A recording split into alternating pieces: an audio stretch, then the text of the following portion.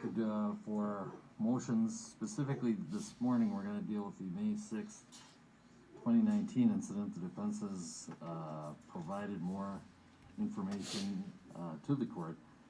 I'd just like to kind of review where we are at. Originally, the state had filed a notice of intent to introduce this as additional evidence. And specifically, and this is going back to August 28th motion, that Mr. Floyd was engaged in the sale and possession of large quantities of controlled substances. When approached by police, he placed drugs in his mouth in an attempt to avoid arrest and swallowed them, and when interacting with police, he engaged in diversionary behavior such as crying and acted irrationally. Point number 2, that when he was under arrest, he was fearful because of being accused of selling drugs and for abusing opiates. And then number 3 is unrelated. That's not the May 6th. At the time of our motion hearing in September, court reviewed some body-worn cameras from the officers at the scene right up until the police station. And at that time, I granted the state's motion to essentially suppress this evidence because even if it's a modus operandi, that is how George Floyd acted when he was confronted by the police, it really isn't relevant. These are different police officers, and the police who deal with him, whether on May 6, 2019 or May 25th, 2020, have to deal with him as he presents himself. So whether it's part of a common scheme or plan or modus operandi or state of mind, it really doesn't matter. The intent that is relevant here is Mr. Chauvin, and he essentially has to deal with Mr. Floyd as is, without regard to, is it a common scheme or plan? Is it feigned, or, as Dr. Vinson would probably opine, it's anxiety or something else, a panic attack, genuine statements of claustrophobia. Whether it's any of those really doesn't matter, because the officers on scene have to deal with it as it is. So that was the original ruling and suppression of that. Since then, the parties have provided the court as a further offer of proof evidence from a search of the squad car, Squad 320, which was the squad car that Mr. Floyd was placed in, or attempted to be placed in on the date of his death, which was not searched until January of 2021. And am I correct that was the first search? No, Your Honor, that was the second search. And the second search occurred only after the defense inspected Squad 320. It's just kind of mind-boggling that an extensive search was not done until January 2021. Was the first one mostly just taking photographs? Your Honor, the first search that was conducted, I believe, on May 26th or 27th, immediately following, the Squad 320 was searched. Numerous items of evidence were taken from that, including a ton of photographs. It was the defense review of those photographs that raised the question of what is all of this other stuff, why wasn't it taken? That's why we went to go look at it. But they did take, DNA swabs. They took quite a bit of evidence from Squad 320 back in May of last year. All right, thank you. Well, that puts it in perspective. But also, the body-worn cameras seem to include, I think, what is labeled as a narcotics body-worn camera. I'm not sure what officer it is. It's rather lengthy. It involves a lot of time where Mr. Floyd is in a conference room by himself, but also has a video of a paramedic dealing with him and checking his blood pressure. That was not part, or did I just miss it? Was that part of the September 11th motion hearing, or has that been supplied since then? Your Honor, that was again when the parties were all joined, and the two of the other defendants made this motion, and Mr. Chauvin joined in that motion, and in the exhibits. I don't have a recollection as to whether that was included or not. I do know that it was specifically referenced in Mr. Tao's motion, and so I believe that it was previously submitted as well. Okay, and I think the motion was basically to talk about Mr. Floyd's manner and appearance during the arrest. And so the court made the ruling on that basis. Now we are at a different stage. Mr. Nelson, I'm going to ask you to approach the lectern and tell me why I should admit it and on what basis.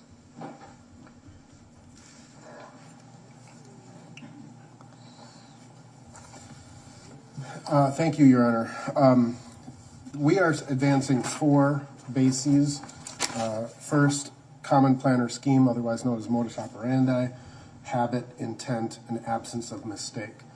I think what the court is alluding to is in terms of the conversation with paramedics at that particular point, when the paramedics were checking Mr. Floyd's blood pressure, they specifically told him that his blood pressure was so high that he was in danger of having a stroke or heart attack at that point. And obviously, in this particular case, one of the primary cause of death is obviously cardiopulmonary arrest. So just to kind of work backwards, Your Honor, and I think that that's what the court was ultimately alluding to. The entire arrest in May of 2019, just over a year prior to Mr. Floyd's death, is remarkably similar in multiple ways from one to the next, from the May 6th of 2019 to the May 25th of 2020 arrest. Beginning with literally the initial approach of officers and how the officers reacted to Mr. Floyd in that circumstance. In both of these cases, Mr. Floyd is in a vehicle. In one, it's a traffic stop, and the other, he's already parked. Officers approach, and the officers notice that Mr. Floyd begins acting furtively, hiding his hands. He's refusing to show his hands. Both officers in both incidents draw their weapons and I guess escalate the use of authority or force in that regard. Mr. Floyd struggles. They struggle to get Mr. Floyd out of the car. Mr. Floyd immediately claims that he has previously been shot in both incidents. Mr. Floyd, again, struggles to get out of the car. He appears to resist their efforts to handcuff him. And he starts saying some of the exact same things that he says in this particular case, in the May 25th of 2020 incident, including calling out for his mama. He claims to have been shot, and he begins, this crying, kind of erratic behavior. All of Mr. Floyd's behaviors at that point are identical. Now, in the May 6th of 2019 incident, officers actually observe Mr. Floyd begin to put what they suspect are controlled substances in his mouth. And they threaten to tase him. They say, spit it out repeatedly. Mr. Floyd refuses to comply. And he obviously takes these controlled substances. A search of the vehicle in the May 6th of 2019 incident reveals a large quantity of a variety of controlled substances. At the time of the original motion in this case, we had taken screenshots from the arrest in May of 2020 showing what we believed to be controlled substances in the mouth of Mr. Floyd at that time. Well, in fact, I think I stated that in one of our hearings, whether it was June or September, and the court or the state at that time, before item 51 was found in the squad, I believe corrected me and said, we don't know that to be the case, that is a pill or spit or something else. That's precisely it, Your Honor, and that was that. They said, we don't know. That could have been, could have been gum. It could have been something else. We didn't know with definite positivity. I don't think anybody could say with definite positivity at that point that that's what was in his mouth at that motion here. Now, that that there are so many other similarities between these two incidents, including officers believing that Mr. Floyd was under the influence in both cases. In the May of 2020 incident, Officers King and Lane are asking him immediately upon taking him out of the car, what are you on? What are you taking? They suspect that he is under the influence of something. They don't know what. What are you taking? They notice a white foam around his mouth, or a white residue or something around his mouth. That same observation is also made by officers in the May 6th of 2019. So there are all of these remarkable similarities. The difference is, the primary difference is that in the May 6th of 2019 incident, when they put Mr. Floyd into the squad car, he never makes a claim of claustrophobia. He gets into the squad car and he continues kind of the crying and erratic behavior in the squad car. As his body ingests or processes the controlled substances he took, you can see his demeanor change in the cameras, where he goes to an almost incoherent state while he is in the police station in the May of 2019 state, resulting in the police calling paramedics to the scene, and ultimately the hospitalization of Mr. Floyd. And there are the associated medical records from HCMC, or what was then known as HCMC, about Mr. Floyd's hospitalization. Those records indicate that on that particular day he took 7 or 8 pills prior to being arrested by the police. The paramedics in that instance, right, when they originally respond to the precinct in May of 2019, they specifically tell him, they're monitoring his vitals, and they tell him, you're at risk of having a heart attack or stroke. And his medical records also clearly demonstrate that he has a history of high blood pressure and hypertension. He had been prescribed medications for those. So you've got a person who is being specifically told this behavior, or presumably this behavior, is putting you at risk of having a heart attack or a stroke.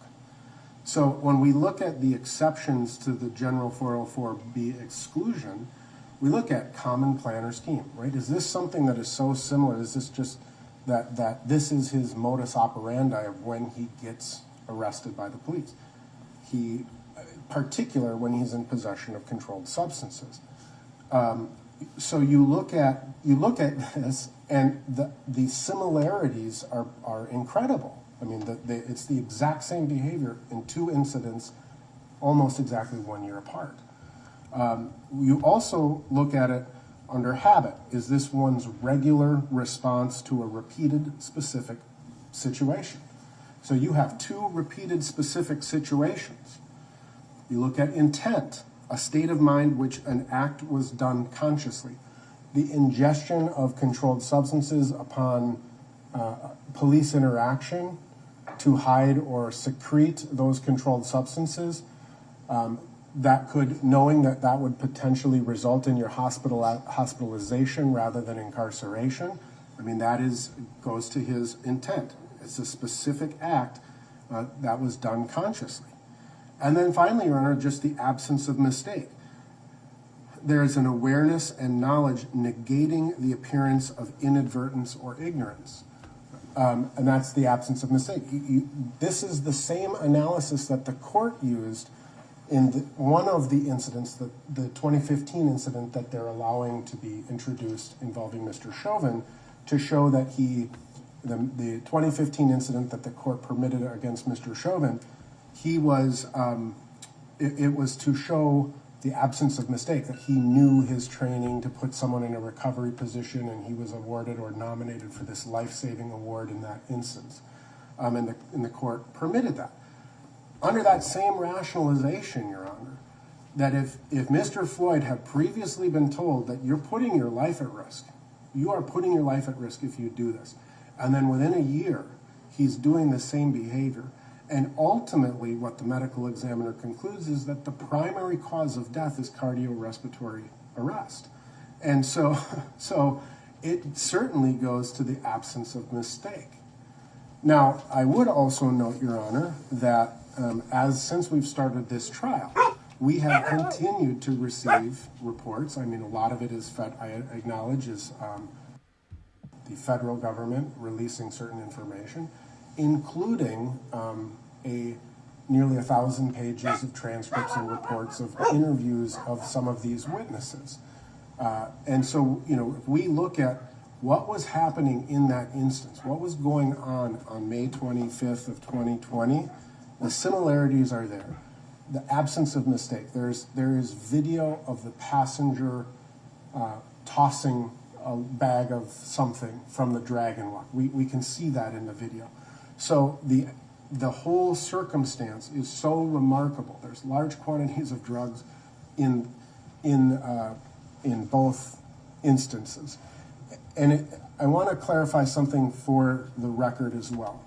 There were 2 searches conducted of both cars. 2 searches of the Mercedes-Benz that was occupied by Mr. Floyd, as well as the second search of Squad 320. When the vehicles were initially processed by the BCA, again, they were taking pictures of what was contained in the car. And this is what prompted a lot of this.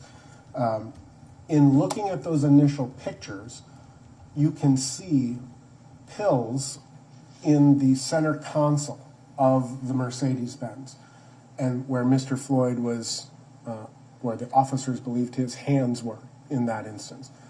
And the state initiated and those pills were not seized in that initial search. They were not seized and tested, identified, etc. Those pills formed caused the state, or those photographs caused the state to execute a second search warrant on the Mercedes-Benz to take those pills. And in the course of taking those pills, they also did a more thorough search where they basically opened every single thing in that and documented every single item that was in the vehicle, including Suboxone boxes and other drug paraphernalia that was contained in the Mercedes-Benz. They took those pills, they tested those pills at the Bureau of Criminal Apprehension, and those pills revealed that they were methamphetamine and fentanyl mixture. It's my understanding, and I don't know if it's in the 1,000 pages I've received since Monday, last Monday. One of those pills was sent to a lab in Pennsylvania for quantification in terms of what is the degree of methamphetamine versus fentanyl in those pills.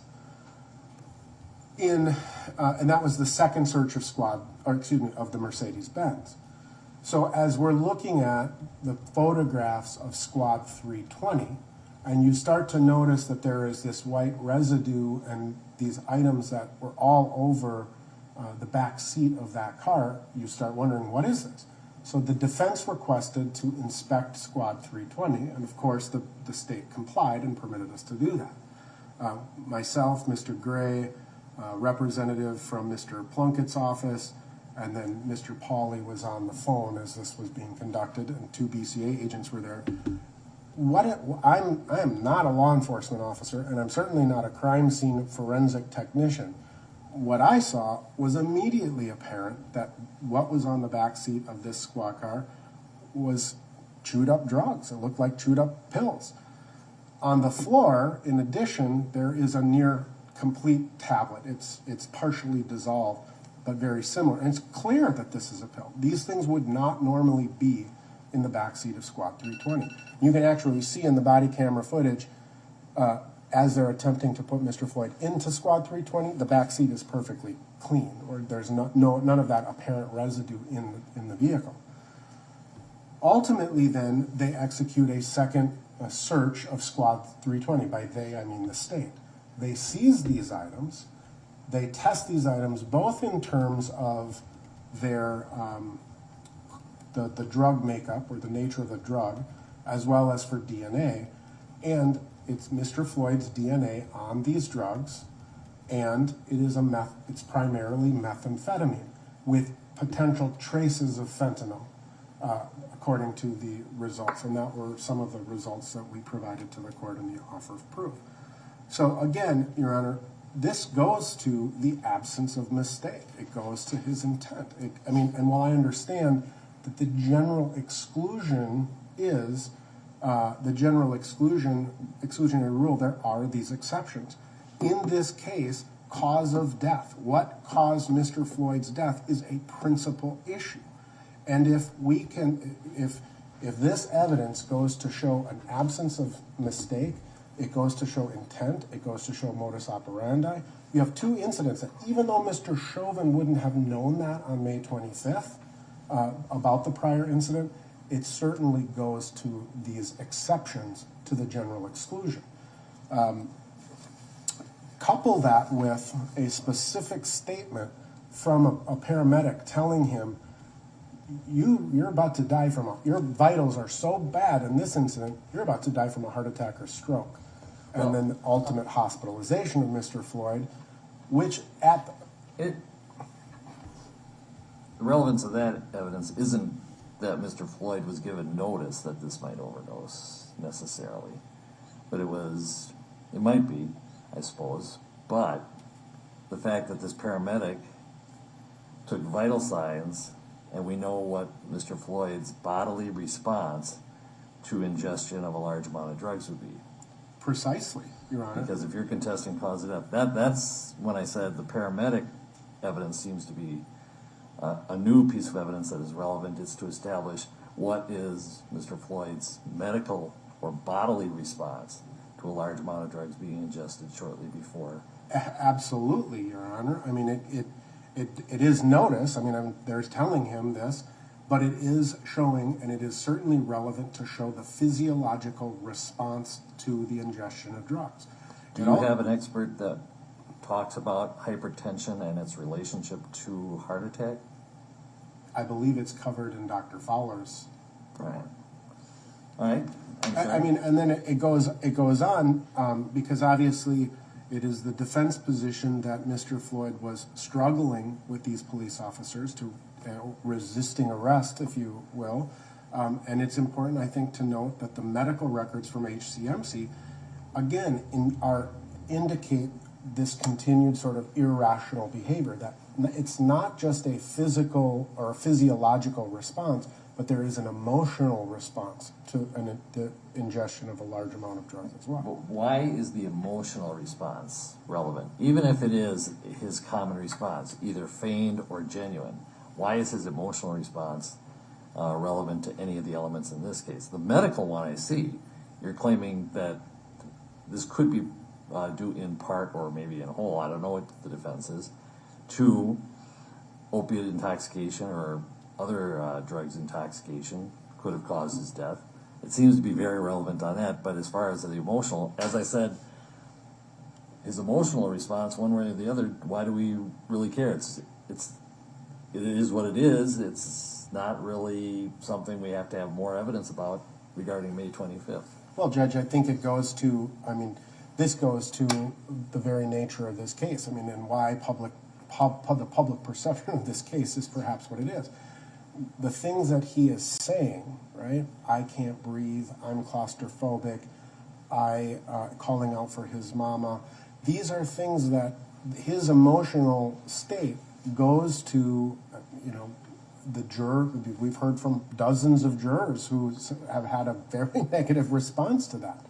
It puts it into perspective. If his common modus operandi is to have that same emotional response, first and foremost, but also above and beyond that, Your Honor, as the court we discussed yesterday in terms of Dr. Vincent's testimony, if these responses are attributed to panic disorder or PTSD or anxiety attacks, it certainly goes to counteract or contradict any claims that his emotional responses are indicative of something in response to his social upbringing or his panic, his PTSD. I certainly would see that it goes to that. Let me ask you just briefly before I ask Mr. Frank a few questions. You also relied on habit. I didn't find any Minnesota state case law on whether a single prior incident in conjunction with the current can be enough to constitute a habit. However, the Eighth Circuit, United States versus Jones, which is it's not Eighth Circuit, I take that back. It's a district court order from Judge Susan Richard Nelson. It's 96 Federal Rules of Evidence Service 1185 or 2015 Westlaw 927357. Notes that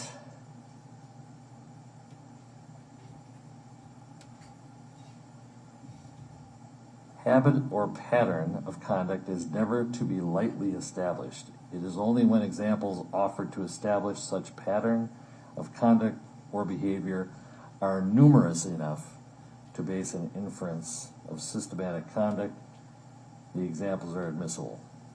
Just so you know that I'm likely to deny, unless you have contrary to case law to that, and I don't think there is, I took a look. Right. I don't think you have enough of a numerous instances to constitute a pattern under Rule 406, so I think it's strictly a 404B analysis. So I'm going to ask Mr. Frank to come to the lectern and give his thoughts. What they're trying to do here, guys, if you don't understand, is that video of him putting drugs in his mouth last time he was arrested. They're trying to get that into evidence, what they're trying to get. So they're trying to show a pattern of him stuffing drugs in his mouth every time he gets arrested. Good morning. Good morning, Your Honor. Thank you. Right. When this first came up back in September, we did file a memorandum with the court. I would ask the court to incorporate that into our arguments today. Following up on the court's most recent question, on page 21 of our memo, we discussed the habit claim, and we do cite a decision there from the Minnesota Court of Appeals referencing that it takes repeated conduct to establish a habit. I see no authority that... Is it precedential? It clearly is precedential. Okay, thank you. And time honored. It is a Court of Appeals decision, Hammer versus Insurance Company from 1991. Again, it's 473 Northwest 2nd, 884 at page 891. I think the reliance, the attempted reliance on habit tells us a lot about the real motivations behind this. The desperation of the defense to just sort of smear Mr. Floyd's character by showing that, you know, what he struggled with, an opioid addiction like so many Americans do, is really just evidence of bad He's a character. drug dealer. When you're a drug dealer, you don't use your own Because he acted drugs. that way once before, it proves he acted this way in May of 2020 during a much different confrontation by Minneapolis police officers than the May of 2019 incident. But getting to the legal part of this first, this court knows 404B very well. You can't practice in this area very long without hearing ad nauseum about 404B. The appellate courts have told us very clearly the very first step in this process is to have the proponent of the evidence identify the precise fact that is of consequence to the determination. So what is it that is at issue in the case that is sought to be proved by this evidence?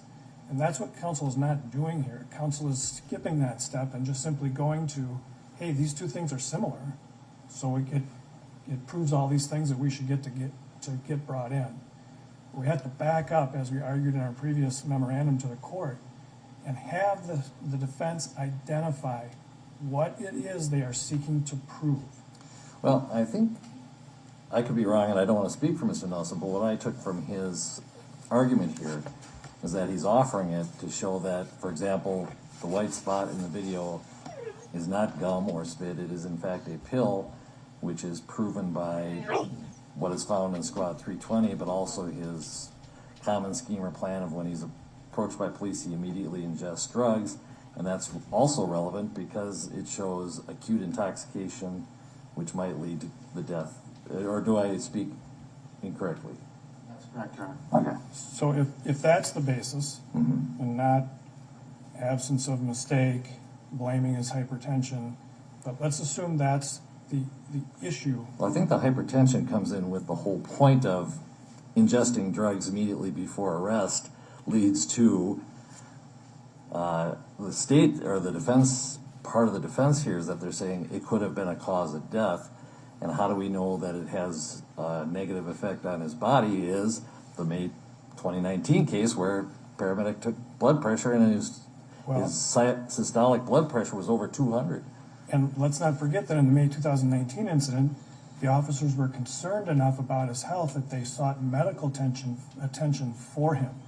And they didn't force him someplace he didn't feel comfortable going immediately. They got him medical attention and he survived. I don't understand how those two things are similar.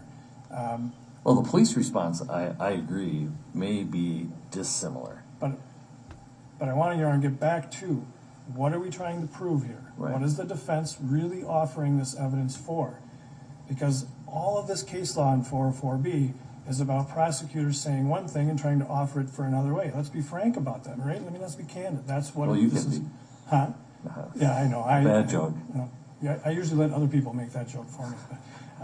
But you know, to be candid about it, right? So let's look at exactly what this is being offered to prove.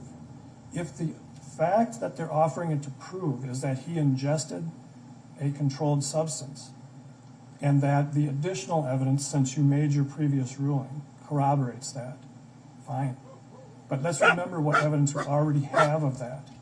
Right? We do now have the search of the vehicle. And let me just sidestep for a second, because this discussion about the search of the two vehicles engages in a lot of hindsight.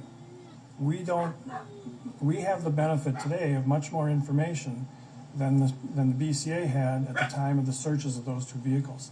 Those two vehicles, the initial search was done within days of this incident, which happened at night. The vehicles were searched not that day, but the next day, when what was mainly understood is that medical was called because of some injuries to the face. He was restrained by officers outside of the vehicle and died. It's not the typical, like, we arrested this guy for drugs. So the searches that were done with very little information. And you don't have to justify the delay and all that. I'm just saying it was a little odd, but nevertheless. I think I do, Your Honor, because in this context here, Mr. Nelson has brought this up and spoken about it at length. So I would ask the court's indulgence to let me explain that, because absolutely. I do think it's important. What they did is they conducted a search. They found blood evidence in Squad 320, it was Mr. Floyd's blood. That was the main focus of their search, because that's what they knew at the time. But what they also do, what a good forensic lab will do, is they freeze that situation. They photograph it completely, they tape it and seal it, and they store it in a secure storage. So that if there are questions later, more information comes to light, that can be done. And that's what happened here. And, the pill fragments, I mean, I'm not gonna second guess, why those things weren't seen or recognized, but let's remember the very limited information that the BCA had when those first searches were done. But what they did right was preserve it, so we could find that out. So that's the additional information that you have today from what you had when you made your previous ruling about this. And what we know about Mr. Floyd, what we already have as evidence, is the toxicology report showing the presence of those substances in him.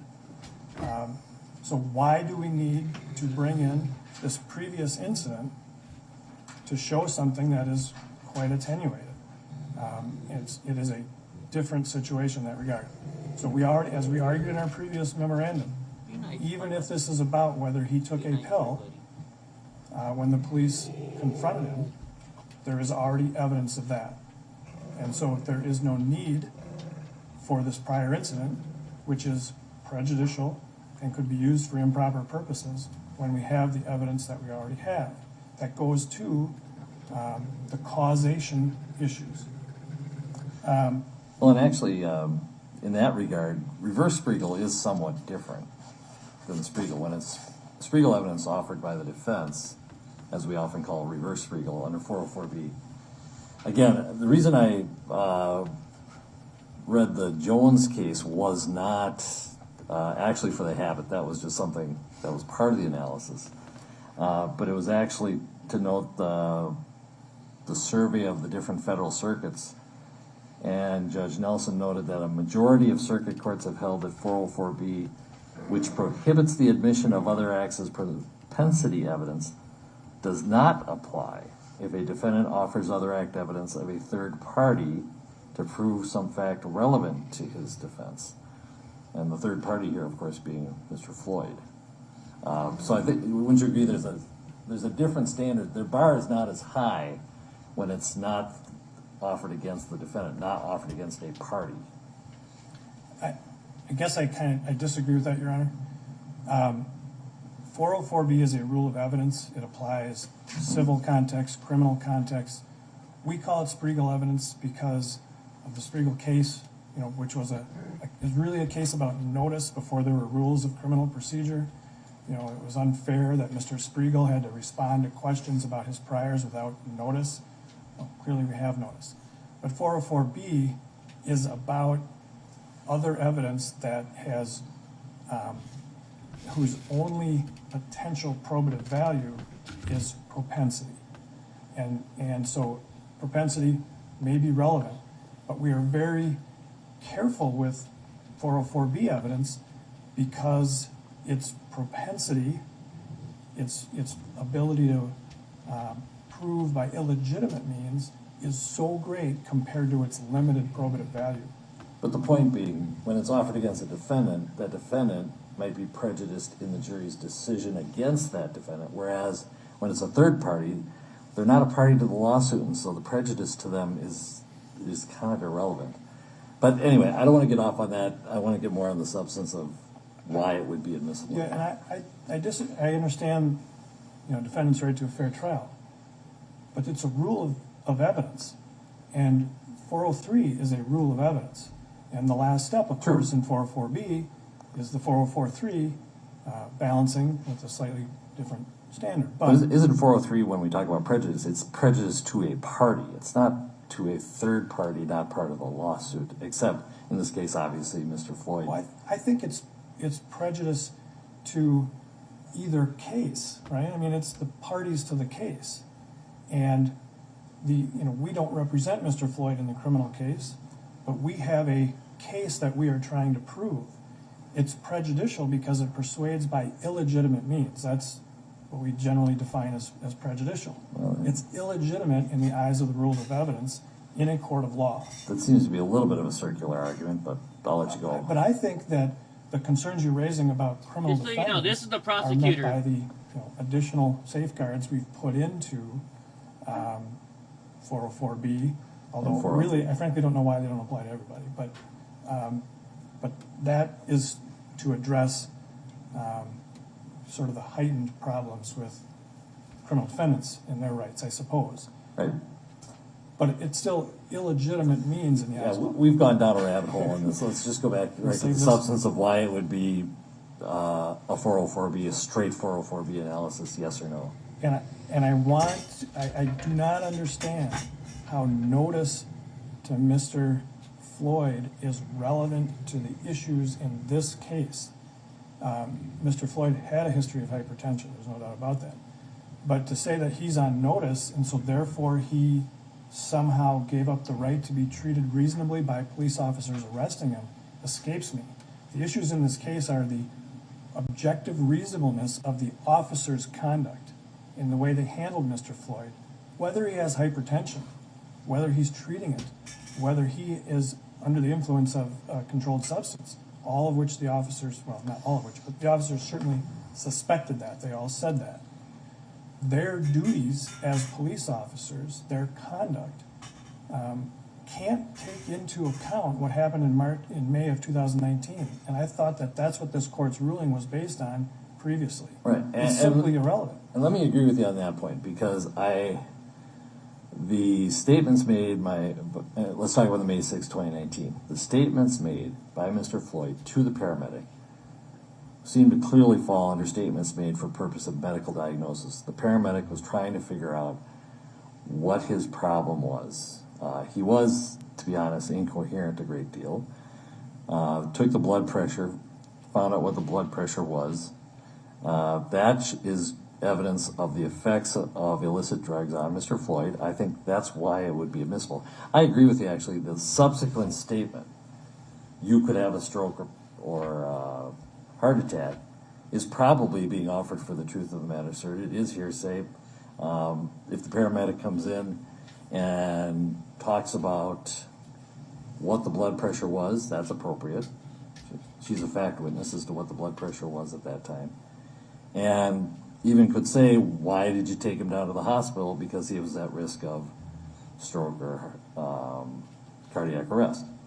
I think that makes sense if that witness is testifying. The statement to him in the videotape on the scene does not seem to fall under statements for purposes of medical diagnosis. Or I think that statement by the paramedic is probably not admissible.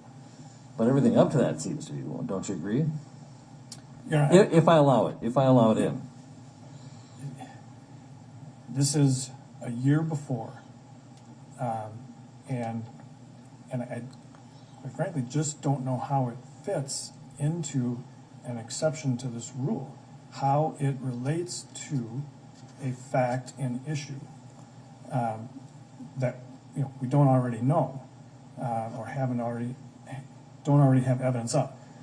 So, in his 2019 incident, it's a year old, he is, how do we relate those two things between May of 2019 and May of 2020? And so what his blood pressure was on that day and the cause of that blood pressure and pulse, how do we possibly make that probative to May of 2020 and what was going on that day? It's simply so attenuated, whereas what is relevant is what the officers perceived with Mr. Floyd. And otherwise, to say he's on notice of hypertension, quite honestly, smacks of a superseding cause. And we're not going to get there, right? I mean, this is the classic eggshell skull, right? What these officers were dealing with is what they are responsible for. In your custody means in your care. They are responsible, and all the training that the jury will hear about tells these officers, you are responsible for this person. So what is relevant to this case is what they know at the scene at the time. Now, Well, that's relevant on intent and state of mind of the defendant. But I think as I understand the defense, they're offering this as proof of cause of death. That on May 6, 2019, acute ingestion of drugs results in a high blood pressure or hypertension, plus he apparently had a history of hypertension. Not that that matters whether he had notice of it or not, apparently he did. But I agree. It's not like that's relevant, but it's the whole point of he ingested drugs on May 6, 2019, which led almost immediately to a hypertensive emergency that the paramedic thought he should go to the hospital. So now, on May 25th, 2020, if he ingests drugs with that hypertensive condition, could that have caused the death? I think that's the only relevance I see. I agree with you on the officers. In fact, that's why I said I'm going to revisit Dr. Vinson's testimony. The officers have to deal with their person, their arrestee, as they find them, whether it's May 6, 2019 or May 25th, 2020. Emotional state feigned or emotional state genuine. Doesn't matter. They have to deal with the person as they present themselves and give them the appropriate treatment for what they see and what they know. And so the whole idea that, his emotional response is the same on May 6th and May 25th, I agree. I'm not sure. I don't see really the relevance of that because but also goes to why then should we allow any psychiatric testimony from Dr. Vincent as to George Floyd's emotional state and the cause of it? Because the whole point is it doesn't matter. The officers are duty bound to deal with the arrestee as they find them, whether it's a feigned response or a genuine response. doesn't matter. And you know, I'll go back to the sort of the classic concern that usually my friends on the other side are constantly arguing, and that is about the prejudice, right? I mean, you can go back, you can look at these cases for decades. The underlying problem is the probative value of some other evidence, when it is so slight, is just so far outweighed by the obvious prejudice of bringing in some other incident that is not at issue in the case. Even if there is some probativeness of this evidence to causation, this limited frame of evidence that you're talking about, it is far outweighed by the prejudicial nature, which you can just see from the arguments being made about just sheer propensity, right? That he uses drugs, there's a lot of drugs, he takes drugs, and Don't feel sympathy for him because he's taking drugs? Is that kind of what you're... I mean, that's, I don't see that as what the defense is saying. well, I think that's, And if they tried to even argue that, I they'd think- get corrected very quickly from the yeah, court. I think that's been the whole narrative that certainly, you know, others of the defense in this case have worked very hard to get out there. Well, and let me stop you there with, even with the propensity, I don't think propensity is appropriate in this case. And so if it was offered strictly for that, I would agree with you. You don't just, you know, dirty up someone who has died in these circumstances as a defense. And that would be improper use. I agree with you 100%. But to some extent, doesn't it also, I read in your reports that were part of the offer of proof, that there is a difference between a naive user of opiates and a chronic addicted user of opiates in regards to the effect that the opiates will have on them regarding overdose. A naive user, if you take fentanyl for the first time, it might kill you more readily than it would a chronic user. And to some extent, isn't the fact that he, a year before, admits and is using opiates, isn't that kind of relevant to your expert's opinion? Could be. And Your Honor, I mean, obviously, as you've seen with this offer of proof, the treatment that Mr. Floyd received was basically monitoring him. Right? He didn't require Narcan. He didn't require any type of emergency intervention. They monitored him, and he was okay. And he admitted to the officers that he had ingested a pill. Here, it appears he spit the pill out even. But tolerance is, you know, obviously going to be an issue in this case. We're all familiar with tolerance, you know, from alcohol. Most people have that experience. It's a little more complicated with fentanyl. That certainly will be covered. But the probative value of bringing in this other arrest in this other situation is so slight when the defense already has other evidence, and the state has as well, of these issues for causation, that it simply shouldn't be allowed. And, Mr. Frank, if we go back to let's go back to the actual language of 404B. It says that evidence of another crime, wrong, or act, doesn't even have to be a prior bad act, or other act is admissible to prove the character, is not admissible to prove the character of a person in order to show action in conformity therewith. It may, however, be admissible for other purposes, such as, and then it goes on with our usual pigeonholed responses of motive, opportunity, lack of mistake or evidence. But it's actually a broader rule to say you can't use it for character evidence, but if you have another reason. Would you agree with that? Absolutely, yep. I mean, the rule has a very good purpose, right? And we, in a court of law, we want the parties, we want the fact finder to focus on the facts of that particular incident and not to look at some other incident unless there is a connection of relevance between the two that's appropriate and not prejudicial. I always like to go back to Old Chief, the U.S. Supreme Court case that really talks about this as a sliding scale, right? What 404B recognizes is that evidence of some other crime, wrong, or act is potentially relevant. But you've got to explain why. It's got to be solid. and it's gotta be for a proper purpose, not just propensity. Otherwise, the sliding scale of probateness is just way down here at the bottom. Let me touch on your prejudice concern. It sounds like from the state's questions during jury selection and the expert reports about chronic versus naive users of opiates, that even in the state's case in chief, there will be discussion of Mr. Floyd's challenge in dealing with drug addiction, that he was in fact addicted and he was trying and he was challenged by it.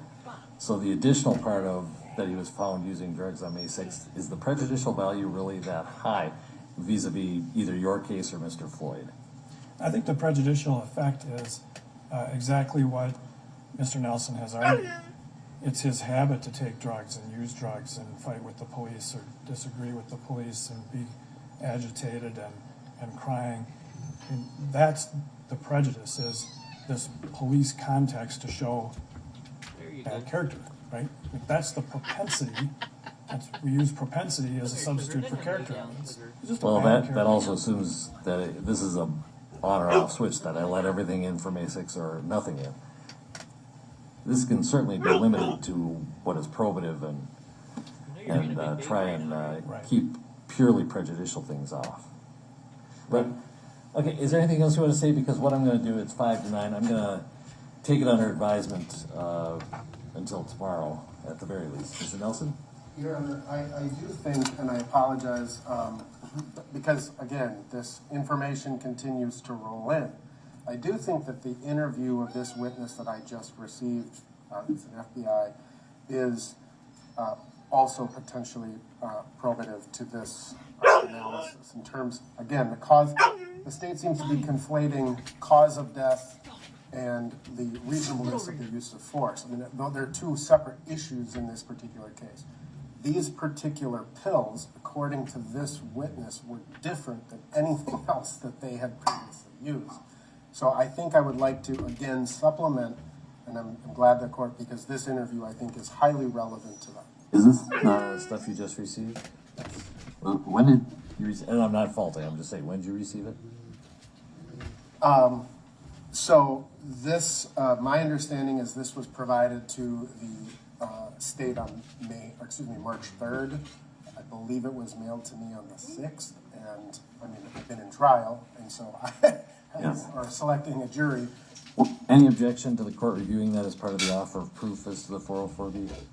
All right, we'll receive that as an offer of proof for an in-camera review. With the caveat, now we're submitting something to the court without having the opportunity to address it. So We'll talk about it again tomorrow. very well. I'll review it overnight. All right, so essentially we'll reserve further argument after I've had a chance to review that. So let's take a 10-minute break. Let's come back about 10 after, just so we can all readjust, get in place, and we'll check on whether our jurors are all here and whether they've all seen the video. All right, so we'll be in recess until 9:10. All right, that's why it's a good thing I went and started from the beginning.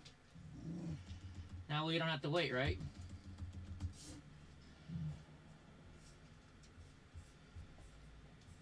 Where are we at? We're right here.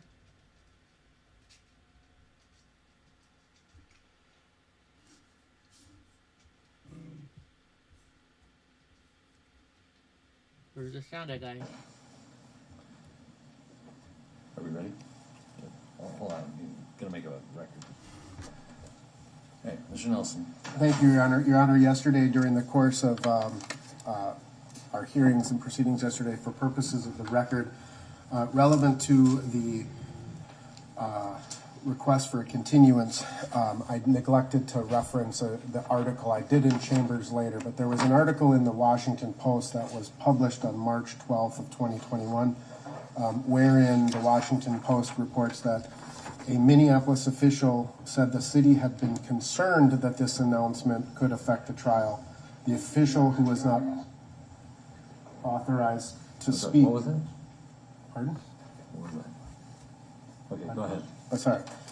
So I'll just restart, Your Honor. A Minneapolis official said the city was concerned that the announcement could affect the trial. The official, who was not authorized to speak publicly, said the city consulted with Hennepin County Chief District Judge Todrick Barnett, who told the city it could proceed. Barnett did not immediately respond to a request for comment. I think it's just simply for purposes of establishing the record relevant to the motions yesterday regarding the release of that information. And I don't know if Judge Barnett is clarifying I don't know. that is either. not an accurate statement, but I'm gonna leave that to him and, Yes. dealing with the media, but But in terms of any of the requests for relief yesterday, I do think it's a question of who made this decision to announce this. So, and I think the bottom line is, this is a federal lawsuit. This court was not involved. And as I recall in my discussions with Judge Barnett, the answer was, we can't tell you what to do. And I think he expressed the concern that we have about doing such a thing in the middle of jury selection. So there was no approval by this court. We had no authority to approve any release at this time. I just simply am making a record. I think the city is trying to try and dump their responsibility back on the court where it does not belong. Nevertheless, it is what it is, and we'll deal with it tomorrow. Thank you. All right, let's go with our first juror. Or with, actually, it's the whole panel.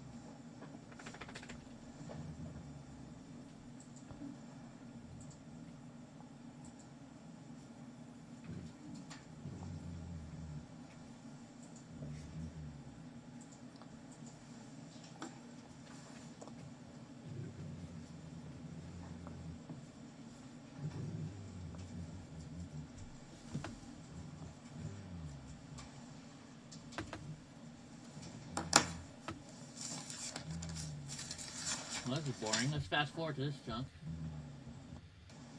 Any seat? Be just fine.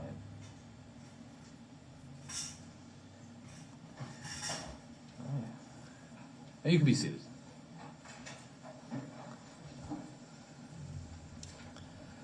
Well, good morning, everyone. First of all, can you all hear me? Give me a thumbs up if you can hear me. Okay, excellent. If you have any trouble hearing, we do have hearing assistance devices. My name is Pete Cahill, and I'm one of the judges of the district court, and you have been summoned as potential jurors in the case of the state of Minnesota versus Derek Chauvin, which is a criminal case related to the death of George Floyd on May 25th, 2020. A person charged with a crime has a right to a fair trial before an impartial judge and an impartial jury. In order to make sure that the jurors who are selected are impartial, the law provides that the court and the attorneys for the parties may ask questions to all the prospective jurors, which must be answered under oath. First, thank you for filling out and returning the questionnaire that was mailed to you. Your contribution to the important and serious matter at hand is best served by you continuing to provide full and complete answers to the questions that you will be asked today. Those questions will follow up on issues from the questionnaire and possibly other topics. Now, after the questioning is over, the attorneys will have the right to excuse some of you from service on this jury, and I may excuse others of you for what we call a cause. In either case, it does not mean that you're not a fair person. You should not take offense in being excused. I also ask that you not take any offense at any question that you might be asked. We must pry, to some extent, in order to explore opinions you might hold and to hear about experiences that you have had that might affect your ability to serve in this case. The defendant, Mr. Chauvin, has been charged with murder in the second degree and manslaughter in the second degree. In the course of a normal trial, charges might be added or subtracted, but those are the charges as it stands. To the charges, the defendant has entered a plea of not guilty, which is a denial of each and every material allegation in the charges. I'm now going to have the participants introduce themselves, beginning with the state. Mr. Slisher. Thank you, Your Honor. Good morning, ladies and gentlemen. My name is Steve Slisher, representing the state of Minnesota. morning. My name is Christina Arnakis, and I'm assistant to the prosecution. Joshua Larson, also representing the state of Minnesota. Good morning, Erin Eldridge for the state of Minnesota. Mr. Nelson, if you introduce yourself and your client. Good morning, ladies and gentlemen. My name is Eric Nelson. I'm assisted by my colleague, Amy Voss. We represent the defendant, Derek Chauvin. All right. Does anybody recognize any of the parties who've just introduced themselves? That is, you're acquainted with them or have any kind of personal relationship with them? Okay, seeing no hands. Does anybody recognize anybody else in the courtroom? And again, not just recognize, but are you familiar with those people by way of acquaintance, friendship, work relationship? Okay, seeing no hands again. Does anybody know other people who work in the Minnesota Attorney General's office who might not be present today, but might be present during trial, including Matthew Frank, Attorney General Keith Ellison, Jerry Blackwell, or anybody else who works at the Attorney General's office? Anybody have a relationship with somebody there? Okay, no. Shoot, sorry guys, I messed it up. My bad. Anybody have any acquaintance or friendships or relationship with anybody in Mr. Nelson's law firm? Be right back. Or have any dealings with his office? Okay. Now you've been given a list of potential witnesses. Please review it before you are questioned individually. The question we will ask is whether you recognize anybody on that list. Now, one of the things the attorneys may not do during jury selection is to instruct you on the law. But I do want you to be aware of some of the basic concepts that apply in all criminal cases so that you may keep them in mind as you answer the court's and the attorney's questions. So I will instruct you as follows. First, the charges against the defendant are not evidence, and they create no inference of guilt.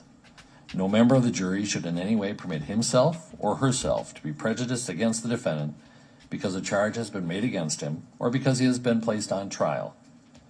The defendant is presumed innocent of the charges made against him, and in order for you to find the defendant guilty, the state must prove guilt beyond a reasonable doubt. The defendant does not have to prove his innocence. The presumption of innocence remains with the defendant throughout the trial, unless and until he has been proven guilty beyond a reasonable doubt, according to the law and the evidence admitted at trial. Proof beyond a reasonable doubt is such proof as ordinarily prudent men and women would act upon in their most important affairs.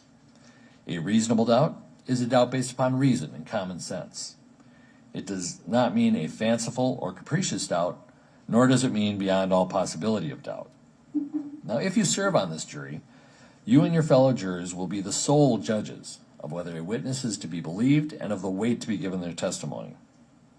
There are no hard and fast rules to guide you in this respect, but in determining believability and weight of testimony, jurors may take into consideration the witness's interest or lack of interest in the outcome of the case, their relationship to the parties, their ability and opportunity to know, remember, and relate the facts, their manner, age and experience, frankness and sincerity, or the lack thereof, the reasonableness or the unreasonableness of their testimony in light of all the other evidence in the case, and any other factors that bear on believability and weight. If on this jury, you should rely in the last analysis upon your own experience, good judgment, and common sense. Now, there are things you should not do during jury selection. You are not investigators. You're not to go out and do any looking, and you are not to ask people about this matter. You are not to use the internet to look for information about this case or about the law. Above all, you must not talk to anyone who is involved in the case, the lawyers, the witnesses, or spectators. Do not be offended if the attorneys, parties, or witnesses do not speak to you. They know it would be improper to contact you except through the normal jury selection process, and generally they will confine themselves to a brief greeting. Now, during the selection process, your family and friends will be curious as to what you are doing. You may tell them you are on a panel of potential jurors in a criminal case, and that is all you should tell them. Since that is all you should tell family and friends, that is all you should tell the general public. So, during these proceedings, please refrain from using Facebook, Twitter, or other social media to announce that you are a potential juror or to comment on the trial. You may access those social media tools, but please do not publish any information about the case or your thoughts about the case.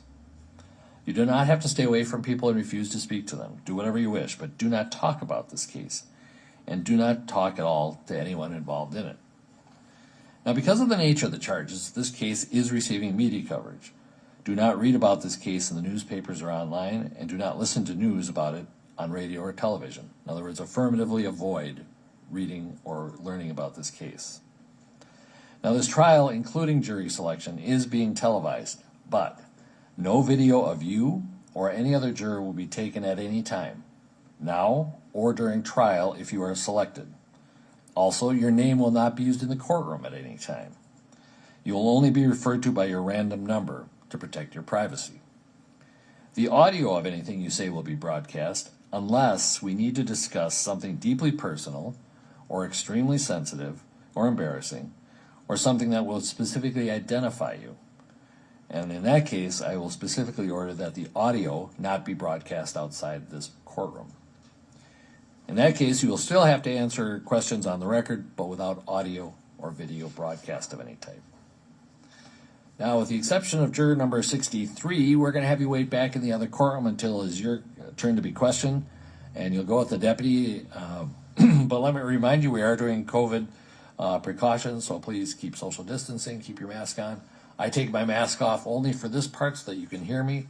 When you're individually questioned, I'm going to put mine back on. But we have a lot of plexiglass, but we also have a lot of sanitizer and wipes. Feel free to use them in that courtroom and this courtroom. So with that, if you could go with the deputy, except for juror number 63.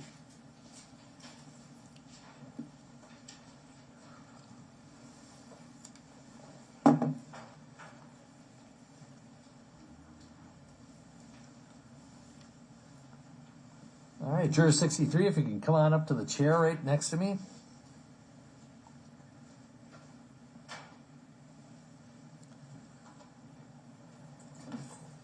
And have a seat.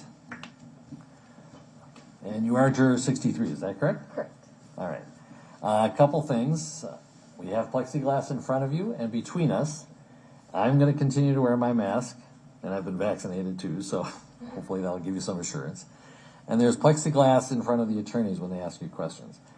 What that means is, if you feel you could be heard better or would be more comfortable, you can take your mask off while you're being examined.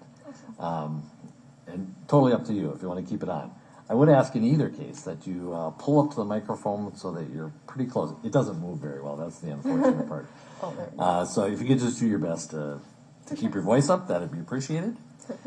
And before I turn it over to the attorneys, a couple of questions that I have, but first I need to swear you in so that all of your answers are under oath.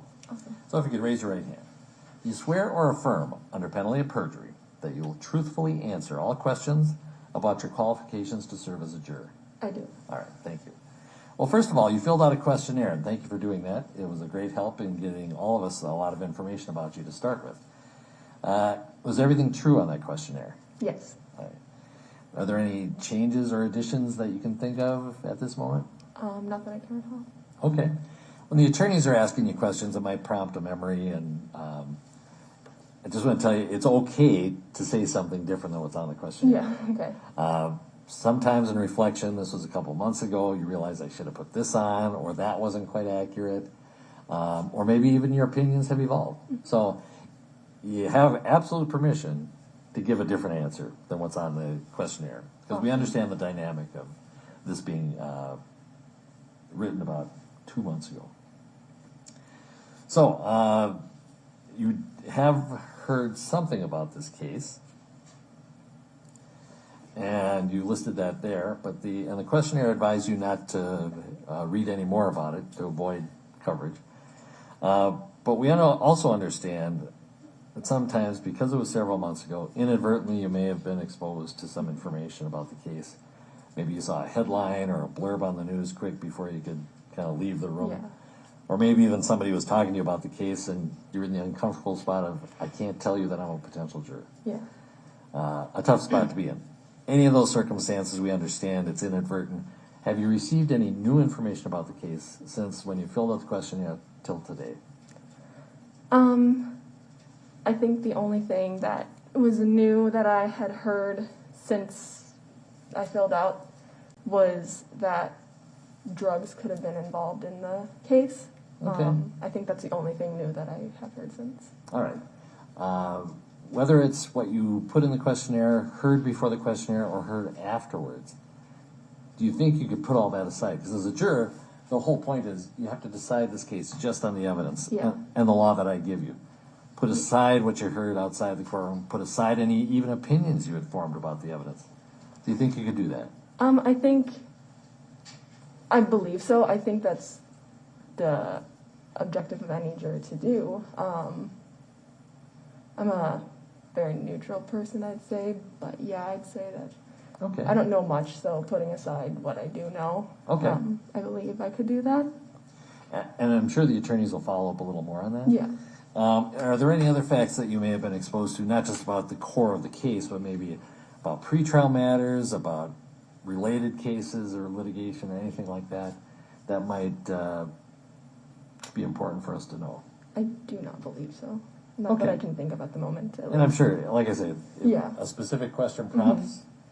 If I think of something, yeah, for sure. Let you Okay. guys know. Do you recognize any witnesses on the list that you were given? I did not. Okay. The trial is going to be 4 weeks long, starting on March 29th. Can you make that work as far as your personal life, the timing, and the amount of time that has to be spent? So I've recently, since I filled out that questionnaire, did get a job as a teacher. Okay. I'm a substitute teacher filling in for a person on maternity leave. Okay. So I think that would be almost a conflicting thing. They'd have to find a new substitute for that position. Okay. But assuming they can do that. Yes, Can you- assuming that they can find a new sub and everything there. I don't believe I have anything else that would interfere. Okay. I'm going to turn over to the attorneys, but a couple things.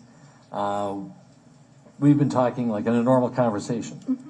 And in normal conversations, there are affirmations like that. Yeah. There are to indicate yes or no. We have to be a little more formal here, only because the court reporter is making a record. Sure. And so we need yes and no, and we need for people not to talk over each other. So if you could wait till the question is asked and then answer. It's not a normal conversational style, we grant that. So just do your best on that. To be honest, the lawyers and I are the worst offenders on that, not the jurors. So just do your best on that. Sorry. So with that, with Live regard to streaming juror something number like that. 63, Mr. Nelson, you I may like doing inquire. double duties here if you don't mind hearing the stuff in the background. Okay. I didn't know someone was talking to me. Or I was like, No. Let's see, I'm sorry. Here we go. Okay, so my installment sale agreement, it's in, Morning, ma'am. Good where morning. is it? Your Honor, I was It says, looking at some other information. Did you advise regarding the oh my mask? gosh, I just looked this thing up. She can take it off. iPhone 12 Pro, Leaving it to her. Okay, 256 I don't remember if gigabyte you, blue. I apologize, I was not listening to I can you. give you the serial number, Perhaps I or shouldn't whatever have- the MGK number is if you want. Okay. I don't know that because I just don't have anywhere. Sorry about that, ma'am. Thank you for being here for us today. I appreciate your patience this morning. What I'd like to do is ask you a series of questions, kind of just get to know you a little bit better, and then ultimately ask you some questions about your questionnaire, your responses to the questionnaire. Not trying to trick you. We understand it was a long time ago you wrote it, and I'll actually probably read you your responses if that's okay. All right? Of course. So my first question is, let's assume you and I were to meet in a different social circumstance, a party, an event, or whatever. What are a few things I'd learn about you during the course of that conversation? I think you'd learn that I'm a very, I'd say, an outgoing person, charismatic. You'd probably hear that I'm a teacher. I love working with kids. I think, I don't know, I'm just a very outgoing, open person, Okay, easygoing. sounds good. And I understand that you have your recent college grad, and you said you just got your first job. Yes, correct. Okay. I'll come back to that a little bit later in terms of the timing of the trial and stuff. For sure. But congratulations. Thank you. So, at some point, you received this questionnaire and you learned that you were a potential juror in this case. What was your reaction to that?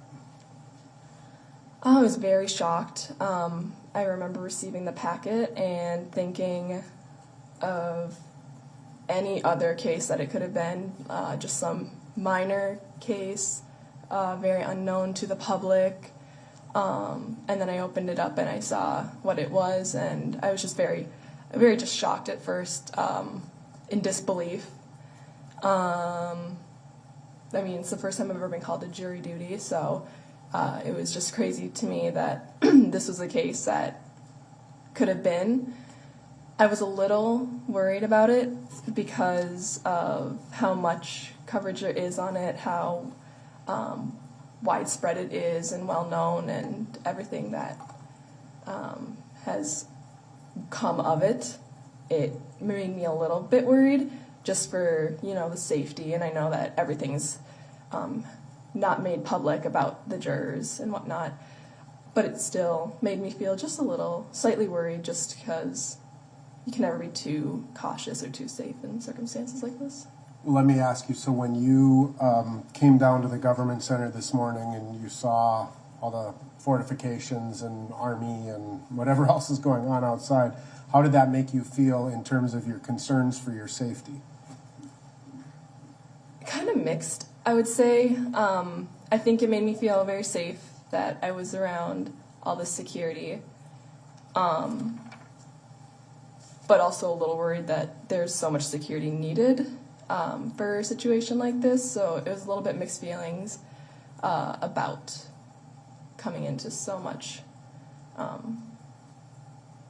security, I guess I would say. Sure. Now, ultimately, when the judge was just introducing everyone in the case this morning, he informed you that obviously we're taking efforts to protect your anonymity, we're not televising your name or your face, but at some point in the future, it is entirely possible that your name would be known or would become public. How does that make you feel? It's kind of hard to tell because I think it all depends on how the case almost plays out.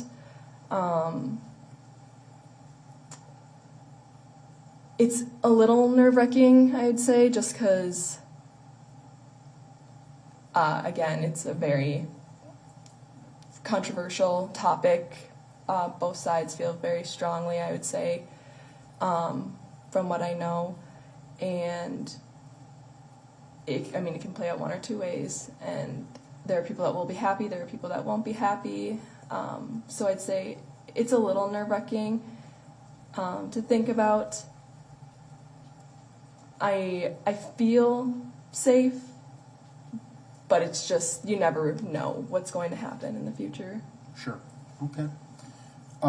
So thinking about your personal life or your professional life and any of the positions you've ever held, can you think of a situation where you were called upon to resolve a conflict between two people? Gotta think of a time. I would say in large scale, there hasn't been a time where I've had to do it for a major event, but there has been little times. Like you may have two friends that are in conflict with each other, right? Yep. So how do you, and both of these friends come to you, right? And they voice their opinions or whatever this conflict is. How do you approach that situation? Meaning, like, how do you try to resolve that conflict between two people?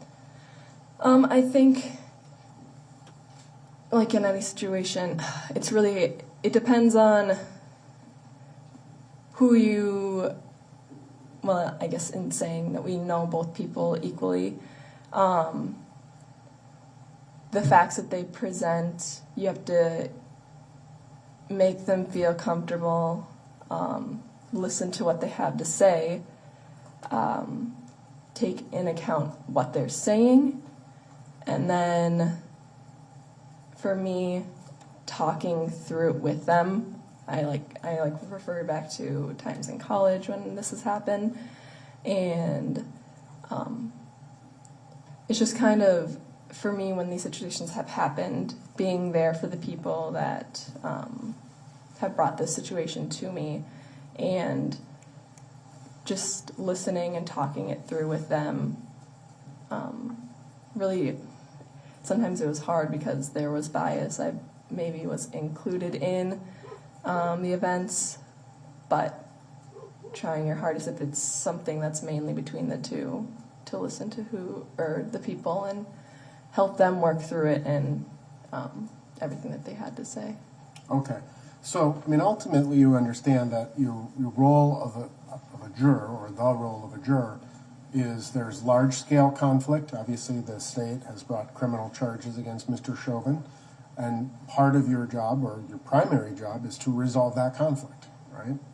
But within the jury room, there would be 12 other or 11 other jurors, 12 total, and conflict may emerge amongst jurors. How do you think, if you were in the jury room and you were part of this case, and there's a particular piece of evidence that comes to light during the course of the trial, and some jurors are looking at that evidence saying, this is the most important piece of evidence, and other jurors are saying, no, this isn't. How do you approach the conflict in that context? In context like that, I would say, I mean, each person has an opinion. Each person believes that something's more important than the other. You really have to listen to what everyone has to say, what they say about that piece of evidence, hear out why they think it's so important, why might they not think it's as important, ask the other people what evidence they think is more important than the one being presented by the other juror, and really listen to everything that each person has to say, take in account what they say. And I mean, we're all forming our own opinions, listening to what has to be presented, so you have to listen to what they have to say while correlating it to what you have thought of and what you have formed opinions about throughout the process. And what other information may be presented, right? Correct. So what I hear you saying, and correct me if I'm wrong, is you have to listen to both sides and compare that with other information and compare that with your own formulations. Would that be correct? Correct. Now, you understand that your role as a juror, your job as a juror, is to base your decision on the evidence that is presented in court alone. Do you understand that? Correct. And you can do that? Yes. Okay. Well, let me ask you this. Can you think of a situation in your personal life where you have been asked to resolve or determine if someone is lying about something? I don't know if I've ever been asked to determine that. I think that's always just been something that, I mean, each person has done on their own, based off of how somebody's acting, how somebody is talking about something, up to your own interpretation about whether or not somebody's lying, because you truly don't know unless you're that person. Well, let me ask you, as a school teacher, right? You may, and I don't know what age group you come or you teach, excuse me, but you have two kids who come to you, and Timmy says this happened and Jenny says this happened, right? How do you determine which of the two is telling the truth about that situation? Yeah, in a situation like that, I don't really take sides. I just kind of play it off as if both people are telling me the truth, but I have to resolve the situation and make them both feel as if what they're saying is being heard, and find a way to find common ground. Okay. Ultimately in a trial, you may have two witnesses who are perceiving the same event, right? They're looking at the same piece of evidence, and they may ascribe a certain meaning to that, or they may perceive it differently. So if you have two witnesses that are perceiving the same event at the same time, but they assign a different meaning to that event, or they interpret it differently. How do you resolve that type of a conflict? That is a good question. I would say, again, you truly don't know who's telling the truth, or even if they're lying, because again, like you said, they could be perceiving the situation in a different way, but in the way that they saw it. It's gonna stop for a second, guys. Again, I'm I putting think in my earbuds. taking in everything. All right, let me just give me 1 second. Sorry, guys. Let me disconnect my earbuds from my computer. How do I? Where are you? Where are you? Is this it? No. How do I turn off my earbuds? Give me 1 second, guys. I'm sorry about this mistake. You guys don't mind dealing with Eddie for a minute, right? There we go, Bluetooth. Let me turn off my earbuds from this computer. Options. That's not what I want. How do you turn it off? Disconnect. There we go. Disconnected. Should play now. That each person says, and then matching, or I guess after, when you have time, thinking about what they said and how it correlates with everything else that we've heard, everything else that has been presented to us, because you have to assume that everyone's telling the truth or under oath, that what they present is correct, and really seeing how things align with the rest of the facts that are being presented. Good. All right. Can you think of a situation in your life where you were 100% convinced that you were right, and then you later learned that you were wrong? I'm always right. What are you talking about? No, that's happened plenty of times. And how do you how do you respond to that type of a situation? You know, you feel embarrassed when it happens, depending on the situation. Apologizing to whomever you've had that situation with, and then thinking about where the miscommunication in my head might have gone that allowed me to think that I was right when I wasn't, to better understand the person who was right or the other side that was correct. Okay. Now, ultimately, again, you know, the judge has told you, and I've referenced that you have to decide this case on the facts. That's your job as a judge of the facts, right? That's what jurors do, is to judge what happened in this particular case. And at the end of the case, the judge will give you the law that you need to decide, right? Do you think that you can listen to the law and follow the law, even if you think the law is different or should be changed? I believe so. I mean, following the law is something that I stand by very firmly, and so if it's the law, I believe it's something that you should be following. Okay. I mean, so if, as the judge tells you, this is the law of this that applies to this particular case, and you think in your mind, well, it should really be different. That doesn't make sense. Can you still follow the law as the judge gives it to you, even if you think it should be changed? Yes. So I am going to follow up with some questions specific to your questionnaire. But before I do that, I just kind of wanted to inquire further about your job and things of that nature. So at the time you filled this out, you were looking for a job, right? Correct. And you have since found a job in your field of study, and it would require you're a long-term sub, basically, right? Correct. And how long, I mean, just generally, have you been in that role a couple of days, a couple of weeks, or did you get the job, you know, a couple months ago? So I got the job in January, but they recently had somebody leave, and so they switched me from my substitute position just around the school to this long-term sub in the last week. Okay.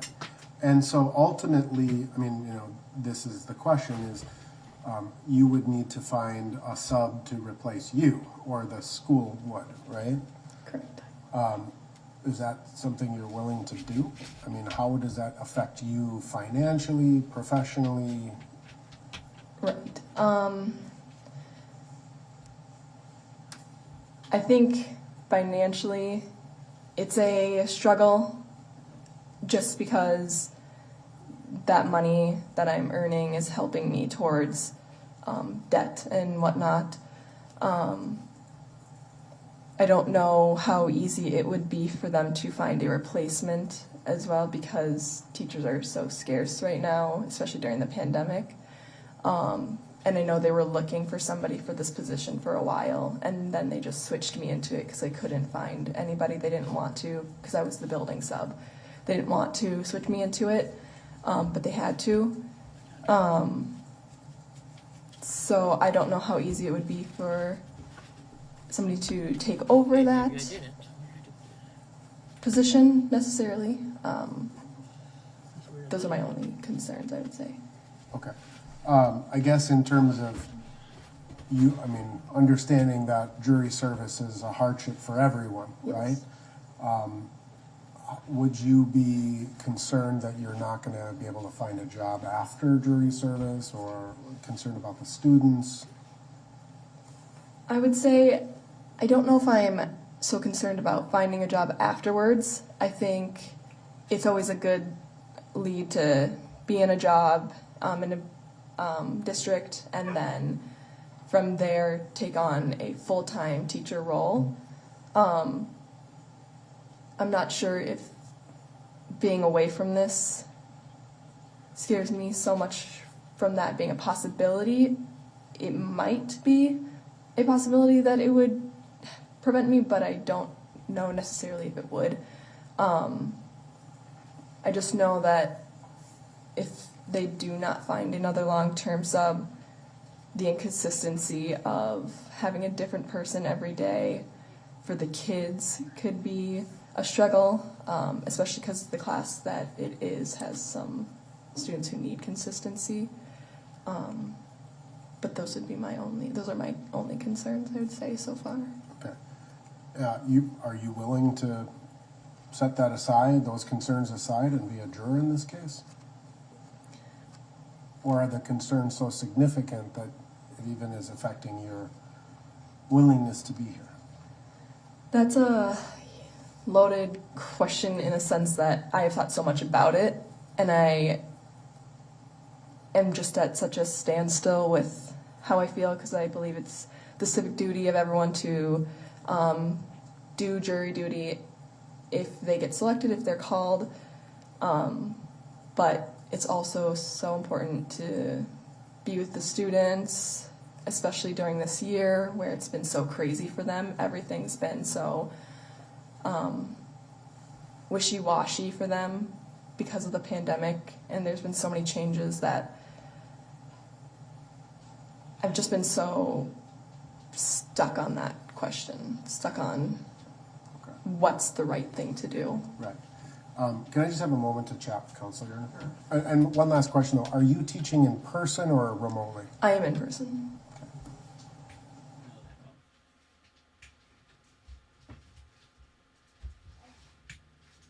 All right, yes, ma'am. Have a good day. Bye.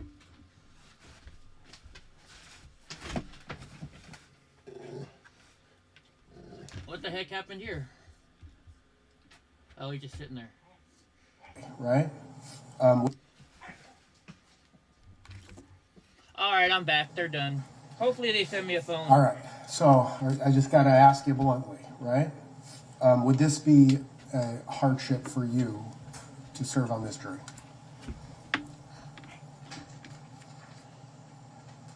I think I'm so torn about it that I feel like my heart is saying that it more than likely would be. I can already tell she's a liberal. I'm so conflicted about the whole situation and whatnot. 22, 23. Yes. Would the court like to inquire further? Oh, my stalker's been here and gave me a thumbs down already. 23. I'm going to excuse you. I think it would be a hardship given the current state of your career and the students, and these times have been tough enough for us all. So I'm going to excuse you on hardship ground, and you're also excused from jury service generally. So the deputy, go with the deputy. He'll take some paperwork from you, and then you're free to go. Thank you. Thank you. And the liberal judge passes on somebody again. Don't you love it that we're behind a little bit so we can fast forward to the boring stuff? Good morning. Good morning. You are juror number 64, correct? Correct. All right. We have plexiglass between us, in front of you, and also in front of the attorneys when they're questioning you. Okay. The question, and I'll continue to wear my mask, the upshot being, you can remove your mask if you feel more comfortable doing so, but if you would feel more comfortable wearing it, just fine. Occasionally some people prefer just to be able to speak more clearly, but I leave it up to you pretty much. Okay, sure. In either case, I would like you to move closer to the microphone so that we can hear your voice. That'd be wonderful. And before I turn it over to the attorneys, first of all, I have to swear you in to make sure all your answers are under oath. So if you could raise your right hand. Do you swear or affirm, under penalty of perjury, that you will truthfully answer all questions about your qualifications to serve as a juror? I do. All right, thank you. Well, first of all, you filled out a questionnaire, and thank you for doing so. It provides us a lot of information to start with. Is everything that you put on there true? Yes. Okay. At the time, at least it was. Well, you kind of anticipate my next question, which is, we recognize that this is months ago that you filled this out. In reflection, you might realize there was something you should have added, or even changed, that it was inaccurate and you need to correct it. And even some of your opinions might have evolved and changed. Given all that, you can say something different than what's on your questionnaire, just so that you know that. It's not like you're going to get in trouble. What we want is honest and open and candid information. So if you can do that, that'd be just fine. Sure. Most of the time, when I ask that question, people can't come up with anything.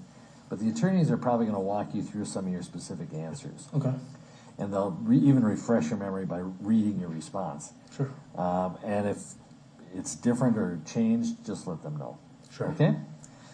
Now, the questionnaire did tell you not to read any more articles and to avoid media on this. But we understand, given the passage of a few months, that inadvertently you may have been exposed to information. You Sure. see a headline, a friend talks about it, and we told you don't tell anybody you're a potential juror, so you can't exactly quiet them and leave the room. Did anything like that happen? Did you get exposed to some information inadvertently? Yes, unfortunately. So I work for a software development company that works for a major news organization that we maintain, own, and support their applications. Okay. So coincidentally, right after I got the questionnaire, my team decided it was a good idea to rewrite the code base for one of those applications for better supportability and maintainability going in the future. So the last 3 months, I've been rebuilding this application, staring at this application, and these articles obviously pop up every single time, right?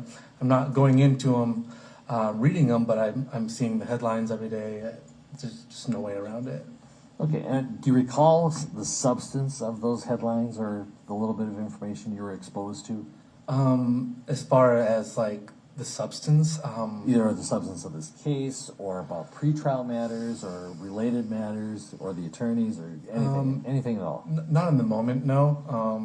I mean, unfortunately, this case is the top of the news everywhere, so it's always the very top article. It's always there, okay. Yeah.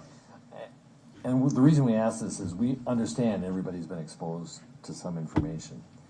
The question is, can you, as a juror, put aside all that information you've learned, put it in the back of your mind, and even some opinions you may have formed based on what you know, and decide this case just on the evidence you hear in this courtroom, based on the law that I give you at the end of the case? I want to say I can. It's not to say that it's one thing to say something, then something totally different to be in the situation and feel completely different about it. So I want to say yes, but in the moment, my answer is I don't know. Okay, I'm gonna explore that just a little bit. Sure. Every juror I've ever met wants to do the right thing. Sure. And is willing to do their duty and try. Unfortunately, it can't always be the case. Try, and obviously everyone wants a fair trial. And if you try and give it your best efforts, the question is, can you? And we put you in a tough spot, because what we do is we say, well, we know you've been exposed to some things, but can you put that aside when we go forward into this? And you really don't know what it is you're going to hear in this trial. No. And so the question is, we really need to probe a little bit to get your best answer, and there's no failure in one answer or the other. The only failure is if you tell me a lie. Do you think, looking inside yourself, that you can, not that you'll try, but that you actually can be fair and impartial here? I believe I can. Okay. And the attorneys might follow up on that. So, Sure. continue to think about it, talk about it. So, Okay. did you recognize any of the witnesses that were on the list we gave you? No. All right. And we did talk about the trial length in the questionnaire. It appears that we'll have about 4 weeks of trial starting on March 29th. If you're selected as a jury, you'd be on your own until then, and then for 4 weeks you'd be essentially working full-time on this. Could you make that work with your personal life and work life? Yes. All right. No hardship there as far as you know? No? Okay. All right. Then with that, Big baby. I'm gonna... Sure.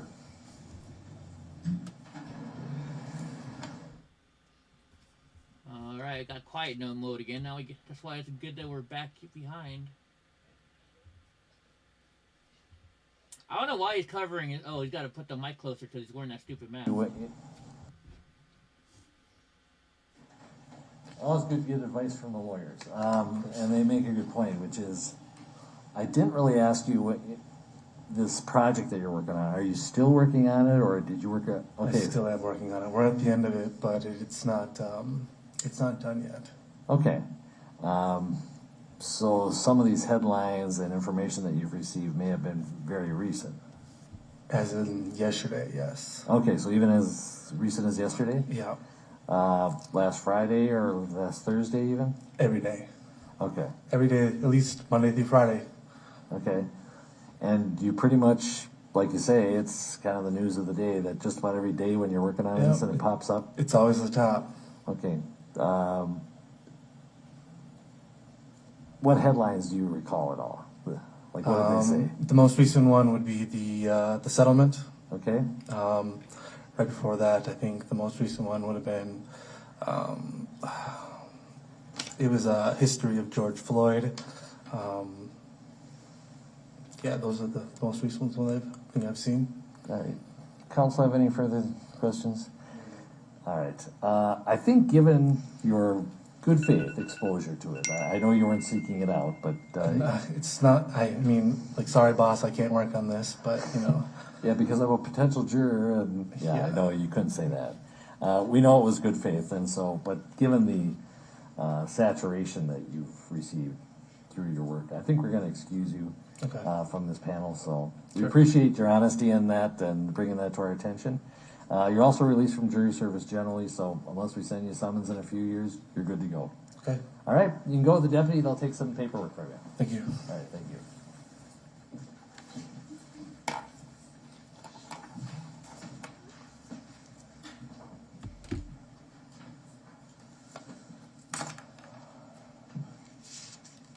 I'm gonna wait for another person to come through.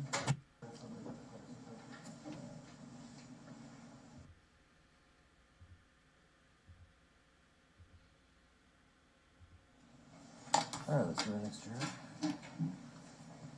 Aren't you glad I have did what I did for us?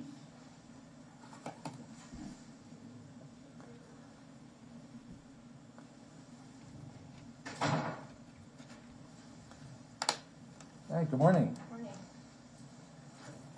You are juror 66, is that correct? Yes. All right. First of all, I'm going to swear you in because all your answers have to be under oath, so Raise your right hand. Do you swear or affirm under penalty of perjury that the testimony, or that you will truthfully answer all questions about your qualifications to serve as a juror? Yes. Okay. I'll also advise you that we have plexiglass between us, plexiglass in front of you. The attorneys will have plexiglass in front. I will also continue to wear a mask. The upshot being, you can take off your mask if you wish, or if you either for comfort or because you think you'd be heard more clearly. It's totally your call. In either case, I would like to have you pull up to the microphone so that we can hear you nice and loud.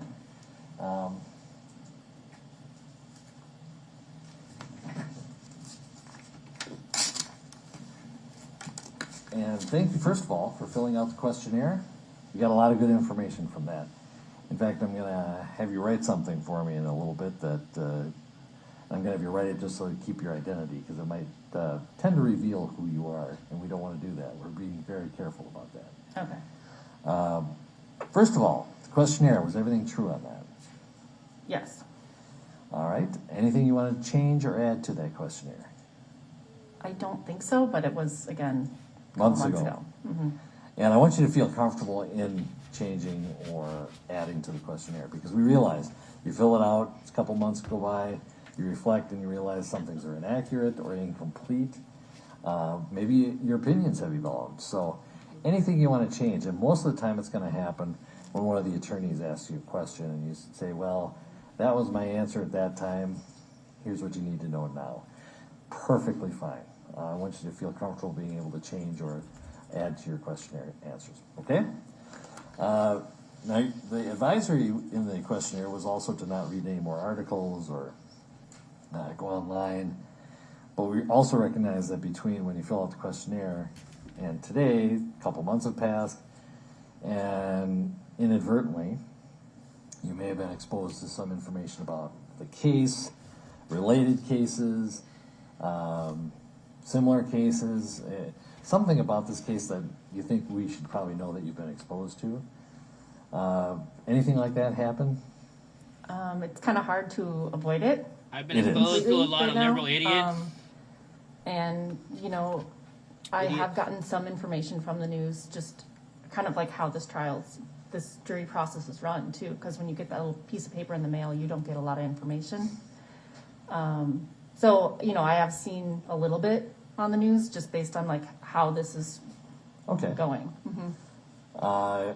Actually, it probably just filled you in a little bit on how we're getting the job done, it sounds like. Yeah. Anything about the substance of the case or any related cases that you can recall?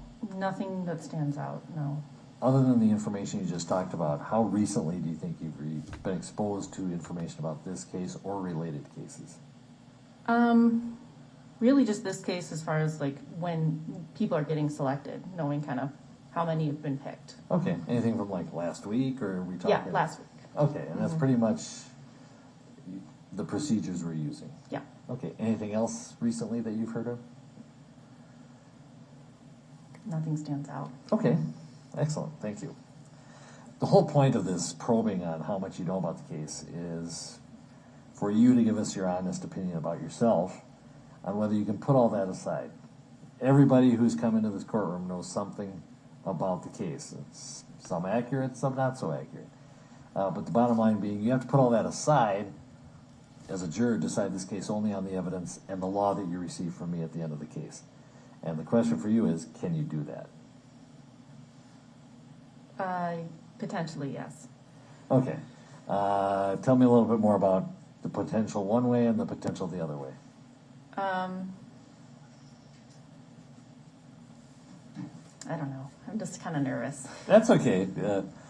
Almost everybody in that chair is nervous. You don't seem nervous, though, I'll tell you. You hide it well. The mask helps. Okay. But the only thing you have to worry about here is just telling the truth. So I hope when we get into a more conversational tone of this and hope you understand we don't try and be confrontational, although we have to probe into your personal life a little bit. We apologize for that, but it is necessary.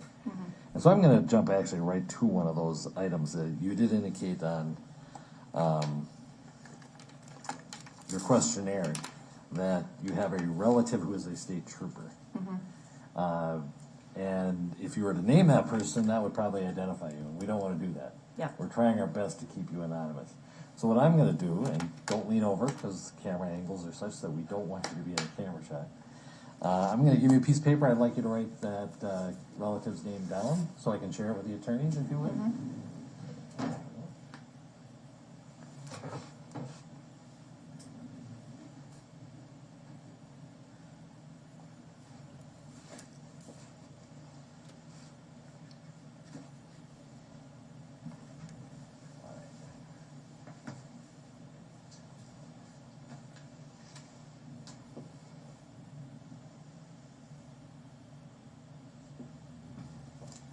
All right, counsel, let's do the sidebar.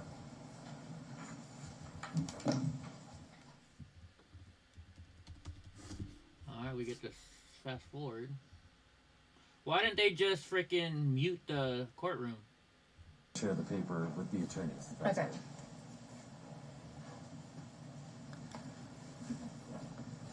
And while they're looking at that, I'll just ask you straight out, that name was not on the witness list that you saw, correct? No, this is my cousin. Okay. Is there anything, or is anybody else on that witness list look familiar to you? Yes. Okay, and who is that? Jason Otto Okay. is a friend of a friend, or I'm co-workers with his husband and friends with him. Okay, and what is his occupation? He is the Minneapolis Park Police. Okay, I don't know his exact title. all right. If that person actually testified in the case, do you think that your relationship with them might make it hard for you to be fair, or to put aside, oh, well, I know that person, so they're going to be higher in credibility automatically just because I know them, or do you think you can treat them like any other witness? I would probably take their views as higher, yes. Because you have a Friendship. friendship with him, and so pretty much take everything he says without a grain of salt, so to speak. Yes. Okay. Counsel, why don't we do this? We're going to try this again. See Okay. if it works. And we get to fast forward again. Central witness does not appear so, in fact, might not even be called. Knowing that, do you think you could still remain impartial in deciding this case? No. Okay, tell me why. I don't want to be a part of this trial, Okay. so I think that's a big part of it. Okay. Any specific reason? I'm going to flip to the last question on the questionnaire because I think that might be the best. From when I filled out the questionnaire till now, more life changes have happened. Recently sold my house and would be moving out of our home during the trial, which would be really stressful if I can't help with that. I also have a child under 1 that I don't want to be away from them for that long. Okay. And also, if you're deliberating and it goes overnight, you'd be kept in a hotel. You understand that? Yeah. Does that work? No. Okay. Let me talk to the lawyers one more time. Do you think it would be a hardship, basically? Sorry? Do you think it would be a hardship for you to Yes. serve on the jury? Okay, you're pretty adamant about that, too. Okay. Mr. Nelson? If they keep letting people off for that reason and not wanting to be on the trial, they're going to keep I'm going to getting rid of excuse you on the basis of hardship from this case. Sigh of relief for the record. That's all right. It shows you're being honest. You can go with the deputy. You are also released from jury service generally, so you don't have to report for any other cases. Okay. And Thank you. unless you get a summons in the future, a couple years from now. So, okay. Yes, If thank I you. was a All judge, right, I'd be you a bet. dick. I'd be like, sorry, just because you don't want to be on the trial doesn't mean you're not going to be. Tough titty. Geez, it keeps going 1 dislike, then 2 dislikes. Who keeps taking them on and off? Wonder why.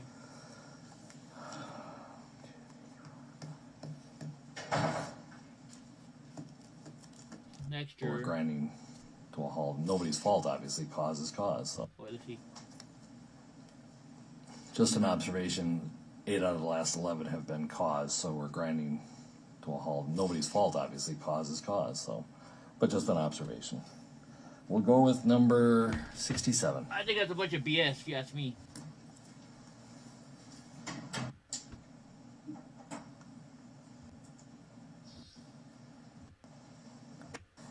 Well, first thing I'm going to do is swear you in so that all your answers. All right. Now, I'm going to continue to wear my mask. You have plexi between. Remove your mask while you're being examined. I think we can fast forward Totally that up stuff, to right? you. But whether you have it on or not, if you could pull up a little bit to the microphone doesn't work well. How's that? It works, but yeah, that's Yeah. good. It is not very flexible, so you have to move instead of the microphone.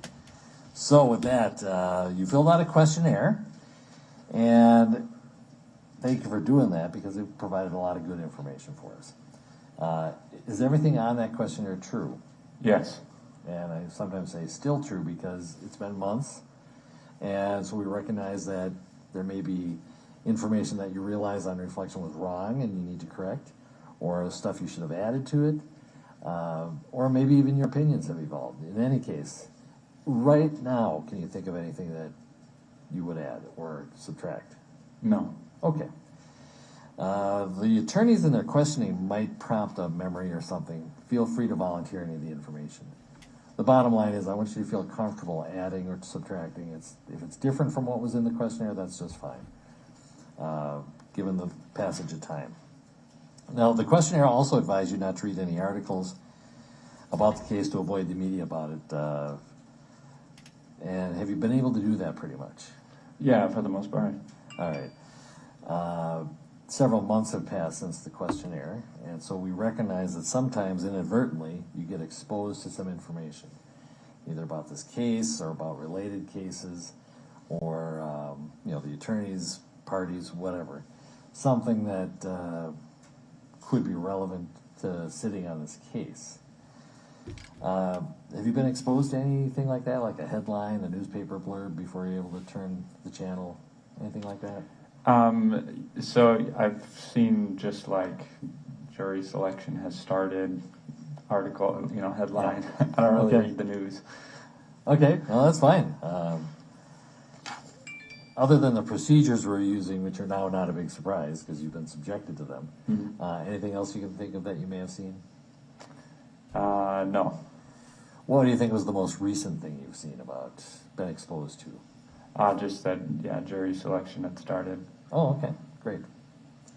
Now, the whole point, we go over that, and everybody's got some information about the case in the past year. The question is, can you put all that aside, what you've heard outside the courtroom, and decide the case just on the evidence you hear in the courtroom and the law that I give you? Yes. Okay. Any concerns about that? Being able to kind of separate? No. Okay. Excellent. All right. Did you recognize any witnesses on the list you were given? No. All right. The trial is going to be about 4 weeks long, we estimate. And it's going to start March 29th at 9 a.m. and go for about 4 weeks where you're essentially working full time on the case. Does that work for you both as personal life and professional life? I will make it work, yes. And that's the key phrase.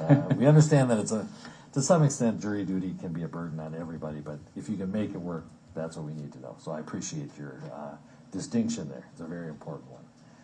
All right. Unless you have any questions for me, I'm going to turn over to the attorneys. Nope. All right. Then as to juror number 67, Mr. Nelson, you may inquire.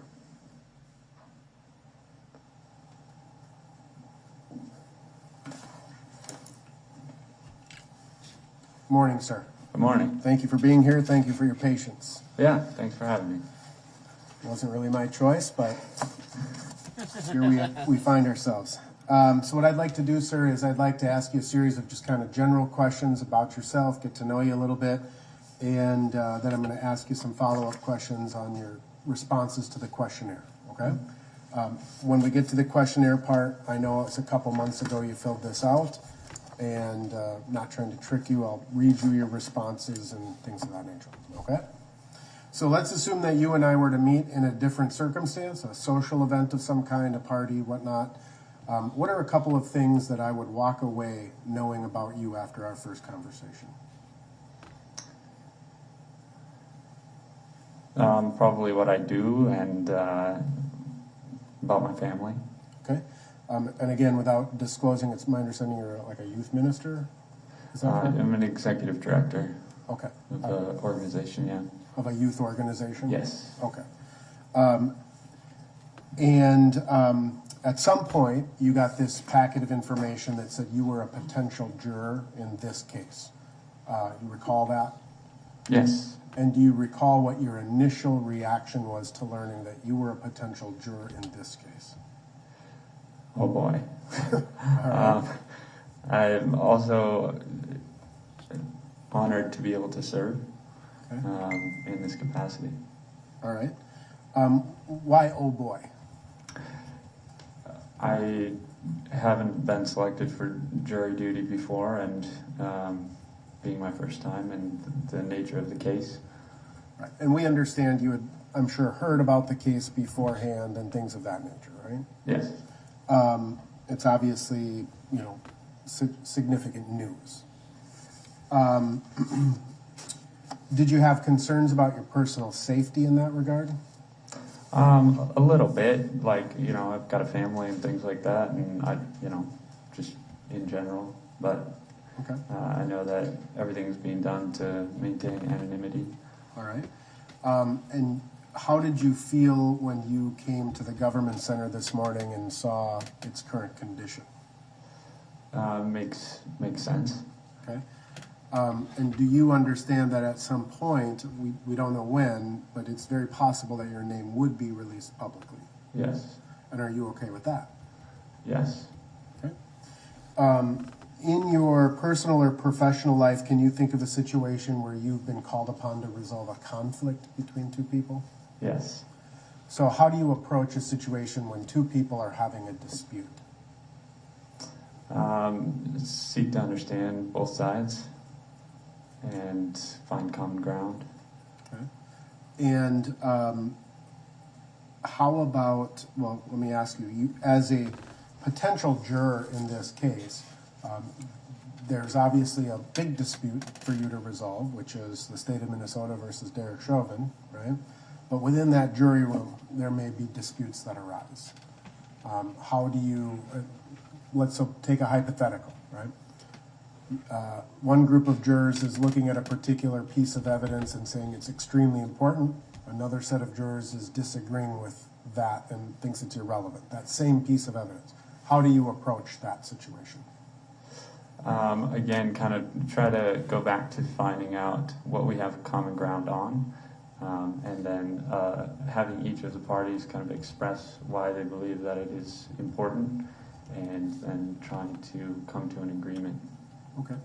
And if you were the juror who thought that this piece of information was super important and others disagreed with you, so you're now not trying to resolve the dispute, you're part of the dispute.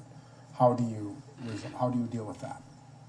I would want to check my own bias and try to understand if I'm, thinking wrongly about it, and be willing to be open and listen to others' input. Okay. Are you willing to re-examine your own beliefs or your own perspectives about something? Yes, of course. What if you don't change your opinion after you re-examine your own bias? What if you're convinced it's still the most important piece of evidence and others disagree with you? Do you abandon your belief simply for the sake of consensus? I don't think I would abandon it, but I would try to continue to move forward with other parts of the whole trial. If that makes sense.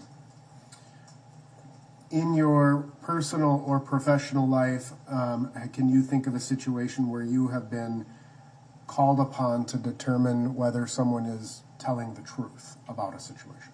Yes. Okay. How do you approach that situation? I'd ask a lot of questions and just try to get a read on the person, and try to empathize with them as well, and see, from their perspective, what's going on. Okay. Can you think of a situation in your life where you have been 100% convinced of something only to later learn you were wrong? Yes. Okay. And tell me, what's your response to a situation like that? I'm apologetic, kind of blown away at how convinced I can be at something and then be totally wrong. It's humbling. Okay. And if you were a juror in this case, you understand that you you would be a judge in a sense, a judge of the facts of what happened. But at the end of the case, the judge is going to give you the law that you have to apply the facts as you determine them to be. Can you apply the law that the judge gives you, even if you think it is wrong or should be changed? Yeah. Okay. No problem with that? No. And you believe that you can be a fair and impartial juror as a part of this process? Yes. So I'm going to follow up with some questions on your questionnaire. Yeah. And I want to start by, again, thanking you for taking the time to fill this out. We understand that everybody has some degree of knowledge. This is obviously a major case, and that everybody has some degree of knowledge about what's happened. Excuse me. Or what's alleged to have happened, I should say. So the first question you were asked is to just kind of write what you knew. And you wrote, the police were responding to a suspected counterfeit bill and pulled over George Floyd, who was driving under the influence. Mr. Floyd resisted, and Derek Chauvin put his knee on Mr. Floyd's neck to restrain him. Mr. Floyd died in that position in police custody. There are more details, I'm sure, but I don't recall them all exactly. That's what you wrote. Since writing that, I think the judge has asked you a few questions about what else you may have learned, and that was limited to sort of the jury selection process. Mm-hmm. Is that a yes? Yes. Yes, sorry. Nothing else stands out in terms of what you recall about this event? No.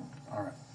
You were asked a couple of questions about your general impression of Mr. Chauvin, as well as your general impression of Mr. Floyd, and you checked both somewhat negative and neutral as applied to both individuals.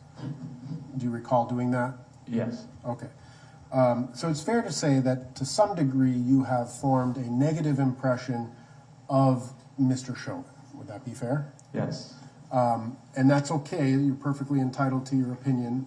And is that simply, as I understand what you wrote, is I don't know them or fully understand the situation they were facing in the moment, but Mr. Floyd died in their custody. That's what you wrote. So explain to me why you have a somewhat negative opinion of Mr. Chauvin as well as a neutral beyond what you wrote. Yes. So I haven't met either of them, so I don't know them. I don't know the situation that they were in. But for both parties, it just looks bad. And so, given that, I have a somewhat negative. I mean, someone died, right? And that's tragic and sad, right? Yes. With respect to Mr. Floyd, you wrote, again, I don't know him personally, but he was under the influence and resisted police. Right. And so you formed a somewhat negative impression of Mr. Floyd because of what you understand to be the facts about him at that time. Correct. That's a fair assessment? Yes. I don't want to put words in your mouth, but, obviously I just want to make sure you're the right juror. You wrote that you had seen some video of Mr. Floyd's death, and I want to make sure we're talking about the same video. A video was taken by a bystander. That video was uploaded to a social media platform. That video went viral and became a news story. Is that the video that you understood this question to be about? Yes. Other than that video, have you seen any other videos that were released publicly? No. Okay. I don't think so. So there were some body camera videos that were released. There were some store or some security surveillance videos. You never saw those? No. And you checked that you had seen that bystander video 2 to 3 times. So was it, let me ask you this, did you see a long form or a more complete version, or did you see clips on the news? Yeah, I saw clips on the news or on social media, just, scrolling as pops up kind of thing. Okay. Did you ever watch what we would describe as the entire bystander video? No, not in entirety. Okay. You were asked about your conversations with family, friends, or social media commentary that you may have made, and you wrote that you had talked about it, and that Mr. Floyd, your opinion was that Mr. Floyd's death was wrong, and we should speak up and speak out against racism. Mm-hmm. So you used the word wrong. What did you mean by Mr. Floyd's death was wrong? That he shouldn't have had to die. Whatever caused that He's a death, liberal. I'm not sure of, but someone died, and that is wrong. Okay. And how does his death attach to conversations about racism? Because I think that was the main conversation that everyone was having, was that it was a white police officer and an African American man. Okay. And I mean, so again, you know, it's your right to have an opinion and your right to form those opinions based on your own experiences, your own belief system, and nobody's questioning that, right? The question becomes, however, can you take those opinions that you've formed, can you set them aside and judge this case exclusively on the evidence that is presented in court? Yes. And even if you may have learned certain information from those conversations or from the media, some of that information may not be in court. Can you set that information aside and judge it exclusively based on what's in court? Yes. All right.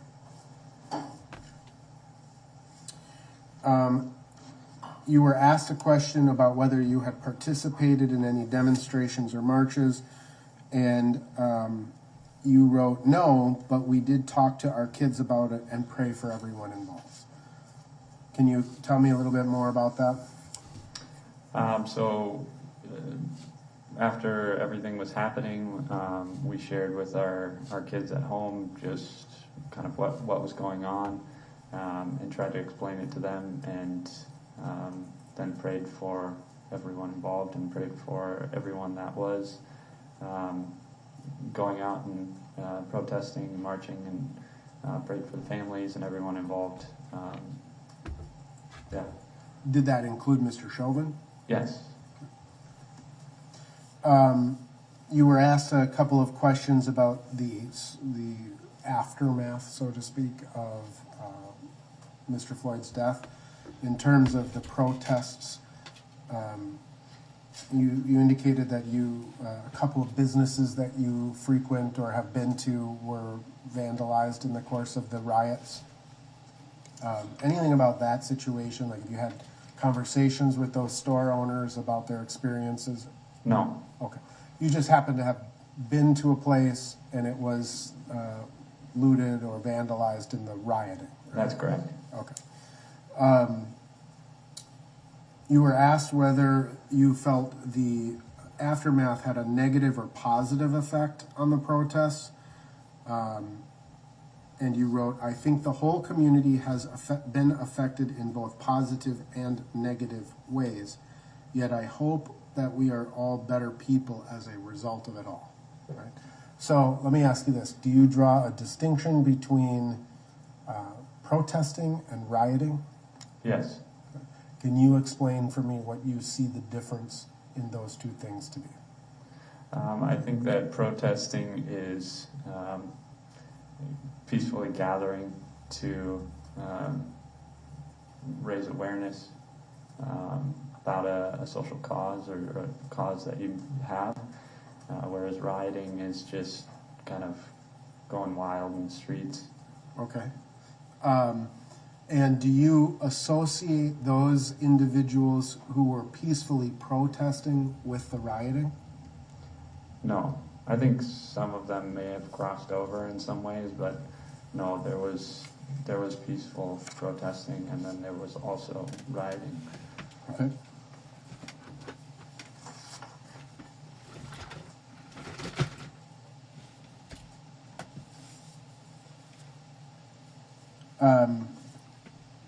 You were asked a series of questions about your contact with police in your personal life and whether you or someone close to you had been a victim of a crime.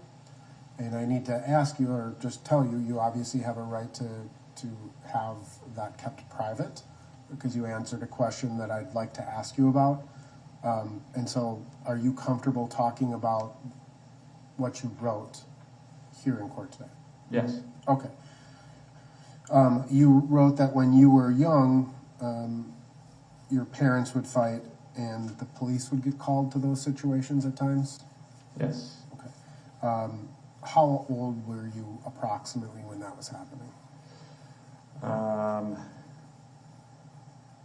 Probably about, I think it was about, well, it was multiple times, so. I'm sorry? It was multiple times. Oh, gotcha. So I would say age 11, 12 through like 15, 16. Okay. So your parents had a relatively tumultuous relationship? Yes. And when you say when things got out of control, you would call the police yourself? I did, and then my sister did as well. Okay. Did those events turn physical? Is that what you mean by out of control, or Yes. just okay? And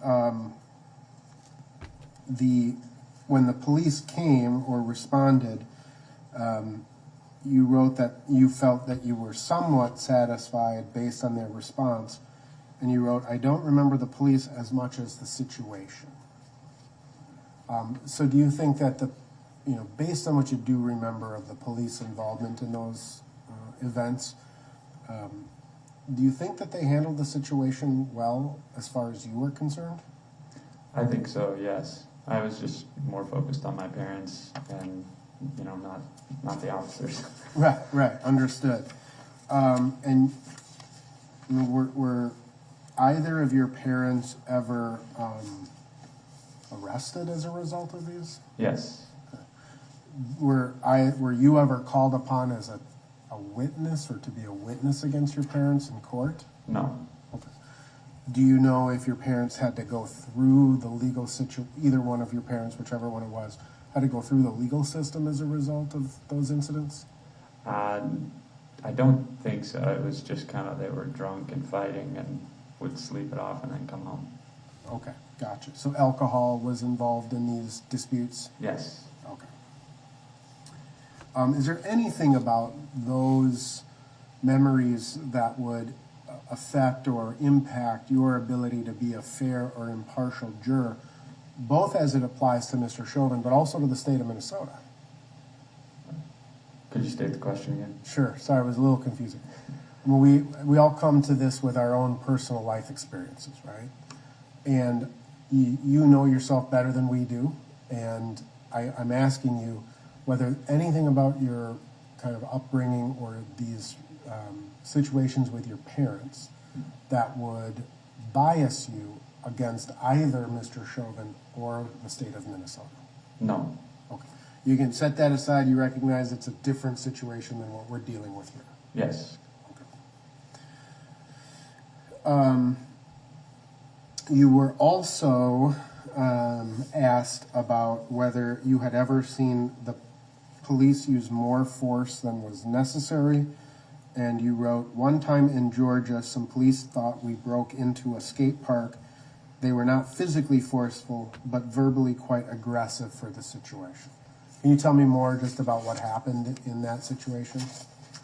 Yeah, so we showed up at a skate park and the owner had hidden a key for us, and so we went in and were skating in the park in the middle of the night, and police officers arrived and thought we had broke in, and were pretty forceful in their language and how they treated the situation because of their perspective, and we were like, it's okay, it's fine, we have a key. The owner let us in. And so it was kind of just a misunderstanding. But I do understand from their perspective, like, we were in the park and it's closed. So it makes sense. And it was, you said, the middle of the night? Yes. Okay. And so you understand that they may have perceived that as a crime occurring, right? Right. And when you say that they were aggressive in their language, were they like cursing at you and things of that nature, or were they just very forceful in their, like were they yelling at you? Very forceful. Okay. But ultimately, you were able to resolve this misunderstanding? Yes. Okay. You recognize that sometimes police officers have to use verbal force? Yeah. Anything about that situation that would, again, either bias you against Mr. Chauvin or the state of Minnesota? No. Okay. You were asked if you have ever been put in a chokehold, and you checked the box yes, and you said just as a kid, probably wrestling with friends, like someone grab you around the neck or something, or what happened there? Yeah, just in wrestling, hanging out with buddies, you know. Okay. But you've never received any formal training on how to put someone in a chokehold or being put in a chokehold in any way? Correct. All right.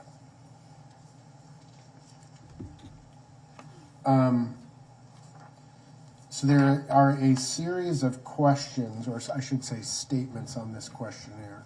And you were asked to rank your thoughts on these questions,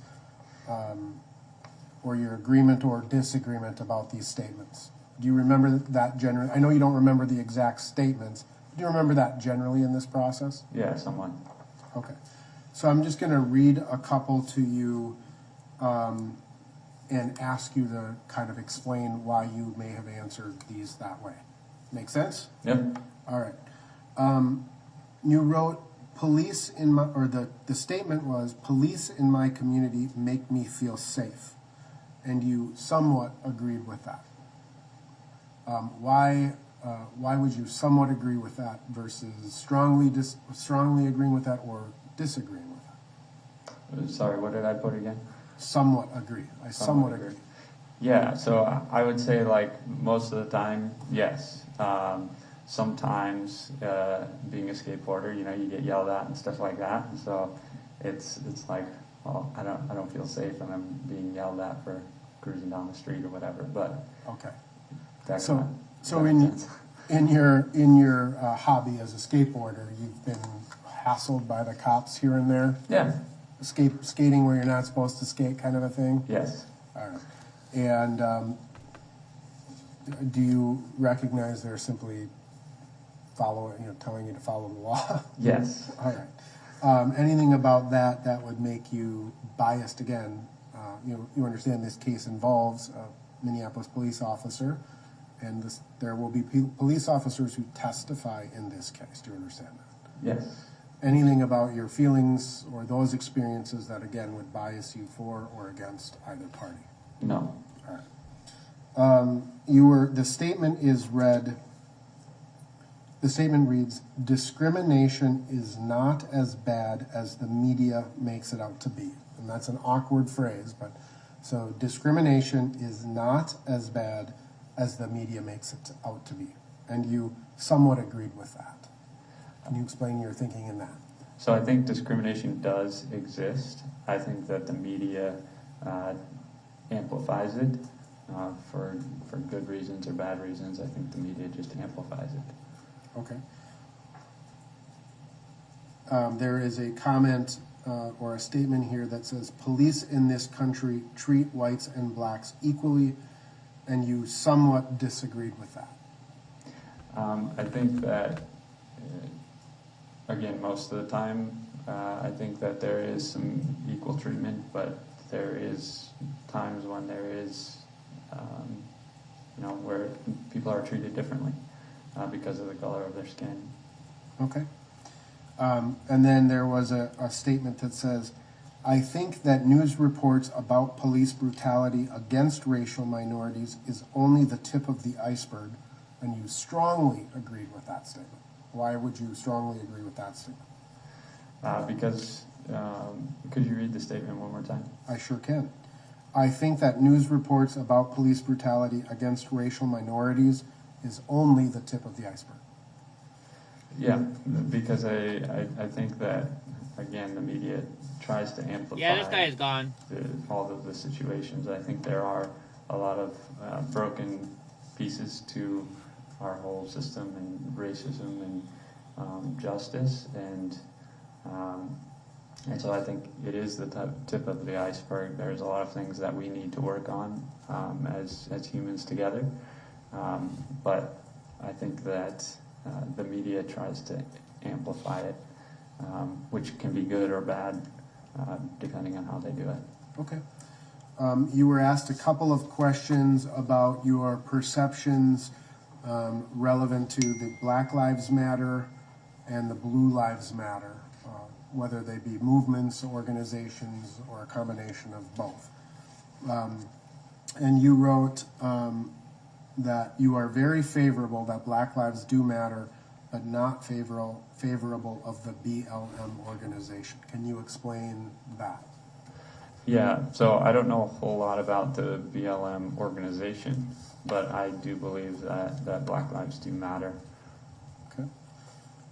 And with respect to the Blue Lives Matter statement, you described that you were very favorable of the Blue Lives Matter, and you wrote, I am for life, both black and blue. Yes. Just a couple of other questions here.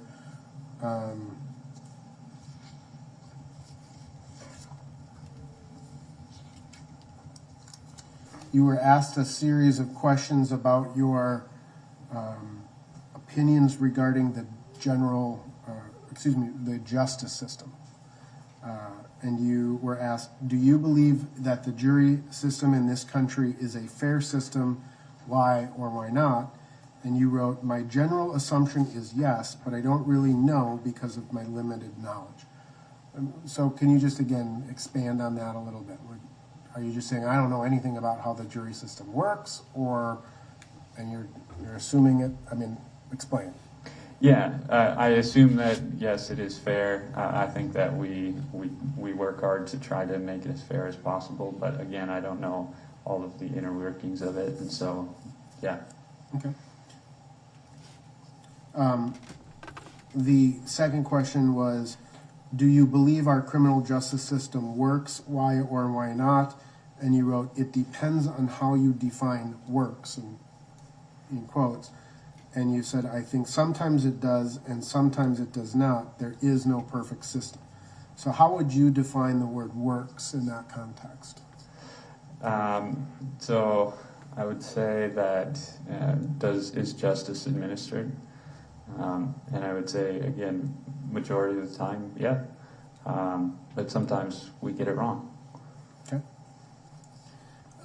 You were asked about the presumption of innocence in criminal cases, and you wrote, I agree and I am thankful for this liberty, yet in my faith we are all guilty of wrong, and you cite a biblical reference. You understand that the so-called moral law is not applicable here. You understand that? Correct. The judge will define what the law is for you, and your job would be to determine whether or not there is a conviction or an acquittal in this case. You understand? Yes. And that would be regardless of your faith. Right. You were asked whether you wanted to serve as a juror in this case, and you checked yes, and you wrote, I would like to participate in justice. Can you define the word justice for me here?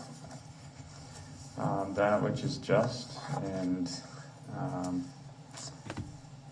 right. Okay. Have you formed an opinion one way or another what constitutes justice in this case? No. Would you agree that justice could involve a not guilty verdict? Yes. May I have a moment here? All right, we got our fast forward times. Aren't you glad I started late and rewound it so that way we can fast forward to this junk? Jury number 67, we're going to excuse you from this panel, and also from jury service generally, so you won't be needed on another case. That's the big so surprise. You can go with the deputy, they'll take some paperwork from you, and you can go about your business. Thank you, though, for taking the time for the questionnaire and answering our questions. Awesome. Thank you. All right, let's take our 20-minute mid-morning break. 11:15, please. Alright, they're taking a 20-minute break. Guess what? We started late. And I started it from the beginning so we can fast forward through all this BS. So we just go like this. We're slowly going to catch up to them. That way we don't have to stop. Right?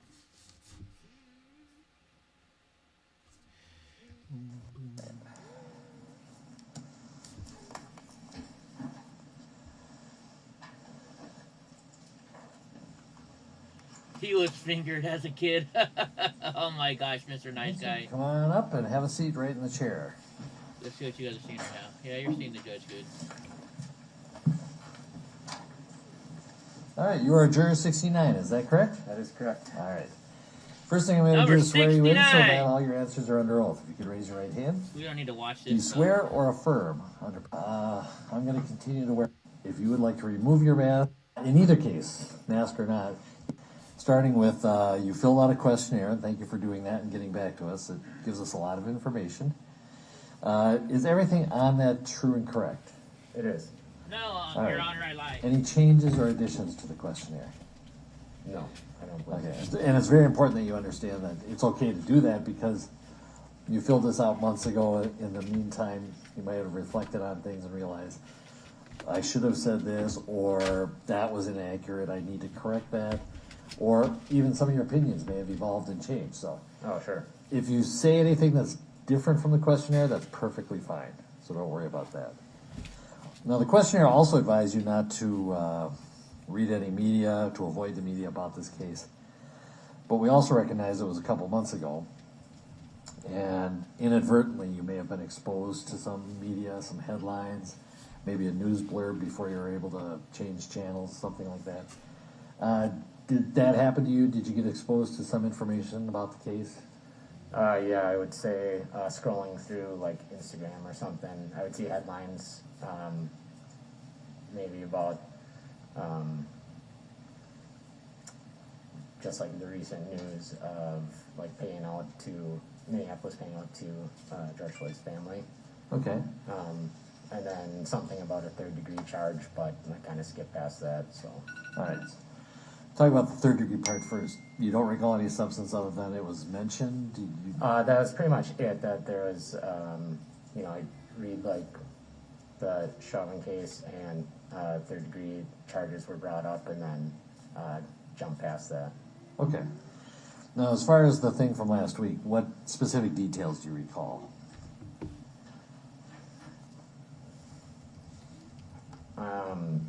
Just looking through, let's see, it would have been Star Tribune saying payout of $27 million or something like that. Okay. To the family. Now, you understand that was a civil case, different parties, different legal issues, different laws, and really has no bearing on this case. Right. But even though from a legal point of view, everything I've said is true, do you think that would make it hard for you to be impartial, or does that push you one way or the other in this case? Oh, no, it doesn't. Okay.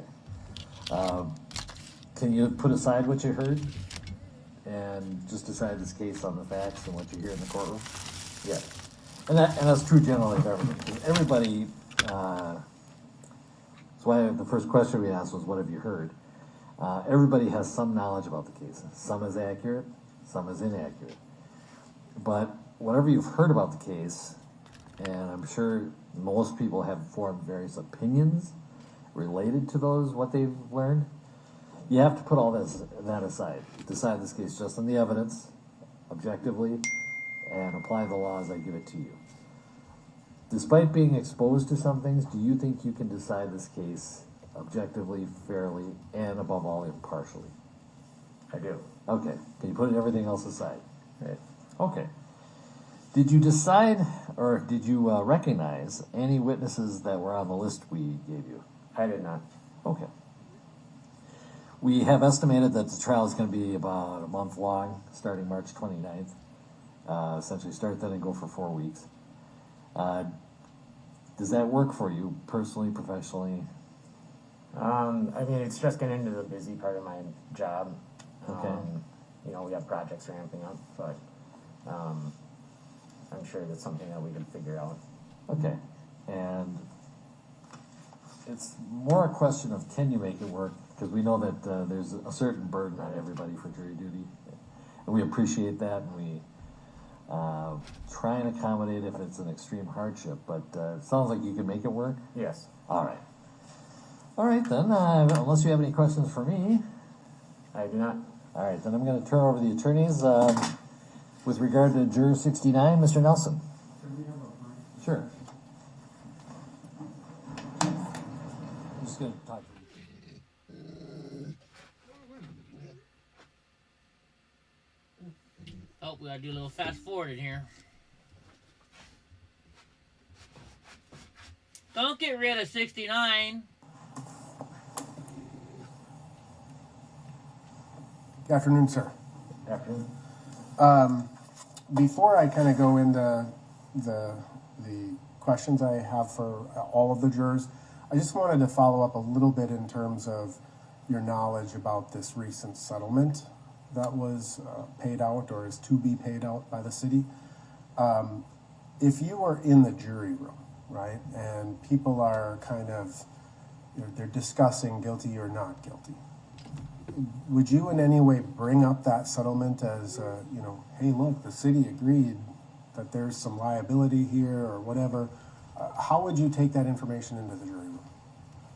I mean, I guess, you know, if it's not something that should be part of it, I just wouldn't even bring it up. You wouldn't even bring it up? If it's not part of this case, then I wouldn't, you know, it doesn't have a spot in it. Well, I think what we're telling you is it's not a part of this case. It's, Right. It's a different case. Right. Different legal standards. Do you Right. understand that? I understand. Okay. And we just need to make sure that we're not going to have that information in some way affect the judgment in this case. Right. And you can do that? I can do that. Okay. All right. Sorry, I just wanted to explore that a little further before. We don't want to waste anyone's time. Yep, makes sense. So I'm going to ask you a series of questions generally, just to get to know you a little bit better. And then I'm going to ask you some specific questions about some of your answers on the questionnaire. Sure. Again, we understand that it's been some time since you filled this out, and I'll read you your responses. We're not trying to trick you, okay? All right. So if you and I were to meet at a party or some sort of a social event, and we had our first conversation, what are a couple things I'd learn about you in that conversation? Pretty much, I just love doing anything outdoors. Avid fisherman. I mean, you name it. Just hard worker. Want to be outside. Okay. That's about it. Fair enough. You avid fisherman, you said? Yes, sir. Okay. Like most Minnesotans, right? Yeah, you got it. All right. I'm going to ask you, because of the mask, and you may need to come a little closer to the microphone for me if you don't mind, because I also have kind of bad ears. Thanks. So at some point you received this packet of information, right? Yep. And you learned that you were a prospective juror in this case. And you'd obviously heard about this case before, you knew that. So what was your initial response to this jury, to learning that you were a potential juror in this case in particular? I mean, I wasn't really excited about it, just given the kind of global scale that it has reached. I wasn't really looking forward to it. I don't know. You said you were not looking forward to it? Right. Okay. I think you ultimately expressed some concerns about safety. Do you remember that? Yes, I do. Just concerns about, you know, either way, whichever this case would go, and again, the popularity and how extreme things, had happened after the event, that it makes me a little concerned. Okay.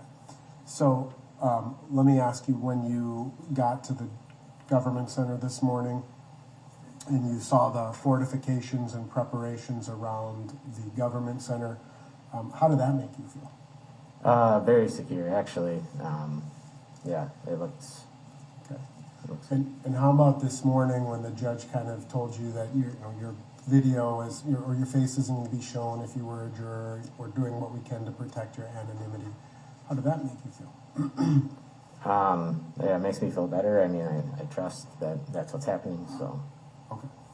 And if you were to, it's entirely possible that at some point in the future your name would be released publicly if you were to serve as a juror in this case. How does that impact you? I mean, I'm aware that would happen. I would just hope that it would be after a period of time where things can kind of cool down a little bit, and maybe not so much press about it. Do you have, you understand there's two potential outcomes of this trial, at least theoretically, right? Right. A guilty or not guilty verdict. Right. Do you have more concerns if the verdict were to be one versus the other? Yeah, I suppose I would if it was not guilty. And do you think that that would in some way affect you and how you may choose to vote in this case? No, I mean, I'm kind of like do the right thing and kind of try to live by that code, so. Okay. And I'm going to ask you a couple of other questions about that once we get to your questionnaire. Can you think of a situation in your personal or professional life where you've been called upon to resolve a conflict between two people?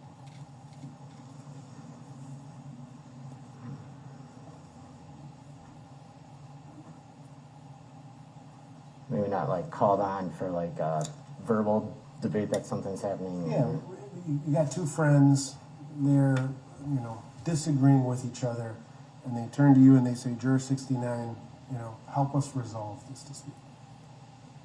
I would say not really, no. If they are in front of me having a dispute, I would say like, let's break it up, or. Right. So you understand, if you were to be a juror in this case, ultimately there's kind of global big disputes, right? In terms of, is it a guilty or a not guilty verdict? There's a dispute between Mr. Chauvin and the state of Minnesota here right now. Right. I understand that. And you'd be called upon to potentially resolve that dispute. Right. But then also within the jury room itself, right? You got 12 citizens, and there may be disputes about the importance of evidence or testimony. So how would you picture yourself simply approaching the task of resolving a dispute? I would lean on evidence that was brought up and try to stick to facts and just be like, let's look at this and tackle this piece of evidence and weigh it and see, how does this affect the outcome here? Okay. So let's say, for example, that there was a particular piece of evidence, right, that you felt, this water bottle is the answer to this dispute, to solve this dispute. And other jurors thought, that's nothing, it's just a water bottle, right? How do you kind of reconcile or get to the bottom of whether that piece of evidence is important or not? I would have to rely on any notes I took and say, like, hey, I really think there's something here. It's worth discussing at least, and we need to come together as a group to at least address that this is an issue. Okay. And what about if after that process of doing that, you were still convinced it was important, but the others weren't? Are you the type of person that's going to agree with the majority simply because you want to build consensus? Or are you going to stand your ground and say, no, we really need to take this into consideration? I think after, we had all talk about it, that if the group votes on it, then it's a dead issue there. Well, I mean, I guess that's sort of the question, isn't it? Any verdict has to be unanimous. Right. Right?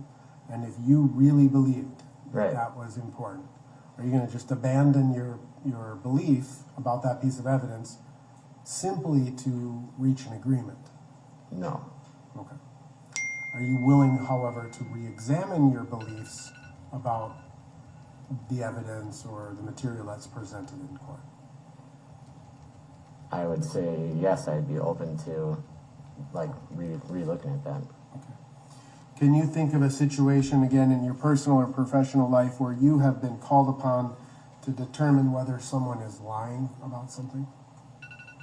Yeah, no, I don't really get caught up in that. Probably not? No. Okay. So, as a juror, as the judge mentioned earlier, is one of your roles is to assess the credibility of witnesses in this case. And it's a fancy way of saying, do we believe this person, right? How would you approach the analysis of whether someone is credible or not credible, whether they're lying or not?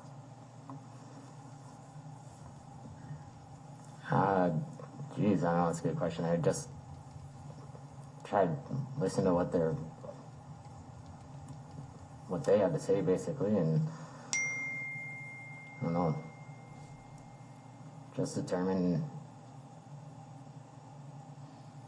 based off of cues of, you know, how they're acting, or I guess first and foremost I would just listen to everything that they have to say. And so let's take it a little bit perhaps broader.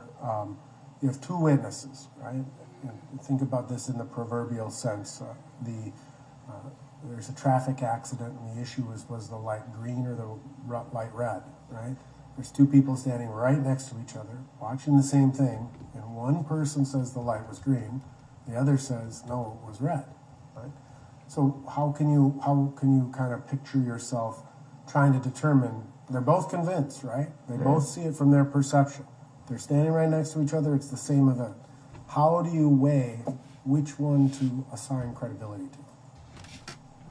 I don't think that would be up to me in that scenario, and I understand the point of the question here is, you know, to determine if I would be able to. But you know, if I was coming into that scenario, I would first just be like, I'm a very trustworthy person, so I would say, look, I'm sure that's what you saw, and I'm sure that's what you saw, but I guess I wouldn't put myself in the spot to say you're right, you're wrong. Okay.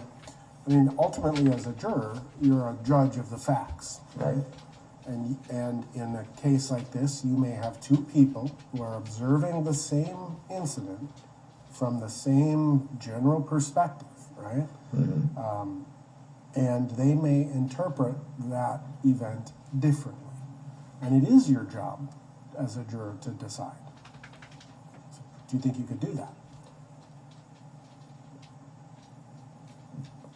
I might have lost you there. I guess I don't understand if I'm able to, like, based off of facts, and then say, like, if I was like, yeah, I can see that based on this evidence that yours was green, I could say, look, you thought it was red, but it was green. Okay. So if that's what you're asking. That's what I want to kind of ask you is, you can look at the other evidence that may support one side or the other side. Right? And you would be able to assess and judge the facts of this case based on all of the evidence, not just one single person. Right. Okay. Can you think of a situation in your life where you have been 100% convinced that I am right, only to later learn that you were in fact wrong? I mean, mine are day to day. My wife's always right, so I lose that battle.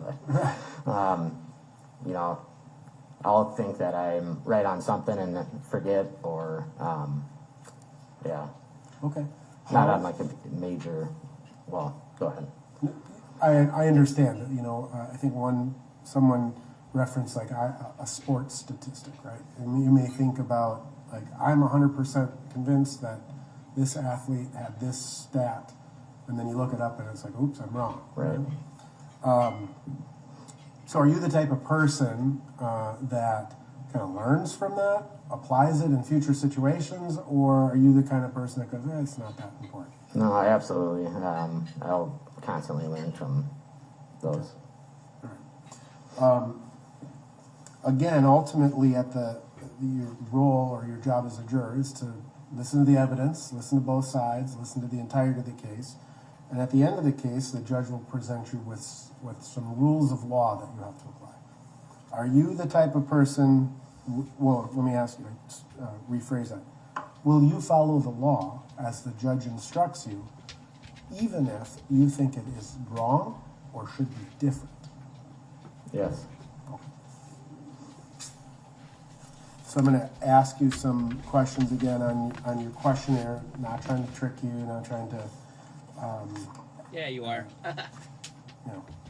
suggest you're not telling us the truth, right? Sure. We have to take you at face value. We don't know what's really in your heart or in your mind, right? So the first question that you were asked is just a general recitation of what you knew about this case based on what you had heard or seen prior to filling this out. And I have a couple of questions about what you wrote. One of the things you wrote is that you saw a video through social media, and you wrote, "The footage was pretty clear, and I recall a woman's voice pleading with officers to ease up on George, saying he can't breathe." What do you mean by the statement, "the footage was pretty clear"? You could see, you can make out the officers, and it was just clear video in terms of resolution, I suppose. Okay. And just a general sense of what had been captured that day, like on the footage. Okay. And I'm going to just skip forward a little bit. I just want to make sure we're talking about the same footage, right? You understand, or there was a bystander who took a video of Mr. Floyd's interaction with Minneapolis Police Department. That video was uploaded to a social media platform, went viral, and became news. Right. Is that the video that you recall seeing? I only saw the video footage from pretty much the kneeling stance on. Did you say the media stance? Yeah, I guess. No, not the media, like the Facebook video that was out there. Okay. I didn't see the interaction before George was detained. Okay. Only from that point on. Okay. So just the only video you've seen is that bystander video that went viral and became a part of the news? That is correct. Okay. Not seen any of the body cameras from the officers or security cameras that may have been entered the public sphere? Right. No, I have not. Okay. And I think you said you had seen that maybe 2 to 3 times in whole or in part? Just in part, clips, a couple times, yeah. You never went and looked up the original video and watched the entire video? No, I did not. Okay. And then one of the other things you wrote is that as time progressed, the media started to change the verbiage from, and you put in quotes, the death of George to the murder of him. Or can you just explain what you mean and what impact that had on you? Yeah, it just seemed like, and again, I pretty much just had been looking at headlines up until the point about finding out about being selected, that a lot of different media sources were saying that it was either the death or it slowly turned into headlines saying like the murder of, and that just grew more and more over time, it seemed like. Okay. And that is, it's fair to say that you sort of adopted that perspective for yourself, right? That opinion? I mean, I get that it's not up to media to make that decision. Mm-hmm. That's what we're here for. I don't know. Well, and sir, let me just assure you that your opinion is your opinion, right? Yeah. I'm not questioning your opinion. I need to know, and we all need to know, the extent to which your opinion may bias you against either party, whether it be Mr. Chauvin or the state of Minnesota. Do you understand that? Yes. Okay. I mean, and ultimately in your questionnaire, you were asked if you had had conversations with your friends and family about this incident, right? Correct. And you were asked to share what opinions you had expressed, whether it be with friends and family, and whether it be on social media platforms, right? Right. And what you wrote was George Floyd had been murdered by police officers. Right. So you formed the opinion, right, that George Floyd was murdered by police officers. Right. So, kind of go back. I mean, you adopted that stance that the media had kind of changed, right? Right. And you were asked in the questionnaire a question of the impression that you had of Mr. Chauvin based upon what you had seen and heard. And you wrote that you had a very negative impression, right? Right. And you wrote that from the video footage and people pleading for George's life, the defendant didn't let up. Right. So ultimately you understand that as we sit here, based on the presumption of innocence, right, have you already decided this case in your mind? I think that as all those headlines are coming through and, maybe subconsciously adopting them or I have adopted them, as you're saying, it probably was easy for me to just say, like, oh, have you seen what the news is saying? Well, I mean, in the questionnaire, there's a question that asks you about the application of the presumption of innocence. Right.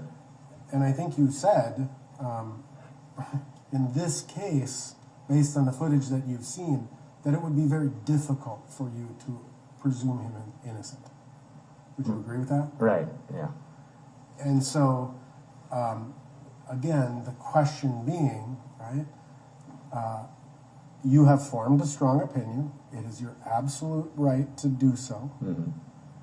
Whether it's your opinion, you're based on the media, whether it's your opinion based on conversations with friends, you are entitled to that, and it's okay. Can you honestly say, I can set all of my opinions, my very strong and negative opinion, I can apply the presumption of innocence, and I can listen to this case based on the evidence in court? Can you say that? Yeah, I think it's a really tough thing for me to do, but I also think digging into like who I am and saying like set that aside, listen to evidence, because it is such a huge case that we need to do what's right, that I think I can do that. Can you foresee a situation where what's right to do is to find Mr. Chauvin not guilty? Can you say that again? Sure. Can you imagine a situation where the right thing to do is to find Mr. Chauvin not guilty?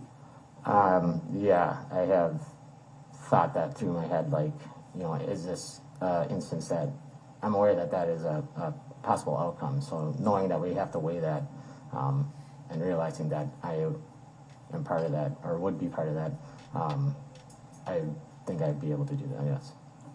I guess what we have to be certain of is not you think you could do it, but that you can do it. Right. Can you set aside all of your preconceived, opinions or your previous opinions, and can you tell us without equivocation, I can be an unbiased, neutral, fair juror in this case? Yes, I can.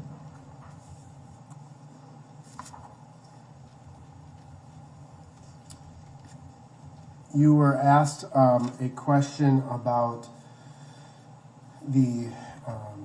what we were kind of referring to as the aftermath of Mr. Floyd's death, the protests that happened after, and you were asked whether you believe our community has been negatively or positively affected by these protests, and you wrote positively affected due to the awareness of injustice. Right? Okay. Right.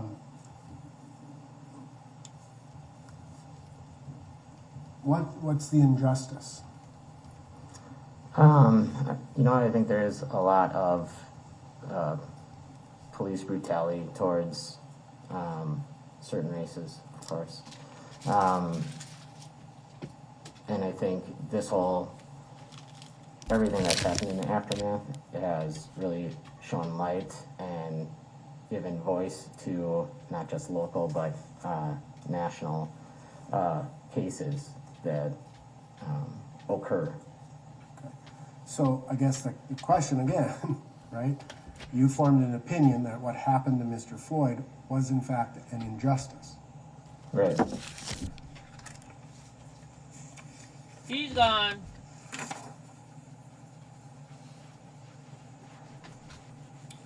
I understand that you have some previous military service, correct? I do. And were deployed internationally as a part of that? Yes, sir. And as a part of your military experience, you had training in hand-to-hand combat and chokeholds and things of that nature. That's correct. You have a knowledge base that some jurors may not have, right? And the question of police training may come up in this case, and what is trained. Would you recognize that the police training that you have, or excuse me, the military training that you have may be different than what police officers are trained to do? Yes, I'm aware of that. And would you be able to kind of abandon your prior personal experience and apply what is trained by the Minneapolis Police Department?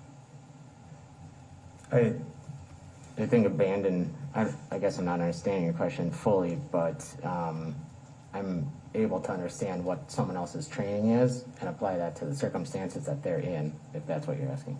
I am, okay. And I apologize if I'm not articulate. It's been a long morning. No worries.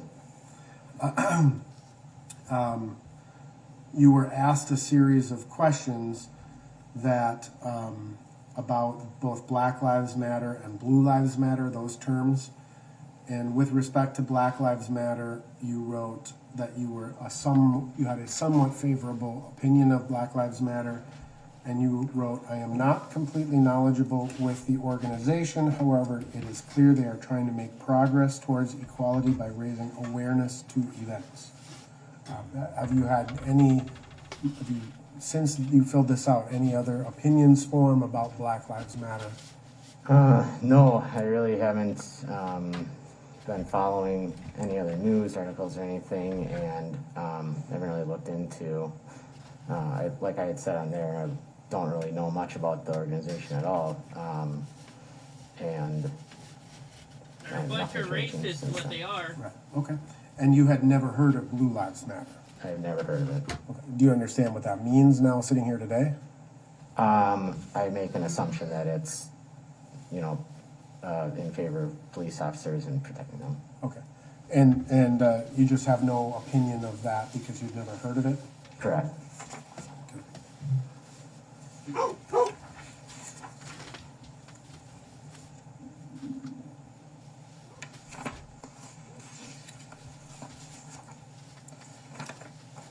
So, relevant to questions regarding the presumption of innocence, what you actually wrote was, "I think it would be a little difficult in this case, given the footage that came out and the events that followed, to apply the presumption of innocence." Right. So, have you formed an opinion sitting here right now that favors one verdict over the other? No. No? I mean, you've got some pretty strongly held opinions, right? I do. And you have a negative view of Mr. Chauvin. You believe that he was murdered by the police, right? Mm-hmm. And you're telling us that you would have a problem applying the presumption of innocence.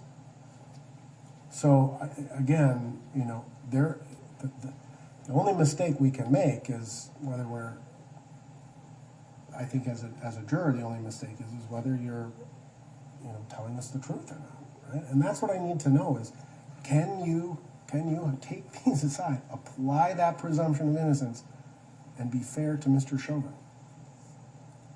Right, and again, like I said on there, like I think it's really difficult based off of what I've seen, what I've heard, but also knowing like, you got to sit there and do the right thing.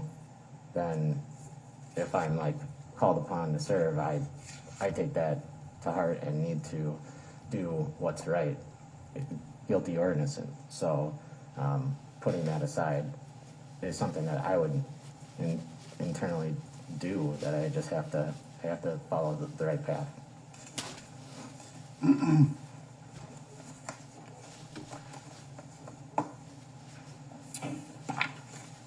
May I have a moment here? Alright, this is why we're behind, guys. We can fast forward to these parts. In fact, you're excused from all jury service for this term, so you're not going to be called up for another case. Unless, of course, now you get a summons. But the deputy will collect some things on the way out, and we appreciate the time you spent here. Thank you. Thanks for wasting our time, juror. Liberal.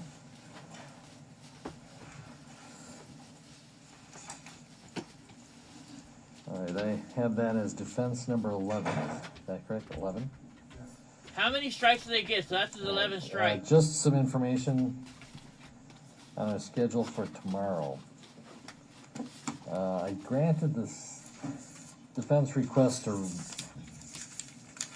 interview the 7 seated jurors, the first 7 rather, regarding whether they were exposed to the information about the $27 million settlement. And we are arranging, we're going to do this by Zoom. I'm not going to make the jurors come in for a 5-minute hearing. So I'm going to do it by Zoom. It's discretionary anyway, so I think I am within the rules to do it by Zoom. The jurors will appear that way, and so by video, and all counsel will be on Zoom. We will just not be broadcasting the video of the juror out to the general public, consistent with our practices here.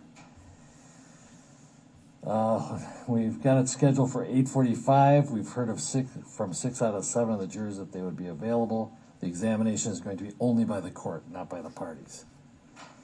And we will then discuss each as they tell us what they know and what they've heard.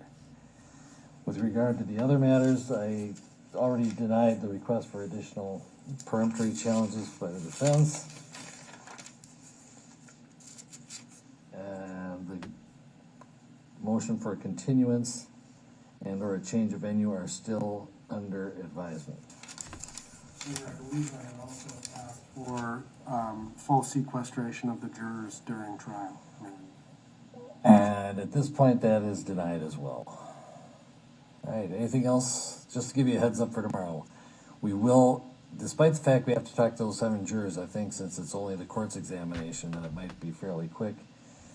We're going to summon the jurors for tomorrow morning. We'll bring in another 5 again, but at 9 o'clock so that they are ready to roll by 9:30.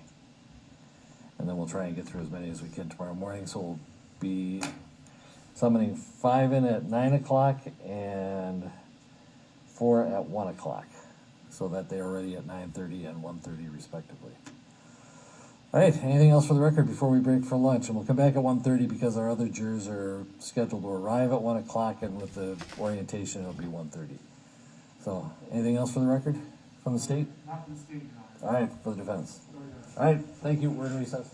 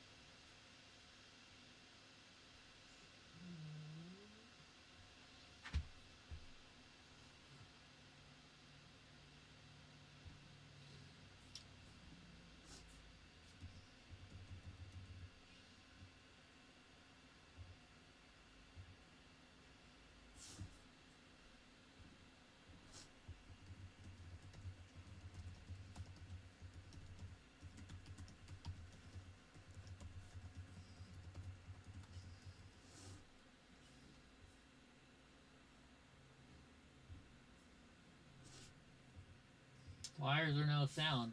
Did I hit? There should be sound. Where's the sound, guys?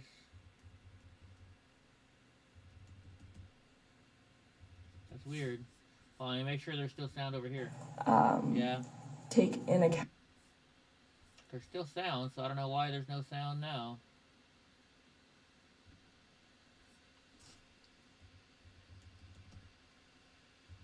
I think the judge has the sound off. That were There we go. the beginning of either that settlement amount or the plea negotiations that were the beginning of the case should just be presumed to be biased and be gone. I mean, I ended up having to use a strike on that last juror because he said he would ignore the $27 million judgment. So first of all, Your Honor, I'm asking the court to start the analysis from a presumption of prejudice based on the pretrial publicity. The court in Warren, State of Minnesota versus Warren, which is at 592 Northwest 2D, references that in light of massive, unrelenting pretrial publicity, prejudice in a jury pool can be presumed. If publicity during the proceedings threatens the fairness of the trial, a new trial should be ordered, but we must remember that reversals are but palliatives. The cure lies in those remedial measures that will prevent the prejudice at its inception, quoting from Shepard. And essentially, Judge, this is what this is what the defense has been complaining about since the beginning of this case. You have elected officials, the governor, the mayor, and making incredibly prejudicial statements about my client, about this case.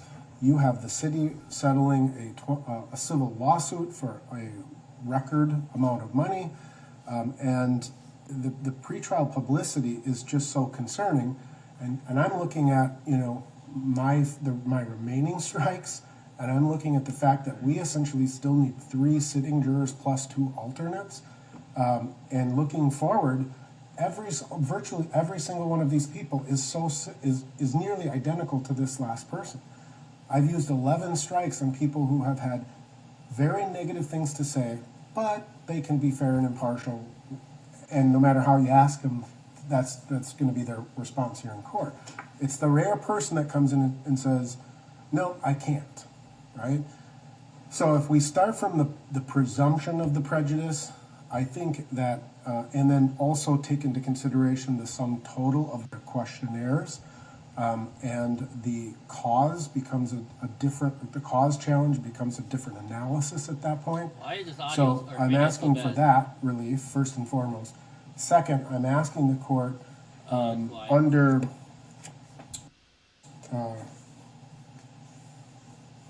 State versus Salas, S-A-L-A-S, 306 Northwest 2D, when someone is aware of the pretrial media, I should be given, at the very least, should be given more latitude, especially about the settlement.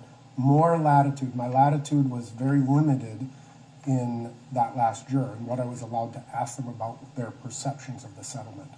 And in fact, I think the court should be granting me more latitude to inquire about that under these cases. It specifically says, when a juror has been informed of matters through the news media, they'll not automatically support a challenge for cause, but this does not preclude inquiry regarding such exposure since it might produce a fixed and prejudicial opinion. The court should view such situations with careful scrutiny and permit counsel wide latitude in voir dire inquiry because of the obvious peril to the presumption of innocence in a fair trial. Is there anything that you felt the court did restrict you from asking about the settlement? Well, Judge, in the pretrial conference, we had the sidebar where I asked the court specifically how far I was allowed to go. And what I heard, I mean, I wasn't saying that I didn't think that the court denied me the ability to inquire about it, but what I heard the court say was you were going to not let me go too far about it. I think I said, I think you have a right to go beyond what I had basically said or what they had basically said. But they had heard about it, they didn't think it was going to be a problem for them.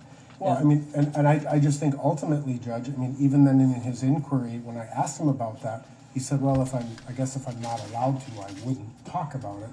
But again, I don't necessarily think the question is, are they gonna talk about it in the jury room? It's what has it done to their perception of the presumption of innocence and Right. proof beyond a reasonable doubt? And so we have a juror who's aware of it. So in the immediate remedy, Judge, I would ask that I be given that strike back and that juror be stricken for cause. All right. Mr. Slisher, do you want to respond to all of that? Yes, Your Honor. The state asked the court to deny the relief that's been requested by the defense because there's no reason for it. Once again, it's a solution in desperate search of a problem. I think that this $27 million settlement has been frankly overblown, and I think that that has been displayed in what we've seen so far. First, with respect to the jurors' awareness, right? We've gone through to this point, 14 jurors since the news of the $27 million settlement happened. 14.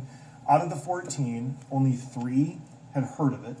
One juror, the first juror, expressed that would cause her to, it would affect her deliberations, right? The second juror was pretty neutral. He was the guy who talked about getting headlines all of the time. It didn't make even enough of an impression upon him to mention in his initial round of questioning. It was just kind of along the list of things and headlines that he scrolled through, something he happened to see. And this third one said he absolutely could set that aside. What the defense is asking for is not a presumption of prejudice. He's asking for a presumption from this court that the jurors, the prospective jurors who he's questioning, are lying to him. I mean, that's what he's essentially asking the court to find. Because these citizens are being placed under oath, they're raising their right hand, they're telling the court what information they've been exposed to and how that information may or may not affect them. And you can see different people have things affect them in different ways. Now, we know that there's pretrial publicity in this case, and there has been since the moment the news broke and the Facebook video was released. And it's not because of any conduct of the state or government officials. What I hear him saying is, oh my gosh, we have elected officials doing their job, right? They're making statements. They're talking to their constituents.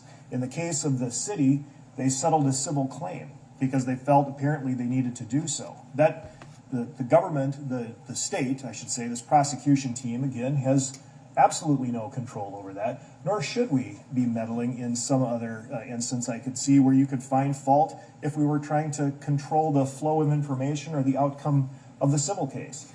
They need to do their jobs, we need to do our jobs, and we all need to stay in our respective lanes. This is one of those situations where the curious is the saying, don't just do something, stand there.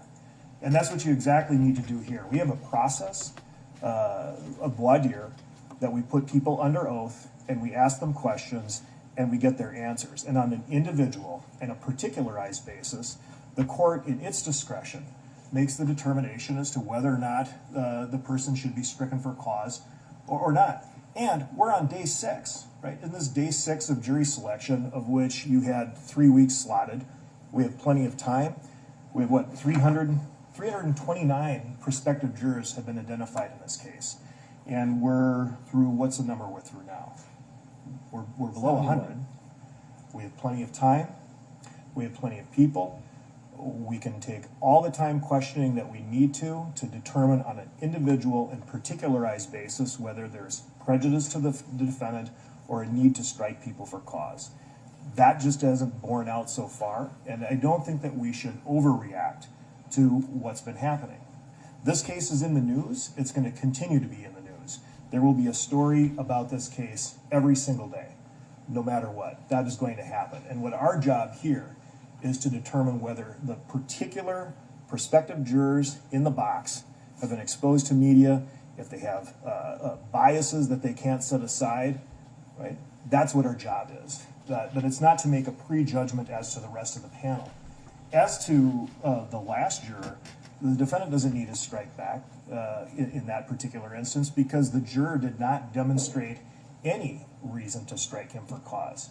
He stated, and it was a considered opinion, and you saw him, right? I mean, you're observing him as he's talking. I understand he was masked that whole time, but the sincerity with which and the contemplativeness with which he gave his answer, that, I could set that aside because that's my job, because that's my duty, and that's what I would do. And this particular juror is the one who would know a little bit about that, having previously deployed as a member of the Minnesota National Guard and knowing that sometimes things are hard, but you're supposed to do it, so you do it anyway.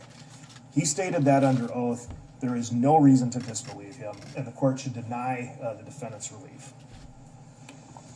Well, a couple things. I probably was not as articulate as Mr. Nelson was when I mentioned the concern about the plea bargaining, the concern about the $27 million. But I pretty much said that it's going to be a quick road to a challenge for cause. Maybe, so that's saying I'm presuming prejudice in those. But I don't think I can listen to a juror who says, I can be fair and impartial. Yeah, I was aware of that. And to be honest, our last juror, I don't think he was lying when he said that settlement thing, I don't think that would affect me at all. See, this is where it's good to have a liberal judge. Maybe perhaps a lack of introspection about the other firmly held beliefs that he had. He had a very negative opinion about the defendant and a variety of other things. And I don't think he was intentionally lying. I think it's true of a fair number of jurors. They just lack the introspection to say, yeah, I don't think I can be fair and impartial. Some have not. I don't think I have to accept a juror's statement, I will be fair and impartial, when everything I see, the totality of the circumstances, is they can't be. It's almost humanly impossible given the opinions they hold. And if they are confirmed that they still hold those opinions today, and they are that strong, and considering everything, I don't believe that's true. I think it's appropriate that I accept the challenge for cause. The state might push back and say, if they say you can be fair and impartial, you have to accept that. I don't think so. I think part of my job in a challenge for cause is to make a determination if they could be fair and impartial, not just did they say the magic words.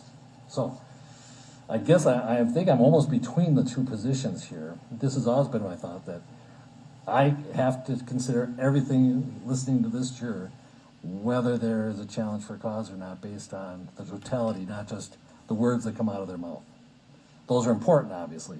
And if they say, I can't be fair and impartial, that's hard to say the reverse. And say, oh no, you can be and sit on the jury. I mean, that's playing with fire. I agree with you, Your Honor. I mean, the Court of Appeals, the appellate authority is very clear that you are in a position to look at the record as a whole, the totality, and make that determination on an individual and particularized basis whether or not you believe a cause challenge should be granted or not. And I think that's perfectly appropriate. I think you've stated exactly what the law is and what the process should be, and continue to be, and has been. And I think, if I could just comment on the two issues that we have currently, there are more, but the two primary ones that are particularly pernicious here is the articles shortly before trial attributing the information to law enforcement officials about plea bargaining.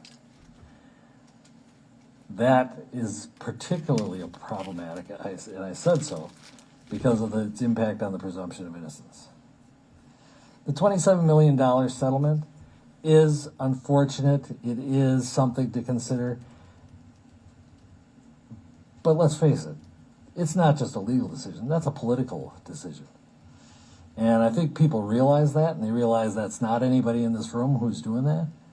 And so I think it is less problematic, but less problematic than the other articles that were out earlier. So when you have the combination of the two, I'm probably going to find it hard to say that that person, even if they say I can be fair and impartial, that I would buy it and not challenge I would lie and say I'm going to be fair. But at the same time, there are certain people, I think lawyers get really good at this, about pigeonholing, okay, I know this, I can't consider this, I can consider this. I mean, when I'm a trier of fact, I'm probably exposed to a lot of, on a court trial, I'm exposed to a lot of evidence that doesn't come into evidence, and I have to affirmatively disregard it and just focus on what I have in front of me. I think certain professions, most importantly lawyers, are trained to do that. And so I have a lawyer up here saying that, I'd probably be more likely to say, yeah, because you've had practice doing it. if I got somebody who still holds these opinions, I think it's a case-by-case basis, totality of the circumstances. I don't think I have the authority to presume prejudice. I'll tell you it is prejudicial. Those articles are prejudicial to the defendant and his right to a fair trial. But the question is, how prejudicial is it to the point where a challenge for a cause is appropriate? So I don't think it's so much a presumption as I'm going to hear from him. I'm going to make a decision on the totality and go from there. And I'm not necessarily going to buy everything that comes out of a juror's mouth not because I'm sitting there lying. They may just be not very self-aware, and it's very clear that they are not self-aware. I think that's perfectly appropriate. I do want to just mention, you mentioned the third degree, the plea negotiations. Of all of the jurors we've examined so far, if my notes are accurate, we've had one state that they had any sort of awareness of that out of everyone, and that person was stricken for cause. Again, that's perfectly appropriate. We have a lot of jurors to go through. We have a lot of time to go through them, and that's the process that we can use to ensure this defendant a fair trial. All right, Mr. Nelson, anything else? Or? All right, I'm going to deny the request to reinstate a peremptory challenge, but your observations are noted, and I think they're actually consistent, but feel free to argue strenuously in certain cases, knowing that my standard is not, they said the magic words. Okay. All right, let's move forward then with the next juror. Juror 71. Juror 70, I believe, is the one who was postponed their service. They need to be the group. I don't think this group has. Oh, that's right. We're back to it's the group. We need the group. All right. Thank you for reminding me.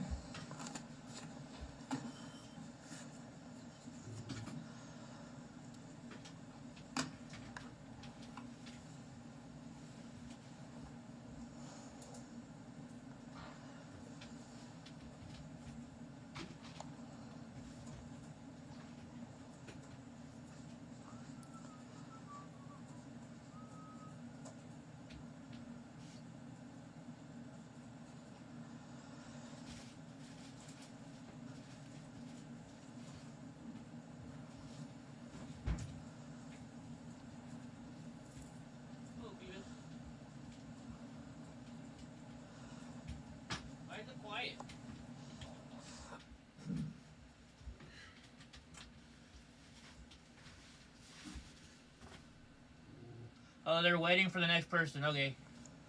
It's still running. Just making sure. Come on, Donnie. Come on, Jackie. Take any seat. All right. Thank you. You be seated.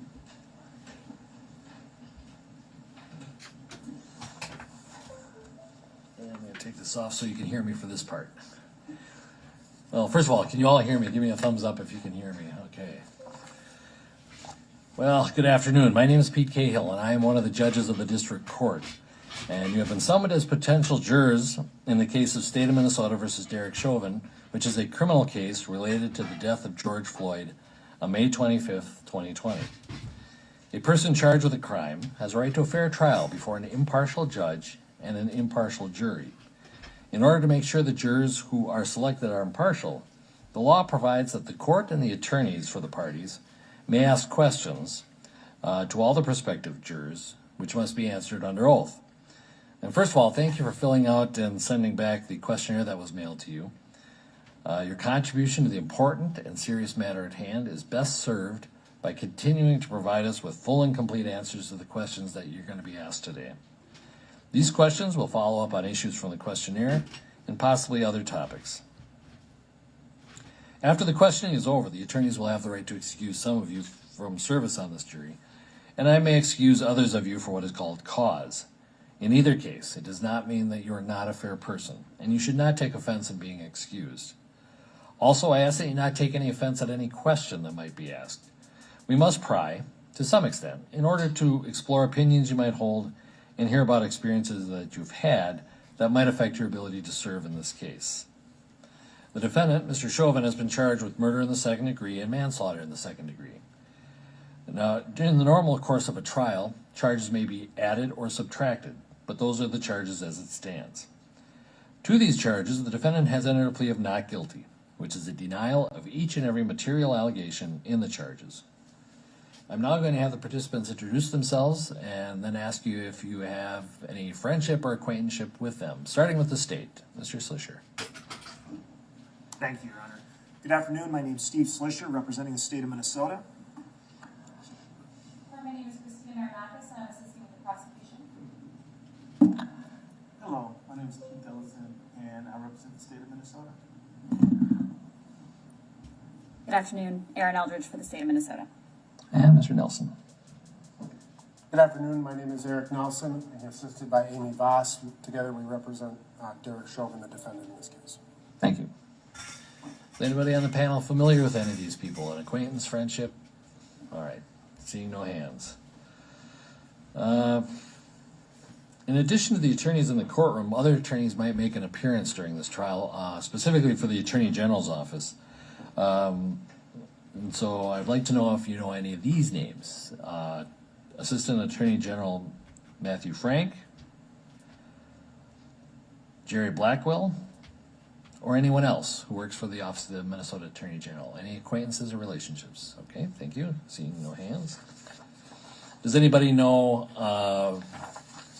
anyone in Mr. Nelson's firm, his law firm, or had any dealings with his office? Okay. Do you recognize anybody in this courtroom? And not recognize, but do you have a relationship with an acquaintance or a friendship, anything like that? Or working relationship? All right, no hands. Now, you've been given a list of potential witnesses. Please review it before you get questioned individually. You'll be asked if you know anyone on the list. Now, one of the things the attorneys may not do in jury selection is to instruct you on the law. But I do want you to be aware of some of the basic concepts that apply in all criminal cases so that you may keep them in mind as you answer the court's and the attorney's questions. So I will instruct you as follows. First, the charges against the defendant are not evidence, and they create no inference of guilt. No member of the jury should in any way permit himself or herself to be prejudiced against the defendant because a charge has been made against him or because he has been placed on trial. The defendant is presumed innocent of the charges made against him, and in order for you to find the defendant guilty, the state must prove guilt beyond a reasonable doubt. The defendant does not have to prove his innocence. The presumption of innocence remains with the defendant throughout the trial unless and until he has been proven guilty beyond a reasonable doubt according to the law and the evidence admitted at trial. Proof beyond a reasonable doubt is such proof as ordinarily prudent men and women would act upon in their most important affairs.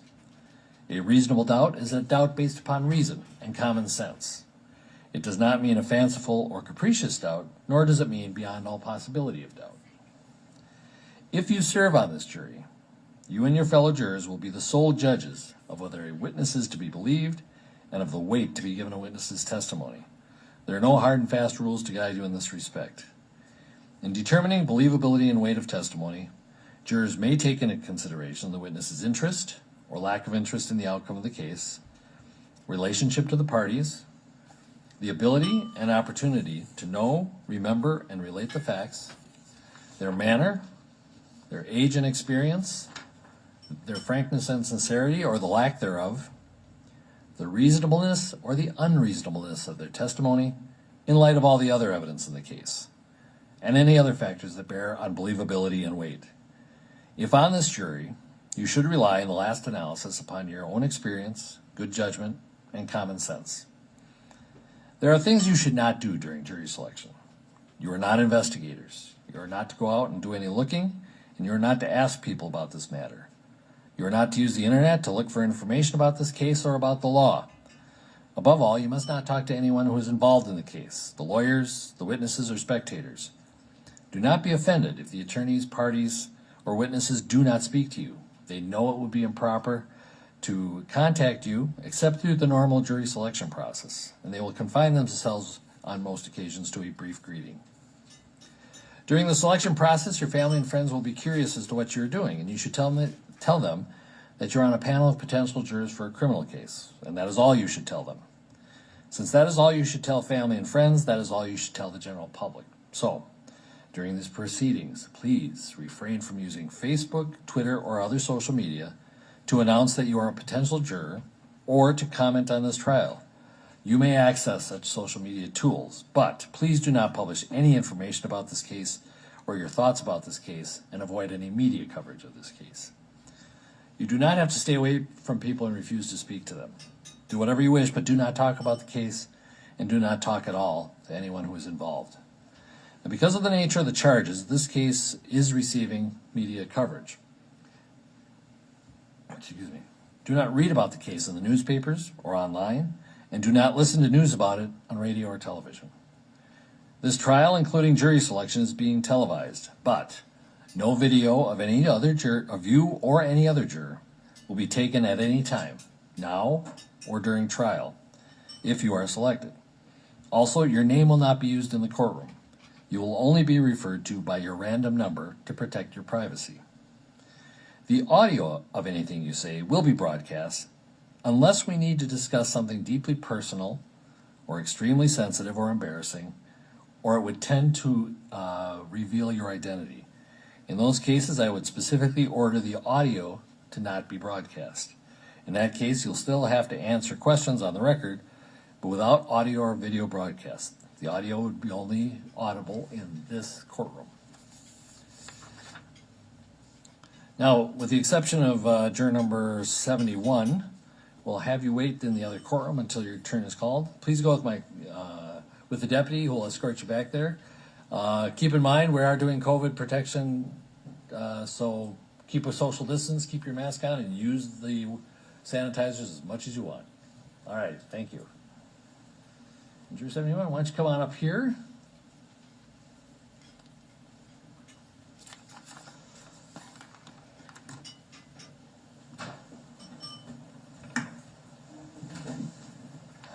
Good afternoon.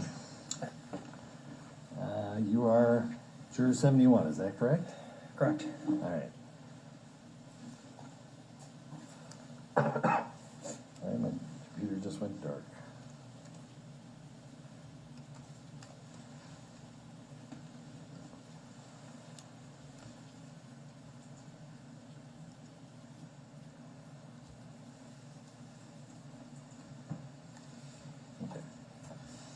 Well, good afternoon. A couple things before I turn the questioning over to the attorneys. First is we have plexiglass between us, and also you have plexiglass between you and the attorneys. The attorneys have an extra layer of plexiglass as well. I will keep my mask on throughout so that we are maintaining COVID protection. But this is enough so that if you would prefer, for comfort's sake or to be able to speak more clearly, to remove your mask at any time. I'm pretty much leaving it up to you. In either case, mask on or mask off, I need you to probably be a little closer to the microphone so that we can pick your voice up, so that everybody can hear. So, with that, I'm going to swear you in because all of your answers must be under oath. So if you could raise your right hand. Do you swear or affirm under penalty of perjury that you will truthfully answer all questions about your qualifications to serve as a juror? I will. All right, thank you. Well, first of all, you did submit the questionnaire, and thank you for doing that. They gave us a lot of good information. Was everything true on the questionnaire? Yes. Any changes or additions at this time? Not that I can think of. Because I need you to be aware that we know the questionnaire was filled out about 2 months ago or more. And in the intervening time, you may have, on reflection, thought of things you should have added or something that was inaccurate, or maybe even your opinions have evolved since then. So essentially, I'm giving you permission to say something different than what's on the questionnaire. I think it's accurate. Okay. The attorneys will probably go through some specific questions, and to refresh your memory, they will usually read your answers so that you can recall and ask you maybe to expand a bit on that. They're not doing it to be disrespectful, just to kind of remind you and refresh your memory. But at this point, you're not aware of anything that needs to be changed. No. Okay. The questionnaire also warned you or asked you not to read any articles, avoid the media about this case, since you are a potential juror. But we understand in the months between, you may have been exposed to other information inadvertently. You see a headline, you hear something on the radio, and you can't turn it off fast enough. So the question for you is, did you become aware of any information about this case, related to this case, related cases, anything in the time between the questionnaire and today? I mean, like you said, it's hard to avoid the headlines. It's everywhere. Right. You know, if you're listening to the radio, it can come on pretty quickly, or Yep. you know, the 10 o'clock news comes on at night, and it's usually the top story or whatever else. So, I mean, not looking for information, but It's there. yeah. Yeah, and all the jurors have been pretty clear that they try their best. It's more an inadvertent exposure as opposed to seeking out information. Do you recall the substance of anything that has come up since you filled out the questionnaire? Even about the procedures here or related cases, that type of thing. I mean, I saw, you know, the jury selection process was starting, you know, a couple weeks ago or whatever else, when, you know, we knew the dates on the letter as well when I needed to start calling in. So, I mean, I was aware of that, obviously. I've heard talk of charges possibly being put in or out of the case. You know, I think last week there was something about some sort of settlement. Again, not trying to listen, but... Right. Okay, and let's talk about, you mentioned charges being added or subtracted, just kind of the normal process of... I'm not sure, I guess. I heard something about a third-degree charge. I don't... Okay. I tried to not listen to the rest of it, but... All right, that's good. Now, as far as the settlement, what are the details you remember? I heard there was a monetary settlement made to the family of Mr. Floyd. And did you hear the amount or anything? 20-some million or something like that. I don't know exactly. Okay.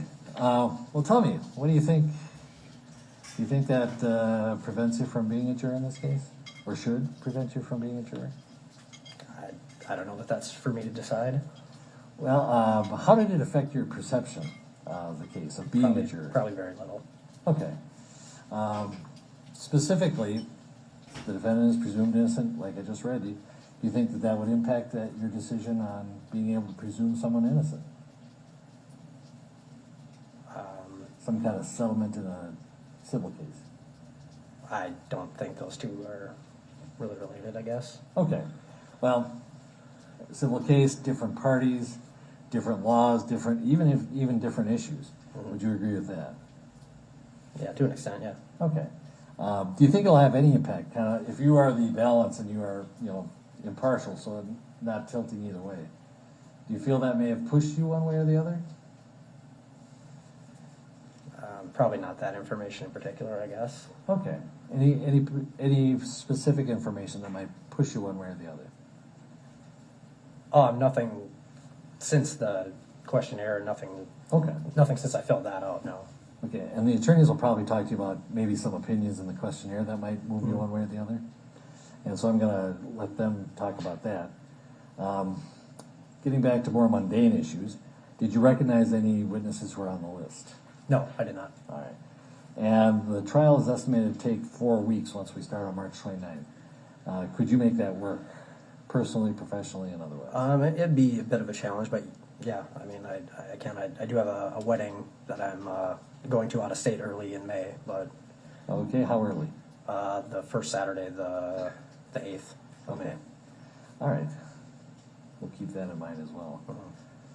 Okay. I'm going to turn over the attorneys, but first let me say a couple things. You've done really good about not talking over.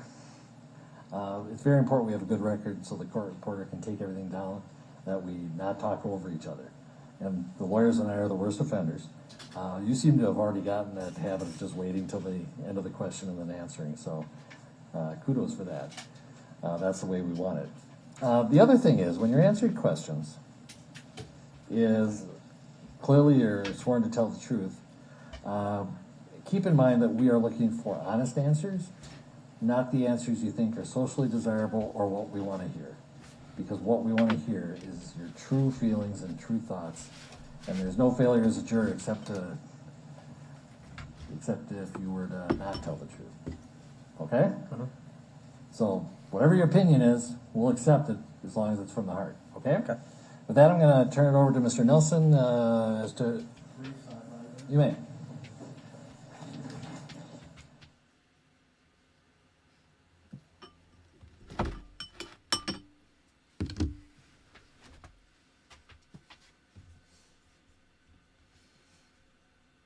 Alright guys, while they're quiet, I'm on the Johnny Yuma diet. I got my, this is my oats.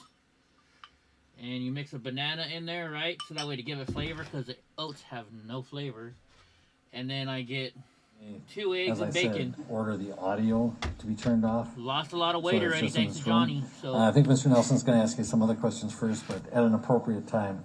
And if we run past and you think it's I'll go back to these guys now. For a more private conversation. If you want to lose weight, join our Telegram chat. Johnny helps everybody there.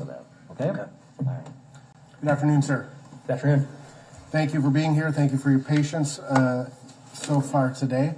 I'm going to ask you just a series of kind of general questions and then to get to know you a little bit better, and then we'll move into some of your specific responses on the questionnaire, if that's okay.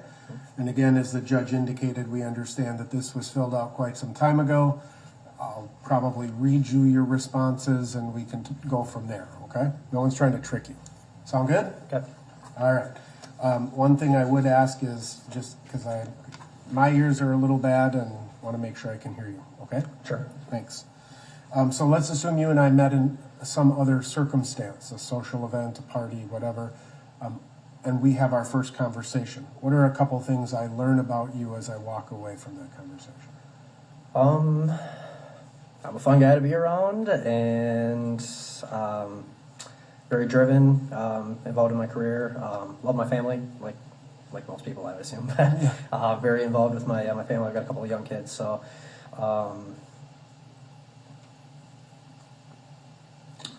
other than that, big sports fan.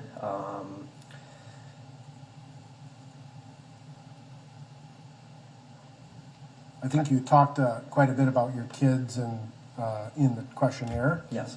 They're younger, and you had expressed some concerns about being away from them if you were to be sequestered in this trial. Yeah, I mean, if it's going to be any sort of lengthy period of time, yeah, it's a big concern I have, yeah. Okay. But I assume you've had a conversation about that with your spouse? Yes. Okay. And you can make that work should that come up? Yeah, it's going to, be a bit of a strain on her, and, we might have to have some support from, like, her mother, but, yeah. Okay. And I, again, we'll chat about some of those things when we get to your questionnaire. So, when you received the questionnaire and you learned that you were a prospective juror in this case, what was your initial reaction? Wow. All right. Never been called for any sort of jury duty before, so it was just kind of, I won't say shocked, but surprised, like, wow, I was picked. And ultimately, when you came down, let me ask you, did you have concerns about like your personal safety, or did you have concerns about COVID-19, anything like that?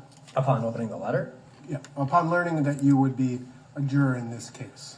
I mean, some concerns about my family's safety. I mean, I think this is, it's obviously a very publicized case, and there's, going to be a lot of people with an opinion one way or another on either side of whatever verdict. Would those people want to do harm to my family? I'd sure hope not, but I mean, yeah, it's in the back of my mind somewhere. Okay.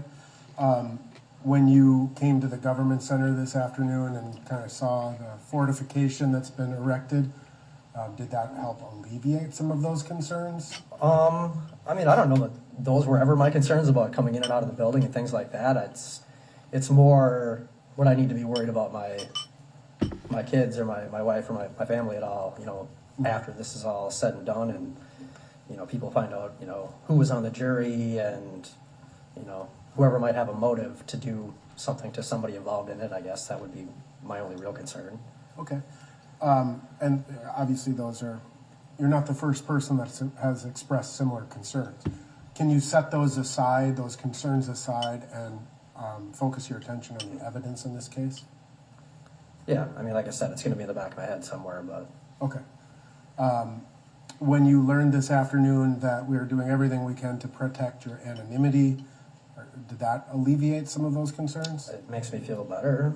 Yeah, I mean, I think it's important to, anybody that's going to be in this position to not be in the public crosshair, so to speak.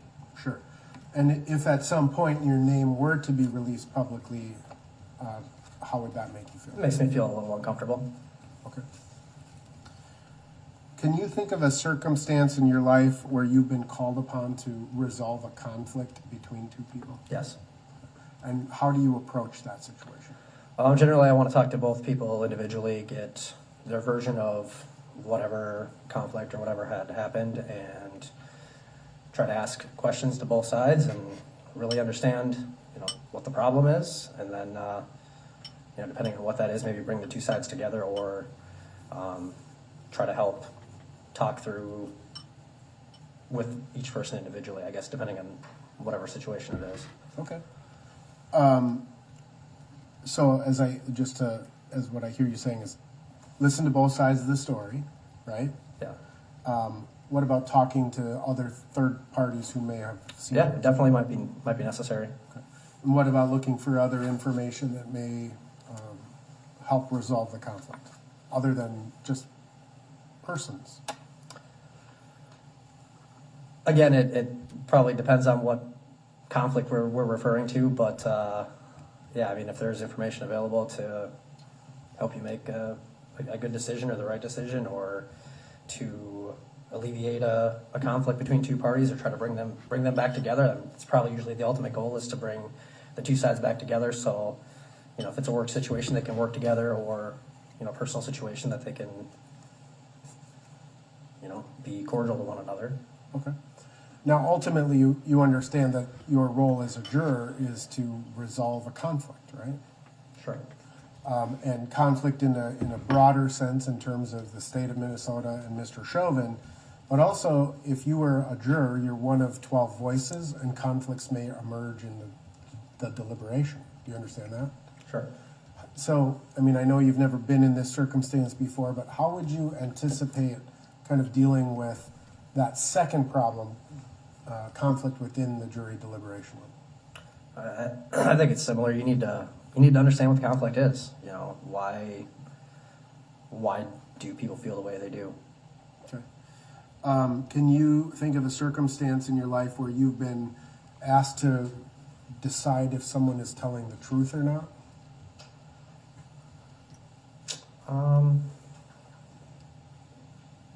I know it's a kind of a... I mean, I guess. I don't know if that really ends up being the determinant. Like, if I'm thinking of a work situation, that's probably not going to determine anything one way or another if that person is being 100% truthful. But yeah, I mean, I think that's part of any fact-finding mission, or if you're going to hear two sides of a story. Well, I mean, there's always an opportunity that somebody might be being less than truthful, and kind of having that, just drawing on other experiences and knowledge of the situation and things like that to form your opinion if you think something is not true. Okay. Can you think of a situation in your life where you've been 100% certain you're right and you later learn that you're wrong? Yeah. Okay. How do you deal with that? Generally just gonna own that, hey, I was wrong. Okay. Hopefully I didn't say anything too harsh that I need to say I'm sorry for, but yeah, I mean, I can't think of any adult that hasn't thought that they were right about something and found out that they were wrong. So, are you the type of person who's willing to re-examine his opinion? Sure. I mean, if facts are presented, I'm listening. Yeah. Okay. Now, ultimately, your role as a juror is to be what's called a judge of the facts, what happened in this particular case. And at the end of the case, the judge is going to read you the law that applies to this case. And you have to kind of apply the facts of the law, okay? Would you be able to follow the law even if you thought it was wrong or should be changed? Yeah. I mean, the law's the law, right? We all have to follow it. Okay. Now, I want to ask you a few questions kind of about your questionnaire. Again, I'll refresh your recollection based on some of your answers. Before I do that, I mean, do you think that you're the type of person who can look at the evidence that's presented in court and make a decision based on the evidence in court? I believe so. Okay. Do you think you can, or just that you would try, or? Yeah, I mean, if I'm put in a seat, I would do my best to follow what I'm being asked to do. Okay, fair enough. And before I go in, you said that you had seen some media since you filled out the questionnaire, and I understand it's inadvertent and people may have mentioned things in passing, or you flip on the car radio, or whatever it may be, right? And one of the things was the settlement, right? You heard about that? I did, yeah. And you would say it has no bearing or impact on you in terms of your analysis of this case? I would have fully expected that to be a part of this regardless of anything. Why would you have fully expected that? Just things that I've come to see over the course of my life. If if one entity or one company or one department, whatever you want to call it, is, I guess if you're just being responsible for something happening to either someone else or another company or whatever that might be, that there's generally some sort of monetary settlement to make people feel whole. Okay. And the fact that the city made this determination, again, I mean, would it have any bearing? Would it cause you to, if you're in that deliberation room, right, and there's a dispute, let's say over guilty or not guilty, would you say, hey guys, the city already paid this huge settlement. We need to take that into consideration? I don't think so. Okay. Now, in the questionnaire, obviously, you had heard about this case before filling out the questionnaire. That's yes. Yes. Okay. And it's fair to say you had formed some opinions about this case before filling out the questionnaire. Yes. And those opinions remain your opinions today? Yes. Okay. Now, before we go in, I want to make sure and clarify something here too, is there's a lot of questions about a video and how many times you've seen a video, and you referenced the video. Yes. I want to make sure we're talking about the right video, or the same video, I guess I should say. You understand there was a bystander who took a video. That video got uploaded to social media. That video went viral. The media picked up on it, and away we went, right? Yes.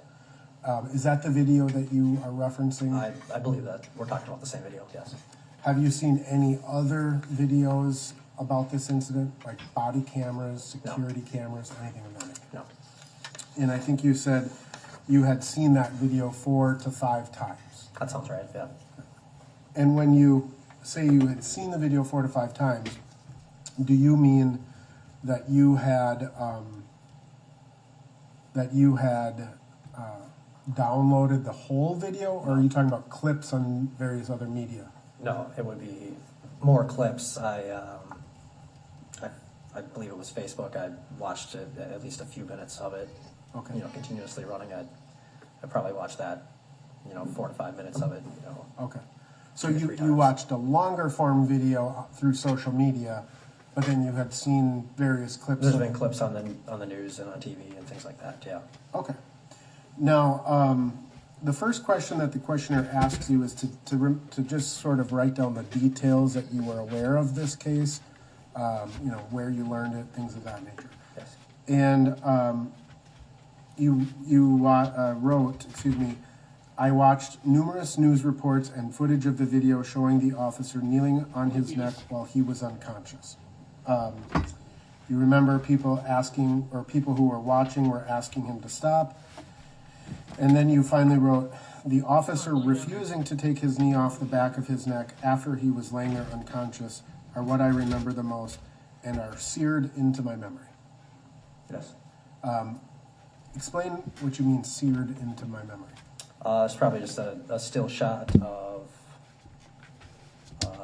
the officer with his, hands on his hips or hands in his pocket with his knee on the gentleman's neck back area, and he appeared to be just motionless, sitting there. It's hard to get that the look on his face, I guess, while that was going on is kind of probably that still shot that's burnt into my memory. Okay. As far as what I know about this. Sure. I mean, when you say, seared in my memory, Yep. do you think that that has a negative or a positive connotation? I think when you read it, it's probably a negative connotation. I'm sorry? I said if I was sitting in your chair, I would probably take that as a negative connotation, absolutely. Okay. I'm asking you about your opinion. Right? I think that word does have some feeling behind it, yes. Okay. You were asked about your perceptions of both Mr. Floyd as well as Mr. Chauvin. Do you remember those questions generally? I remember there being questions about it. My exact answers, okay, not certain. So you were asked, from what you've seen, read, or heard, do you have a general impression of the defendant? And you were given some choices, and you checked the box very negative. And then what you wrote about why you felt that way, you wrote, there were protests in the city of Minneapolis causing enormous amount of damage after those events, leading to civil unrest around the country. I feel Officer Chauvin in particular took this man's life. The video shows what it shows. Come on, Donnie. Do you still agree with that statement? I mean, yes, if you're asking. Yeah. That's. I want to just tell you, sir, you are entitled to your opinion, right? And that's what we're asking, is be honest about your opinion, right? And if you can be honest about your opinion, that will help us determine whether you can be a fair and impartial juror in this case. Do you understand that? Yes. So I'm not questioning your right to have an opinion, and even if that opinion is negative. But we just need you to be honest, because we don't know what's in your heart or in your head. Sure. Fair enough? Yes, that's fair. Okay. So it's fair to say that you had a very strong and negative reaction to what you saw in that video, right? Yes. Okay. And you specifically say that my client, Officer Chauvin, took this man's life. You formed an opinion as to Mr. Floyd's cause of death, in other words. That's fair to say that I made an assumption based on the video that I watched, yes. Right. And again, the video, like what you write, the video shows what it shows. Mm-hmm. Correct. Now, you were asked a question about your impression of Mr. Floyd, and you said that it was somewhat negative. And you wrote, there are stories everywhere about his colorful past and his status when the event occurred. I would not consider Mr. Floyd an admirable person based on his life choices. Do you stand by that statement as well? Yes, I do. Were there things that you specifically recall hearing about Mr. Floyd? Donnie, stop. About his...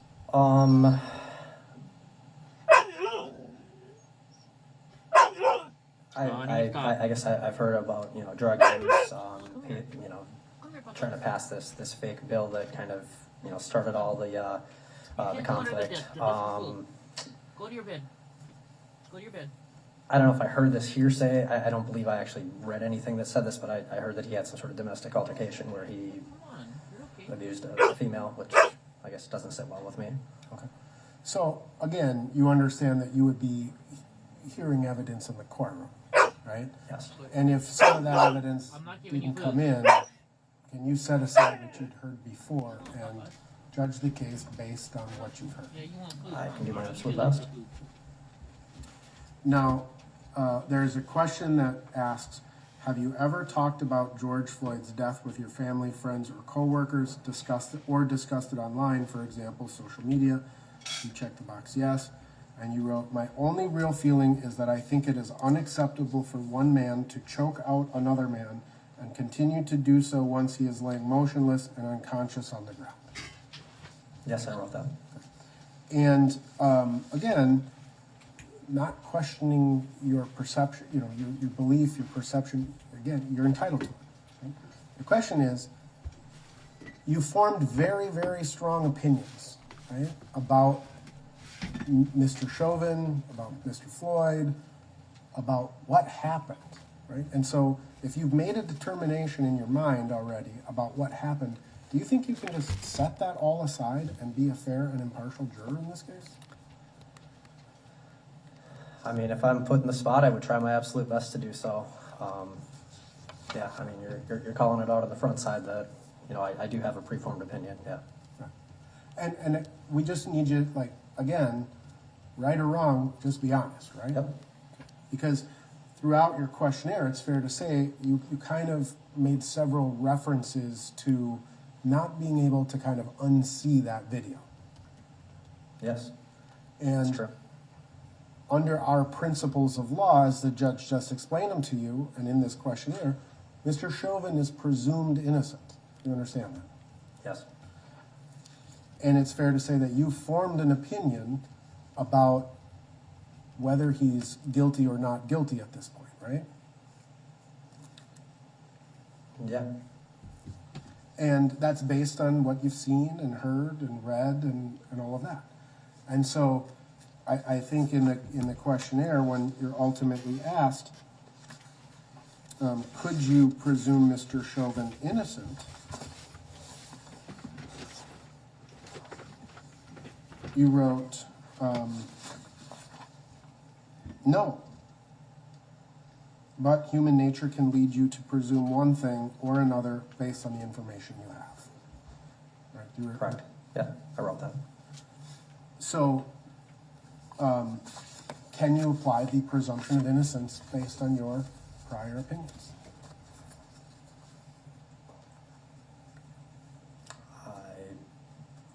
Again, I can try my absolute best. You know, what I wrote in there, that it's going to be hard to unsee that video. I mean, I witnessed it, I watched it. I did form an opinion about what I watched, and I mean, I've been very forthcoming about that from the start. I think, again, if you guys think I'm a good fit to be a juror, then would I do my absolute best to be fair? Yeah, I would. So the question was presented in the questionnaire. No matter what you have heard or seen about this case, and no matter what opinions you might have formed, can you put all of that aside and decide this case only on the evidence you receive in court, follow the law, and decide the case in a fair and impartial manner? And you wrote yes, but there is no unseeing the video footage of the incident.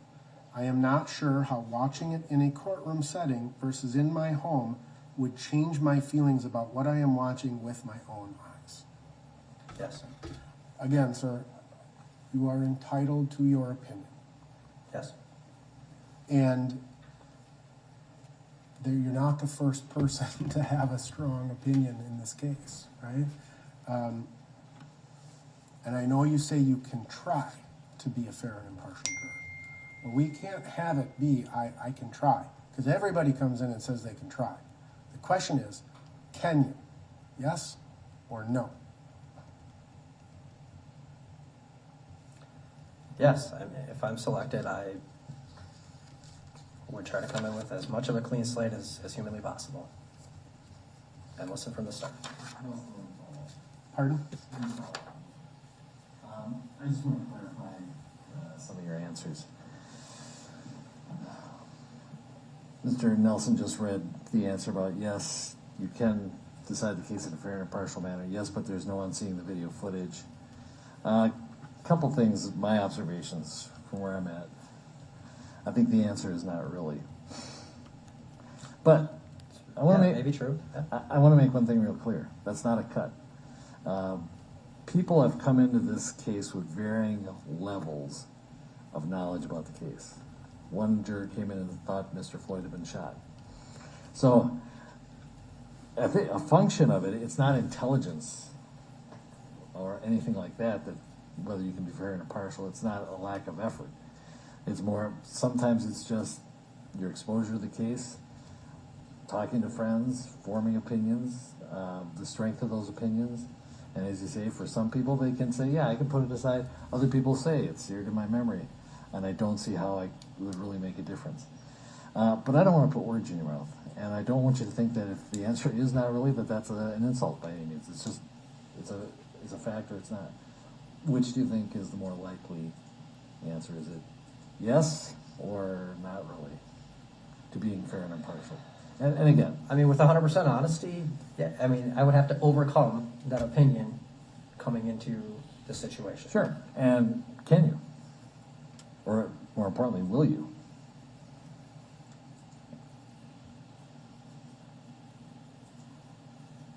I mean, again, I try as hard as I possibly could. I mean, when I hear his name or I hear anything to do with this case, it just seems to be one picture that pops into my head, and whether that's right or wrong, I'm just that's my honest. Okay.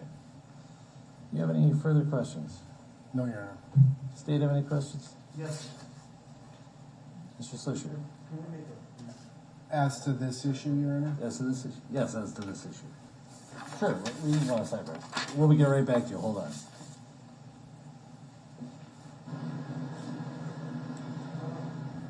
Let's see if I have any time to fast forward here. Oh, we got a little bit of time.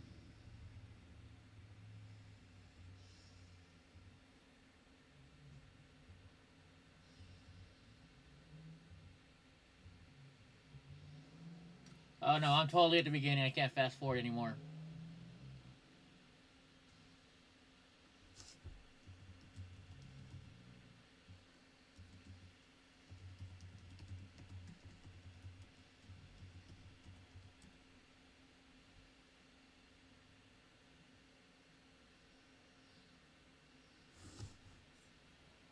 I hate it when they go deaf.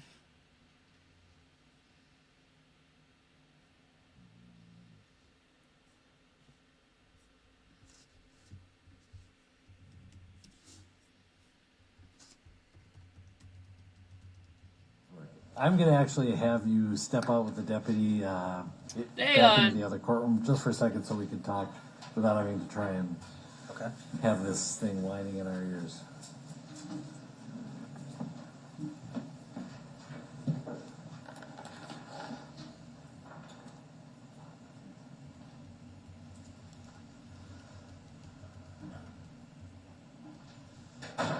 All right, we are outside the hearing of the jury. Mr. Nelson, did you want to talk? Who asked for the sidebar? Mr. Slisher.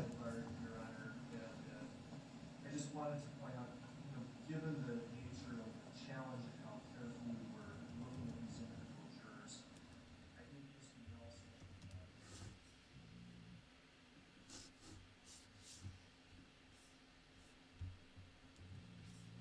And there they go, quiet again. So how's everybody doing today?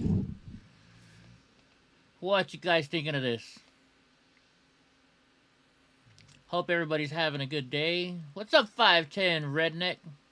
Gene Spratt. He seems to be struggling with whether or not he can be yeah. It's hard. I mean, this thing is really hard, guys. I mean, think about it. You got to try and figure out the people that are lying because they don't want to be in there. You got to figure out the people that are, like, not going to testify right. You also got to think about or not testify, but not judge right. You got to think about the people that are lying so they can get in there so they can vote one way or the other, right? I mean, I'm not going to lie. If I was there right now and I was picked for that jury, I'd make sure I answered all the questions right so I got on that jury trial so I could vote, right? Wouldn't you? You know, that way you can see it your way. I don't know. I know I'm biased, and that's not... I wouldn't lie, but I would... How about this? I would just make sure I said the answers. I wouldn't lie, but I would say it in my favor. Or in the favor that I wanted to go. How about that? Does that make sense? I hope it does. I don't know.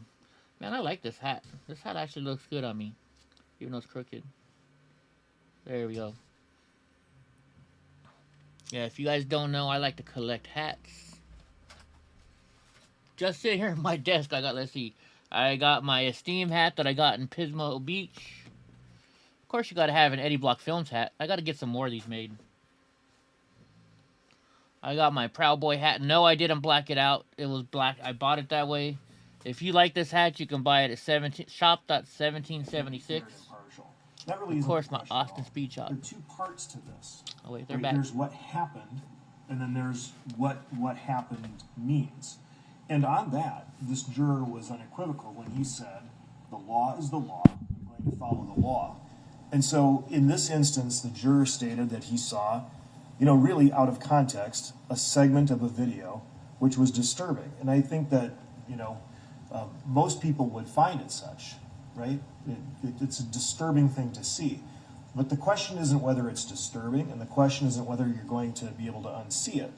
The question is whether if the judge instructs you, based on his instructions, you find that what you saw, that what you thought was disturbing, was actually justified under the situation because it was an authorized use of force, would you follow the law? Right? I mean, of course, if someone saw a video of a shooting, they would probably find that pretty disturbing and pretty outrageous. Of course they would. But of course, as the judge as you know, officers can, in the proper circumstances, shoot someone, kill someone, strike someone, restrain someone. They can. So the question isn't whether when you see some conduct, whether you can forget it. The question is whether under these circumstances, if the judge instructed you that the elements of the offense are thus, and you found that what you saw doesn't add up to a crime, would you be able to do that? And he clearly said that he would. He's not going to be able to unsee what he saw. Nobody can. He said he would try, and we're back into the I'll try. And if you think I'm the best, that delegation to us. If you think I'm good enough, I'll try. It's just, that's not good enough. He was pretty affirmative, I think, before we got to the third or fourth time he's asked the same question. I mean, I think that he was. And I guess what I'm saying is that the laying out of the conduct that everybody finds outrageous, and looking at that, saying, well, gosh, do you think he's guilty based on that?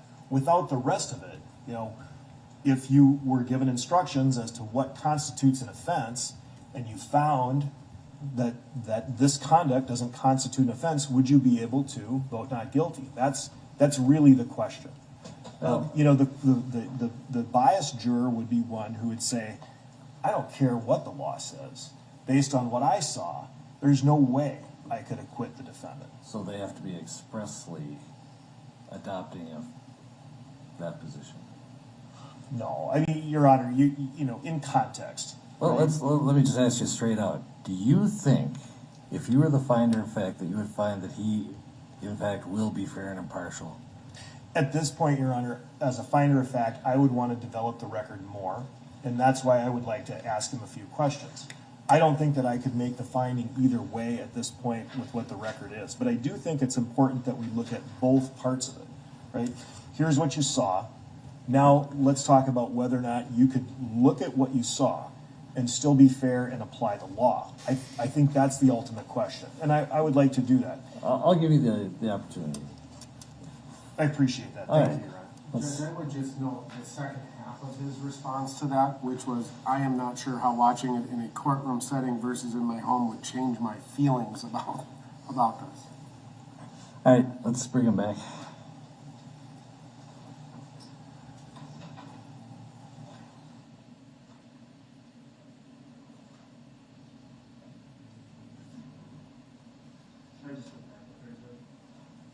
Yeah, that'd be fine. And it's only as to this.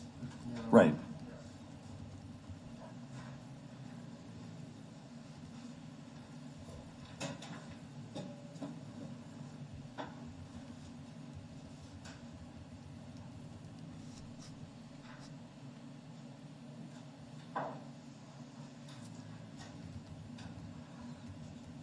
Okay. Yeah, we have you walk a prescribed route so that you don't get on the camera. All right, Mr. Slisher's going to ask you a few questions. Thank you, Your Honor. Sir, Steve Slisher, represent the state. We met briefly just earlier, and I have a few follow-up questions I need to ask you just about some of the answers that you gave in response to counsel's questioning and the court's questioning about your ability to set aside prior opinions that you may have formed and judge the case fairly. All right? And so what I need to ask you, at one point you indicated that you believe that you could follow the law because the law is the law. Is that right? Yes. And you have no hesitation about that? Correct. Now, I want to pose to you a question in your ability to do that. Let's say that the court instructed you that the defendant is charged with particular offenses, particular crimes. And those crimes have elements. And the government has the burden of proving each of those elements beyond a reasonable doubt. would you be able to hold the government to its burden of proving each element of a crime beyond a reasonable doubt? Yes. Now, what if, based upon your review of the court's instructions, you determined that the thing you saw, the video, right, that conduct does not constitute a crime as instructed? In other words, the government failed to meet its burden of proof. Even if, assuming what you saw was introduced as evidence, that in and of itself, that is not a crime, would you be able to return a verdict of not guilty? Or do you find the conduct such that you would just be unable to follow the judge's instructions? Again, if I'm put in this situation, I'm going to do everything that I can be to be fair and listen to everything that's presented in front of me, and try to put aside any personal opinions that I have formed to this point. And so on that question, and this is really important because the state has an interest here, and the state also has an interest in making sure the defendant has a fair trial, right? And so when you say you try your best, say if you were flying a plane, if you were a pilot, and I was about to hop on the plane, and I said, "Is this plane going to land in Phoenix safely?" And you said, "Well, I'll try my best." You could see that I might want to go back to the Sky Lounge and wait for somebody else, right? Sure. So, I mean, I need to ask you, more than try, would you be able to, if after reviewing the judge's instructions, it became apparent to you and you believed that what you saw does not add up to a crime, would you be able to find the defendant not guilty? Yes, I mean, if I'm put in this situation where you're asking me to be fair and judge and listen to everything in front of me, I would listen to all the facts and do as I'm instructed and arrive at whatever verdict the facts bring us to. And if that verdict was not guilty, would you enter it? Yes. Of course. I have no further questions. Oh, he's not going to strike him?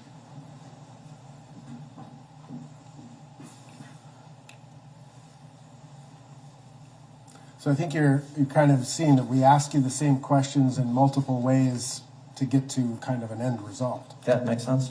Right? And again, it was pointed out to me that I may have asked you or read you a question wrong, and so I just want to clarify the record here in this regard. I'm not trying to belabor the point.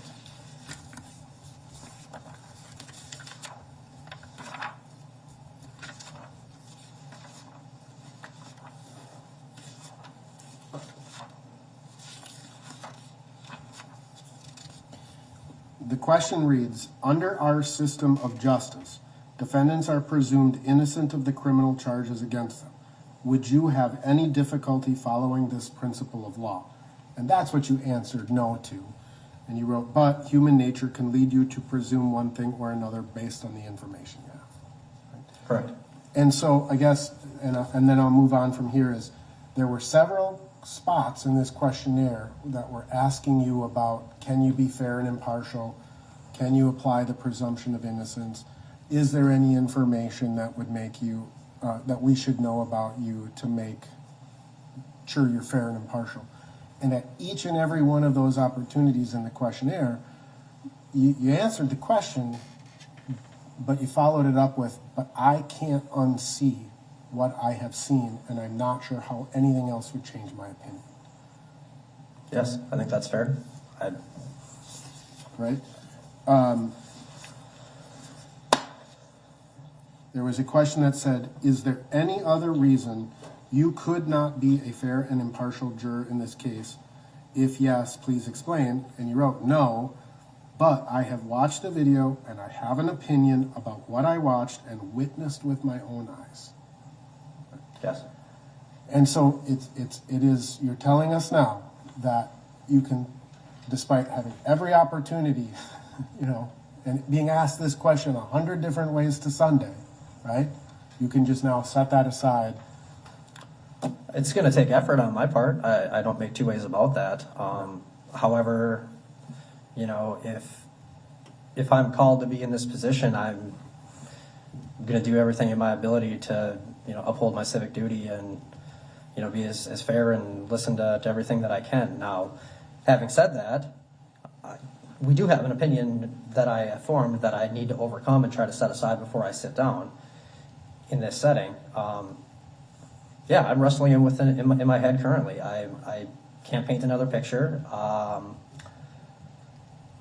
Do I think that if, you know, I walk out of here and you say, we want you to be the juror, yeah, I will do everything I can to listen to what's presented to me once this starts. Yeah, I mean, and ultimately that's what the presumption of innocence is, right? It's starting from a point that we don't have to overcome any of that. Do you understand that? Yes.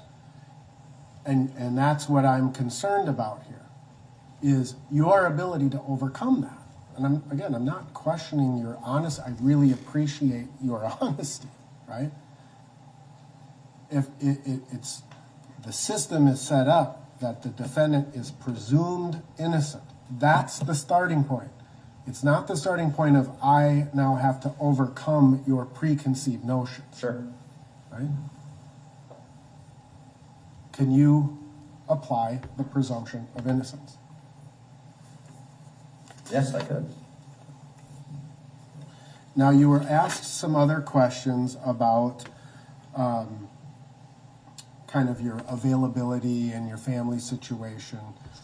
And you had some different responses than you've kind of said today.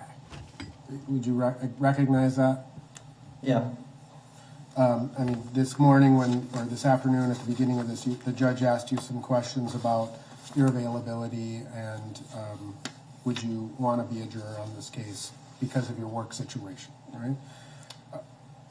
And you said you'd make it work, right? I could make it work. I don't believe he asked me if I wanted to be a juror on the case. Okay.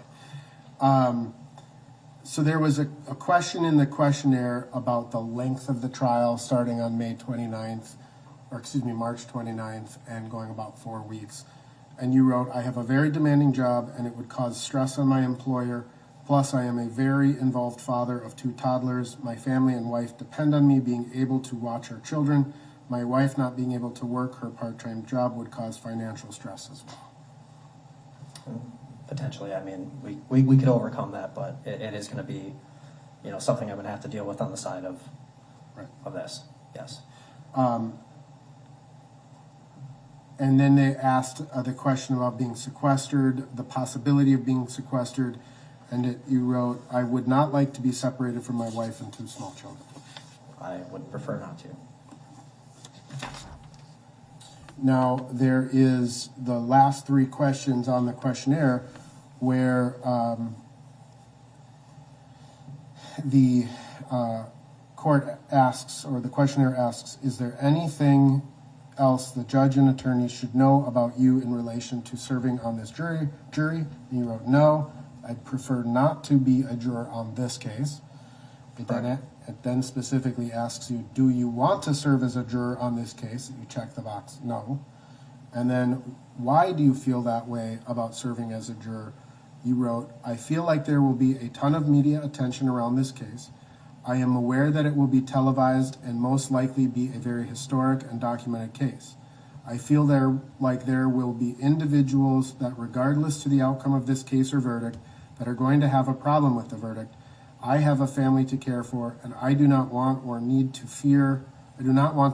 fear for the safety of my wife and 2 children or myself simply for being involved in such a charged case. Right. Yes. So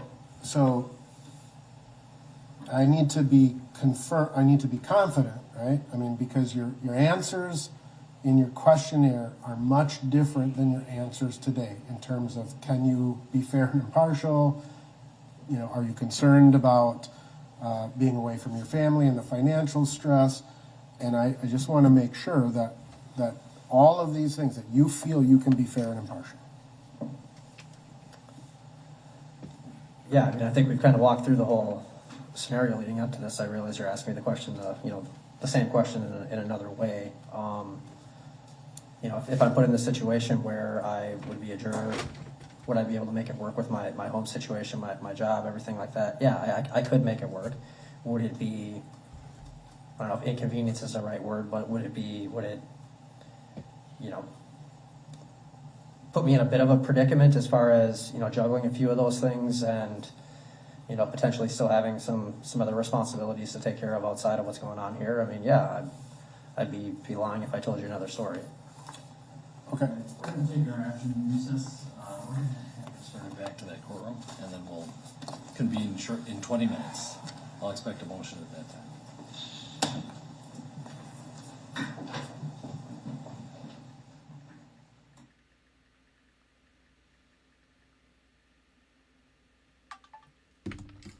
Alright, I'm totally fast forwarded on this stuff, so I guess it's gonna be us talking here. I guess, let me go back. They're taking a 15-minute little break. What do you guys want to watch? Let's see.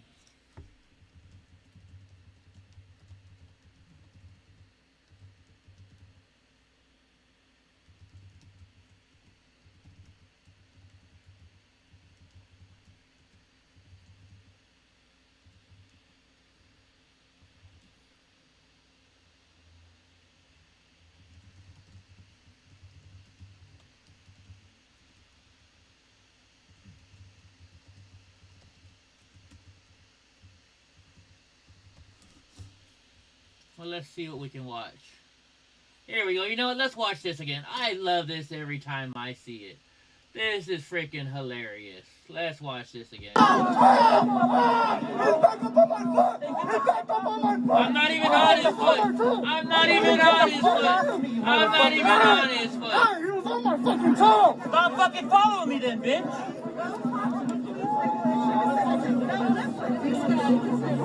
Alright, we gotta watch it again. I'm not even on his foot. I'm not even on his foot. Hey, he was on my fucking toe. Stop fucking following me then, bitch.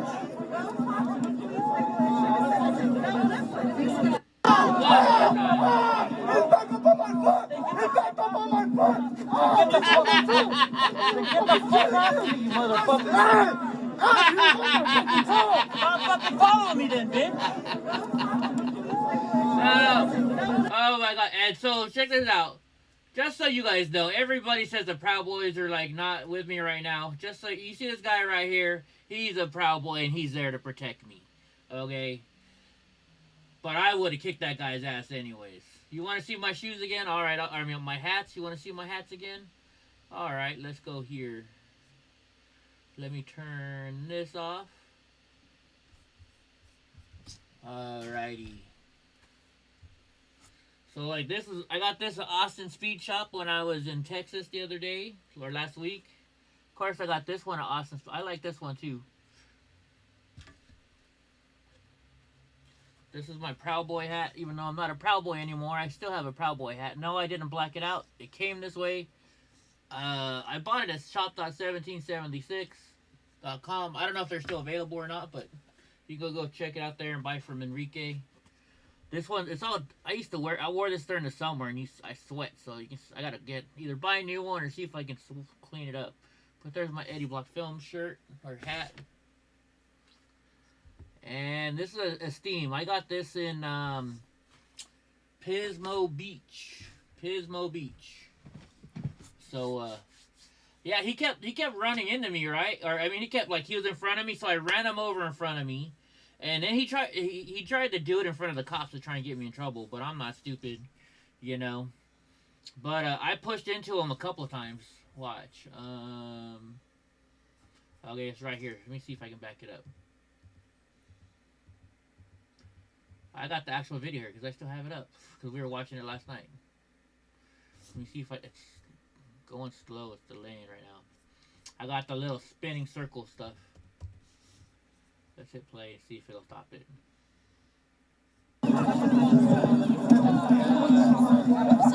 You're good. happen like right now. If I have one. You're gonna keep following me? See how he's blocking me? Why don't you tell everybody I got a whole bunch of white supremacists around me again, like you did a Black Lives Matter march and tried to get my ass kicked? Wonderful twisted narrative. Excuse me, can you get out of my fucking way? Well, then stop getting in front of me. Stop getting in my fucking way.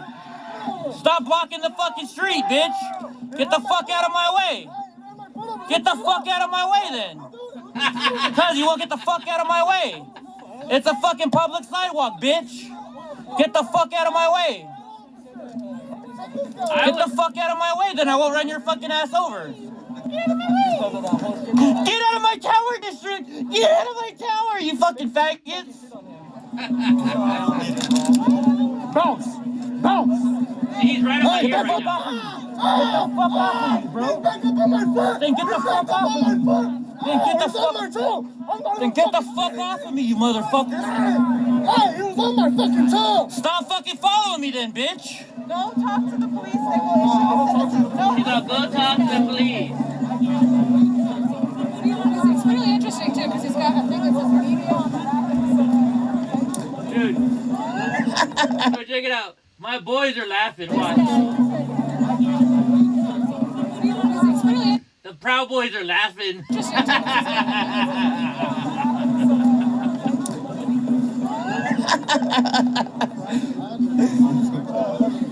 Class.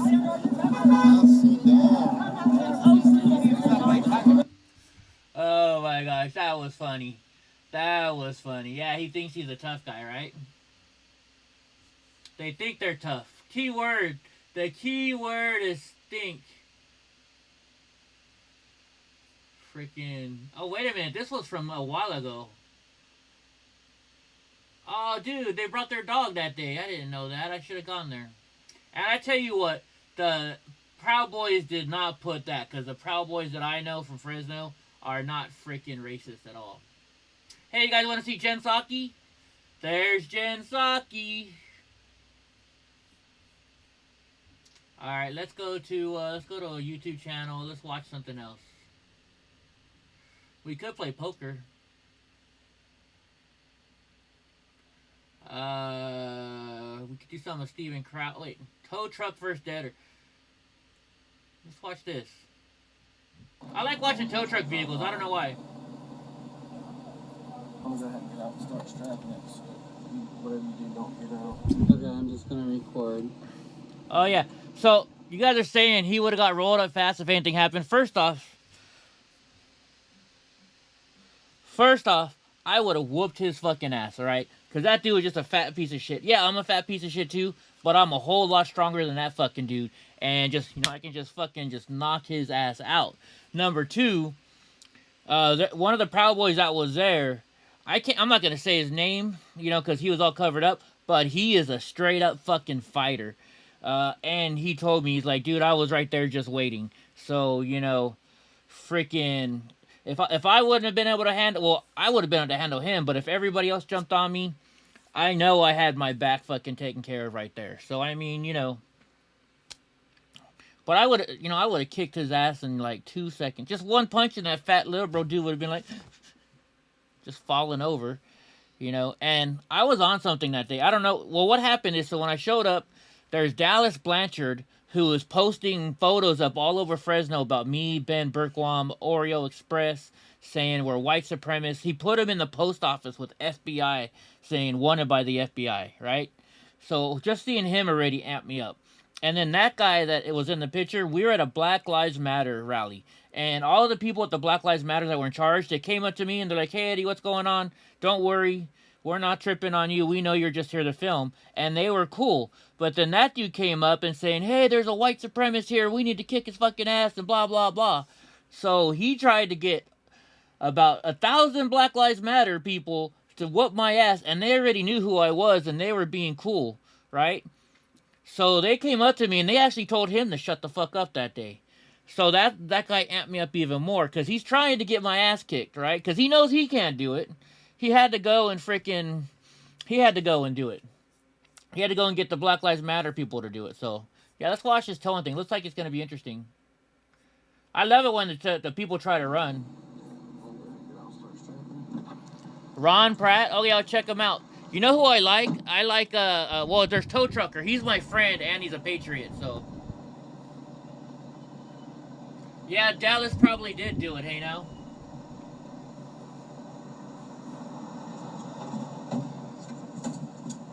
So I bet he's gonna try and get off. He's gonna try and drive it off.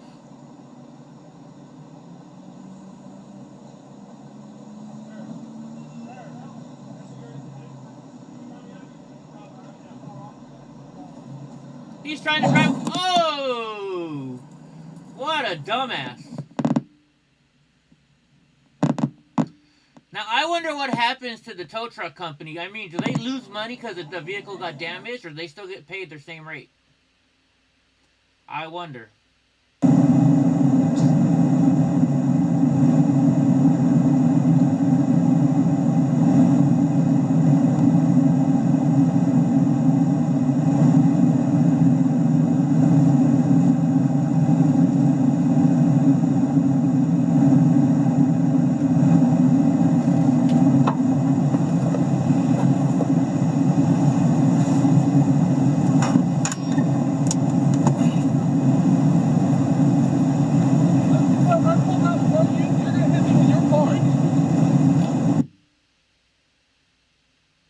Here's where, gas is gonna be.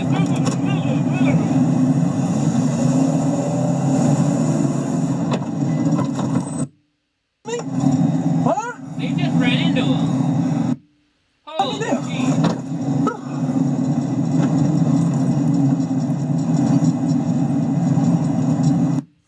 It's a Ford. You should have bought a Chevy anyway.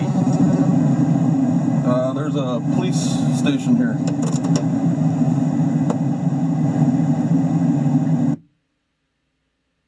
Oh, I remember this one. This one gets pretty crazy. Yeah, you never want to tow at an apartment complex like that, because everybody's going to be out there.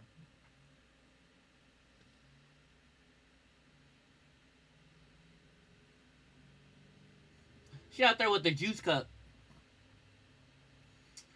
Why is there no sound? The one I watched before, I thought there was sound on. Dude just jumped out of the freaking balcony. I'm sorry, I would have taken it still. I don't think he takes it. I would have kept on taking it. He's already on it. Just lift it up and go.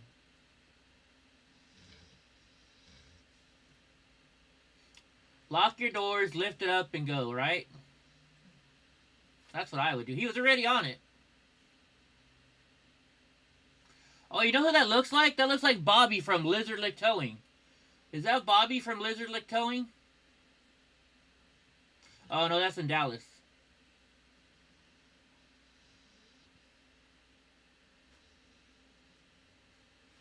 In fact, I gotta drink some water. I gotta keep up with my 64 ounces of water every day. Why is he... I guess he gotta pull it out. Watch out, School. School. Dude, you gotta... How you gonna get off the pole?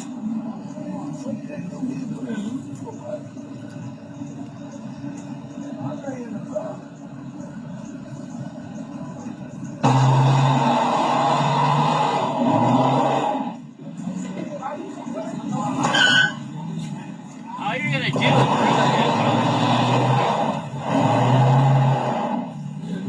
That's a Chevy. Is that a Chevy? That's a GMC.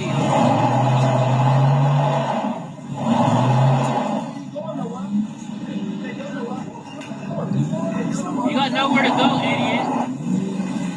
You got nowhere to go.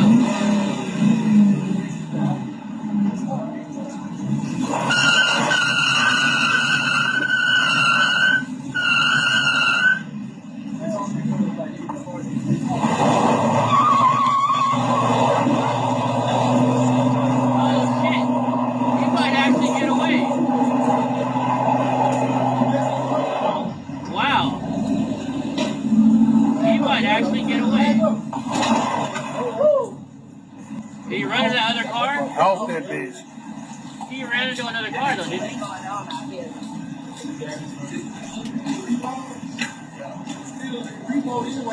He gone!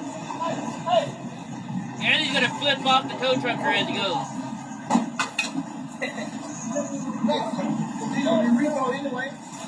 Here it comes running.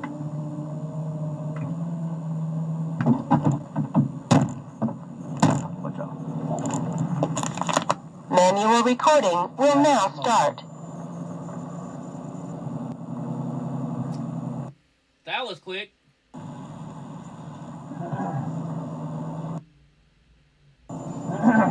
She gone.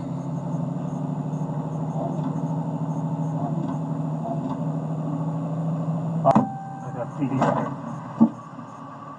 Better hurry up and strap your load down, bro, and close the doors. Don't forget to close the front door. Oh, the hood was up.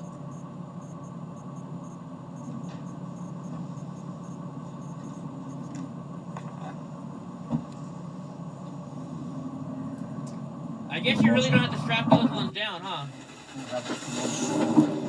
I don't need that. I'm gonna grab both sides of that.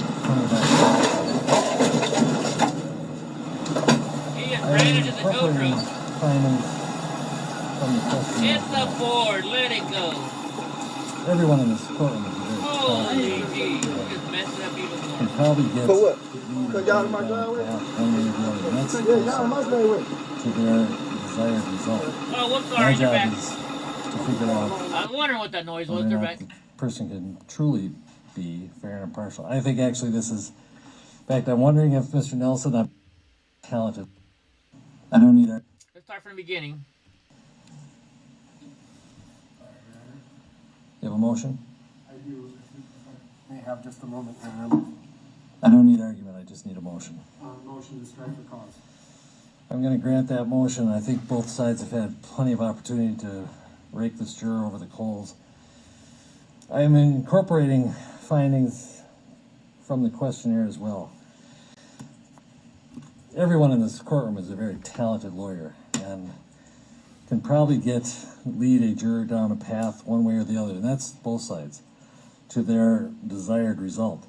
My job is to figure out whether or not the person can truly be fair and impartial. I think actually this is, in fact, I'm wondering if Mr. Nelson, I'm not going to ask you to respond, if you made the earlier record and motion seeing that this individual is coming up, because I think it is the classic case of someone who, in all sincerity, is saying he would try and be fair and impartial. But every entry in his questionnaire that's related to the presumption of innocence and being fair and impartial is a qualified answer. Specifically, the question which over defense objected, I bolded in the questionnaire.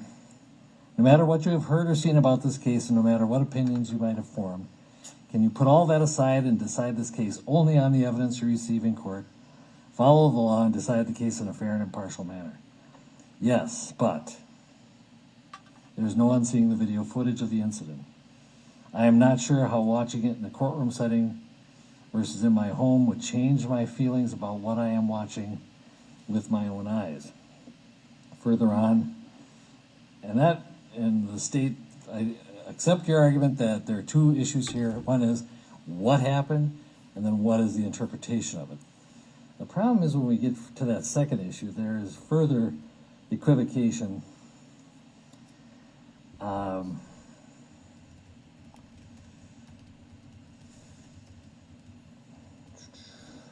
Specifically,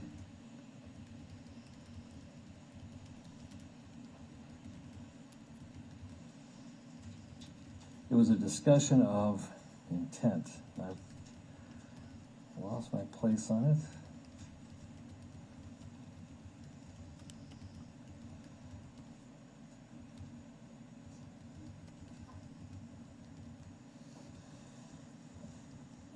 In response to question 6,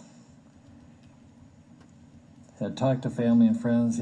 His response was, my only real feeling is, I think it's unacceptable for one man to choke out another man and continue to do so once he is laying motionless, unconscious on the ground. So he actually did give an opinion that went beyond just what he saw, but what his opinion and evaluation of what that was. But my biggest concern here is that all the answers on the presumption of innocence and fair and impartial, they are all qualified, and this, I think, is a classic case that Mr. Nelson's talking about. He gives what is ultimately the socially desirable answer, but it's always qualified by, I'll try. Finally, if you can put the words in his mouth as, I shouldn't say that, but if you can lead him to the point of saying the magic words, it's not enough in my view. I make a finding that he could not be fair and impartial, and thus I am granting the challenge for cause. Let's go to juror number 73. Mr. Slisher, you wish to make a record? Just very briefly, Your Honor. Yes. Well, obviously, I disagree with the ultimate decision. Sure. This is clearly within your discretion, and I understand how you got there. I, just on behalf of the state, deeply appreciate you allowing me to further question the juror and be careful here because it is so important. And I have Cool, so no he's problem with helping the out the state defendant. seeking to rehabilitate. So don't feel cautious in asking for that. And I'll be real honest. I think I reached this point when I turned to him and said, can I translate as yes, but to not really? And he almost kind of agreed with it. But I think that was the turning point for me. But the state always has a right to rehabilitate. Do not feel shy about asking for it. I appreciate that. All right. Juror number 73, please. Do we need to excuse him? They will. Mr. Schaefer will take care of it.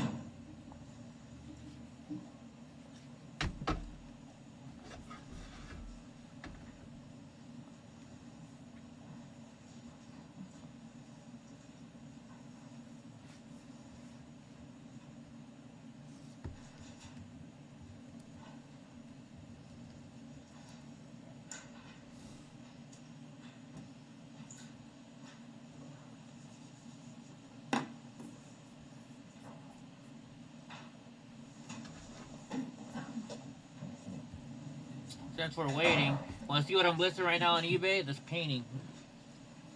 Pretty cool paint. You guys can't really see because of the light. There you go. Found this in an eBay store in a storage unit. Pretty old. Pretty dang old.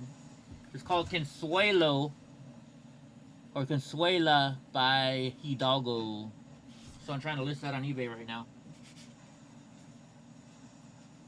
It's like really old. I don't know how much I should list it for. What do you guys think? How much should I list it for? I see a lot of paintings like this going for $100. So I'm thinking I'm going to start at 99 and just leave it open to offers.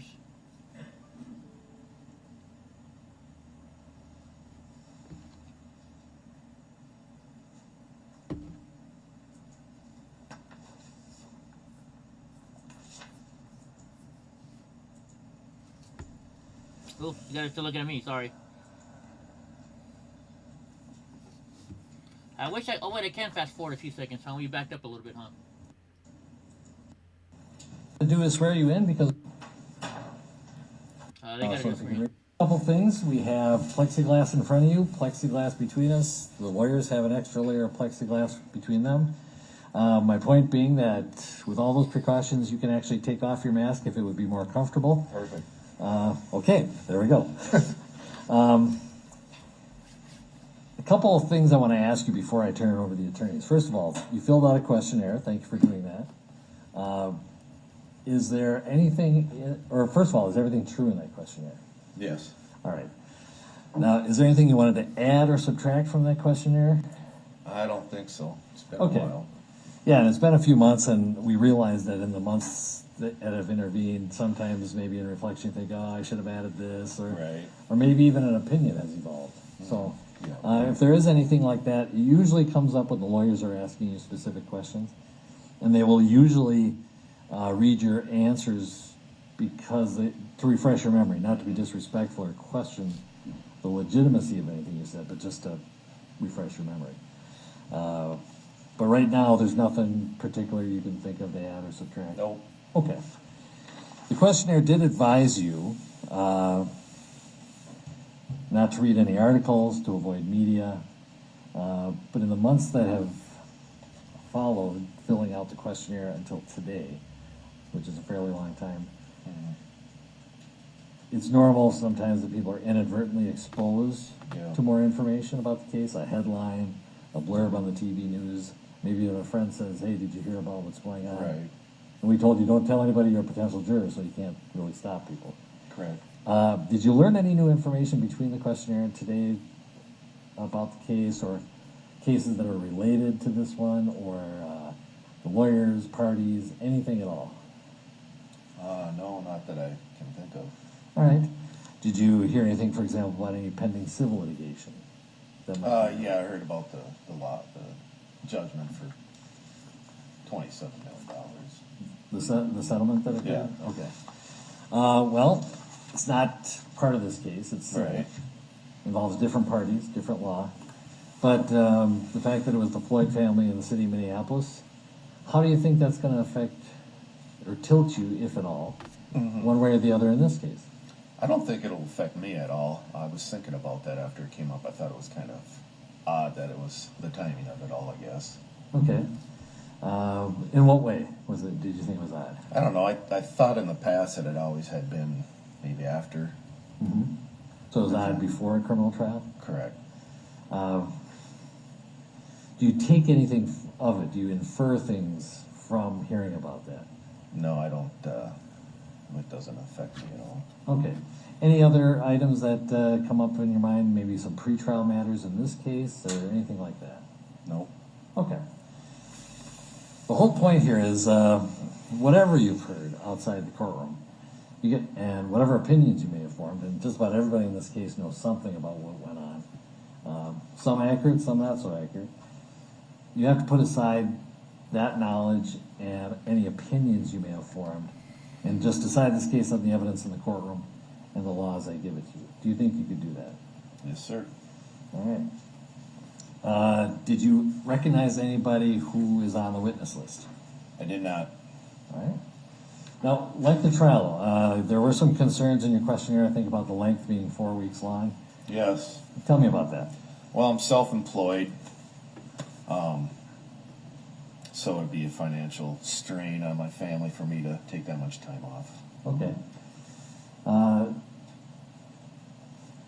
Having said that, everyone bears a certain burden doing jury Yep, I understand. We'll figure it out. But at the same time, we have to be sensitive to people's individual situations. Mm-hmm. Do you think that it would be such that, well, for one thing, would you try and be working after hours, after court time, or anything like that? Yes, definitely. Okay. Do you think it would be the point where you would be worn out and falling asleep during the trial? No, I have a business partner and an assistant that can help out. Okay. Do you So think it's it's not gonna be a burden, large then? enough hardship that you would want to be off? Not want to be, but should be off. Yeah, I've been thinking about that, and that's a tough call. I Really? would Let me think look it up. would be financially difficult. Okay. If it was 4, 6, 8 weeks, whatever it is. Well, we're hoping it's 4. But All right. that's a pretty good estimate, but we don't know how deliberations are going, so. Well, I think maybe we'll let you think about that and get back to it. I might let the lawyers explore that a little more. Got it. Anything else? Any other questions you have, or things you think that I should bring up? No. Okay. A couple of things that before I turn it over to Mr. Nelson is you've done a really good job of not talking over me, but lawyers and judges and jurors sometimes talk over each other in this process. We are actually the worst offenders. Mm-hmm. And you seem to have pretty much been good at waiting till the question is finished and then answer it. That's necessary so that we have a good record being made. So if you could continue to do that, that would be great. And if you could pull up to the microphone so we can hear you really well. The microphone doesn't move very well, so I apologize for that. All right. So with that, Mr. Nelson, you may inquire as to juror 73.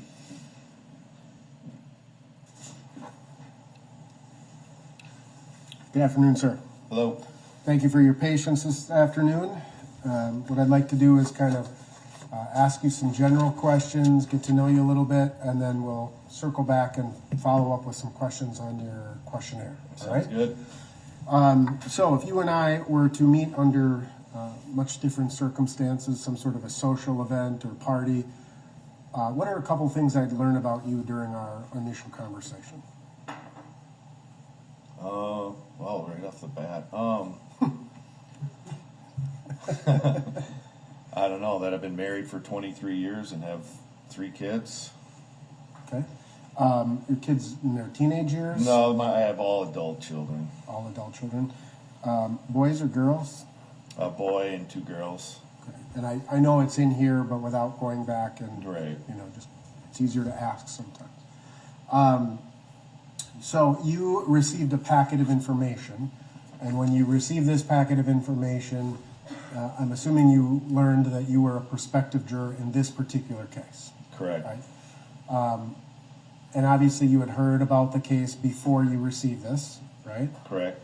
So when you learned that you were a prospective juror in this case, what was your initial reaction?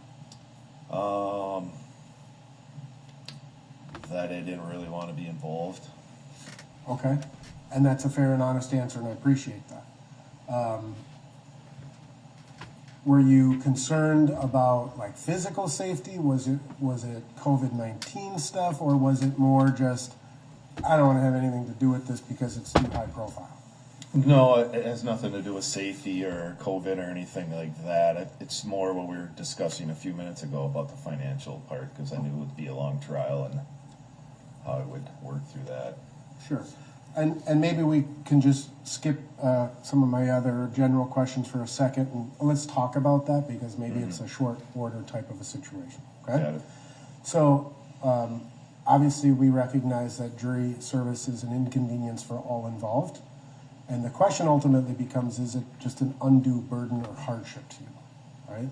Like, if you were to be selected as a juror on this case, would you be able to continue paying your mortgage or your bills?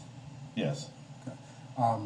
And do you think it would damage your business in a tremendous way? Because I know you said you're self-employed. Yes. Possibly. It's my busy time of year right now. Okay. So it'll definitely affect me. Right. And again, without saying the name of your company, because we are trying to protect your identity, you're in real estate, I believe? Correct. Real estate sales, home sales, and things of that nature? Correct. Coming into the spring, I think spring historically is a pretty big time of year for Yes. home sales. Obviously, the market is pretty red hot right now. Yep. So, is it simply, I don't mean to be glib about it, right? But is it the difference between I'm going to make some money or a whole lot of money, or is it I'm just going to make some money or no money? Probably the first part. Okay. So it would be an inconvenience, but not necessarily an undue burden. Is that fair? Correct. Yes. Okay. I'm going to go back to with all due respect, I don't think you'll qualify as an undue hardship. So your concern was really just financial and business related. How did you feel when you came down to the government center this morning, or this afternoon, I should say, and kind of saw the fortifications and the environment around downtown right now? Yeah, it was quite the scene, I guess. It's kind of what I expected. Okay. You had heard something about these preparations, I assume? Correct. Okay. Did it cause you any concern? No. Did it make you feel safer? Actually it did, yes. Okay. And then when this afternoon, when we had that initial set of instructions, did you, and the judge was saying that we're doing everything we can to protect your anonymity, how did that make you feel? Fine. Okay. I'm fine. At some point, however, you understand your name may be released publicly. Does Correct. that give you any pause or concern? No. Okay. Let me ask you, generally speaking, in your personal or professional life, I suppose with 3 grown children, at some point in your life, you have been called to resolve a conflict between 2 people. Right. Okay. Can you think, when you've been confronted with that, can you think of how you approach that? What tools do you use to approach a conflict between 2 people, and how do you try to resolve it? Not exactly sure what you're asking. I guess just try and mediate. Okay, so I'll put it in a more specific example and less abstract. let's assume one of your children came to you and said, Dad, this is what happened, and another one came and said, no, this is what happened. Right? There's a conflict inherent between those two stories. Agreed? Okay. How do you go through, what's the process you go through to determine which side is A, being truthful, and how do you resolve the conflict between your kids? Right, I guess you just listen to both sides and talk to each one of them and go from there, I guess. Okay. If you were a juror in this potential case, or you become a juror in this case, the ultimate goal of the juror is to resolve conflict. Agreed? Agreed. And there's obviously a very big conflict between the state of Minnesota and Mr. Chauvin. And there's a potential for conflict in the jury room amongst the potential jurors, right? Yeah, right. So, taking the hypothetical situation into the jury room, right? One group of jurors has a perspective about a piece of evidence, and a different group of jurors, they don't agree. Right. You're kind of in the middle. Let's put you in the middle at this point. How do you reconcile, or what tools would you bring to the table to reconcile that type of a dispute? I don't know, I guess that's what I just said, just listen to both sides and kind of see what side I fall on and go with that. Okay. And so do you think it's like a situation where perhaps there may be other information that would assist in the analysis of whatever that is? Right. Or what other people might have to say about that same perspective? Yeah, that's correct. I don't want to put words in your mouth. No, it sounds like a reasonable way. And I guess the question is are you the type of person that's just going to agree with one side to build consensus and get this over with and be done? Or if you have a personal feeling that's strong, are you going to dig your heels in and stand your ground? No, I'm pretty good at standing my ground if I feel a certain way. Okay. And do you think you could do that if, let's assume there's this one piece of information. This is the critical key as you see it. And the 11 other people are telling you you're wrong. Do you think you could withstand that type of pressure? I think I could. Are you at the same time willing to re-examine your beliefs or your views about that piece of information? Yeah, definitely. Yeah, he gets. Can you think of a situation in your life where you've been 100% certain that you are right, only to later learn you're wrong? I would have to think about that, but not right off the top of my head. Okay. Can you imagine? I liked the example one person gave of being 100% convinced that an athlete has a particular statistic. You look it up, and it turns out you're wrong. Right. And that's a very basic kind of an analogy, right? Anything like that you think ever happened to you in your life? Or can you picture something like that happening? I can't think of anything right now. Okay. Well, let's assume that you were 100% convinced of something.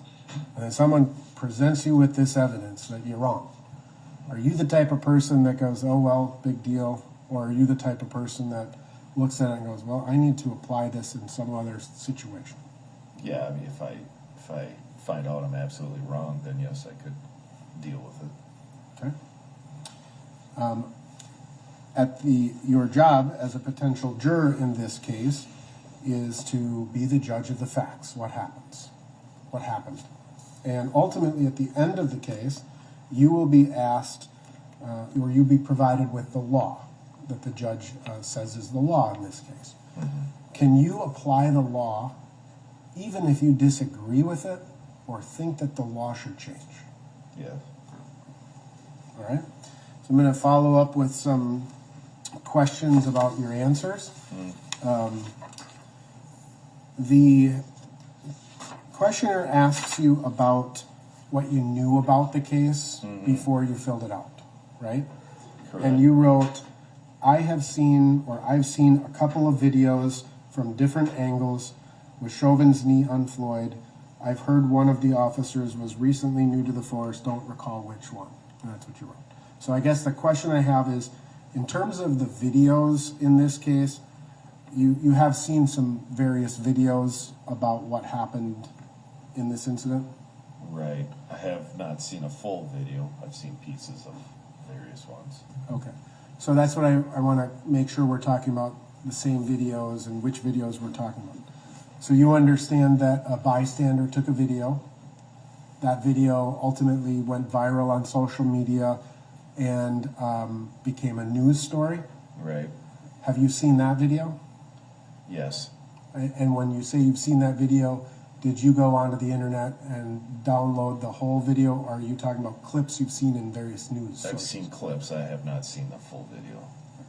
Now, I am aware that some other videos have gone into the public sector sphere,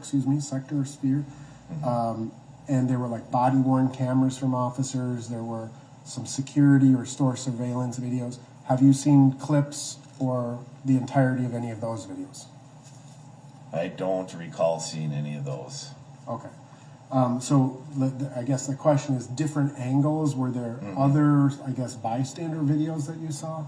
No, I can only think of one, and that's probably the main one that gets shown or has been shown all the time. Okay. And you indicated that you had seen, based on your best estimate, some or all of that video, well, parts of that video, I guess we should clarify, 4 to 5 times? Right. Okay. And maybe some still images that were taken from that video? Correct. Okay. You were asked about your general impression of Mr. Chauvin and Mr. Floyd, and with respect to both, you had a somewhat negative, I guess, general impression of both Mr. Floyd and Mr. Chauvin, right? That's correct. Okay. And I just have to follow up. With respect to Mr. Chauvin, you wrote, I've only heard about Chauvin's reputation. What have you heard about his reputation? I'm trying to recall here. I don't know, that he was kind of a hard ass. Okay. All right.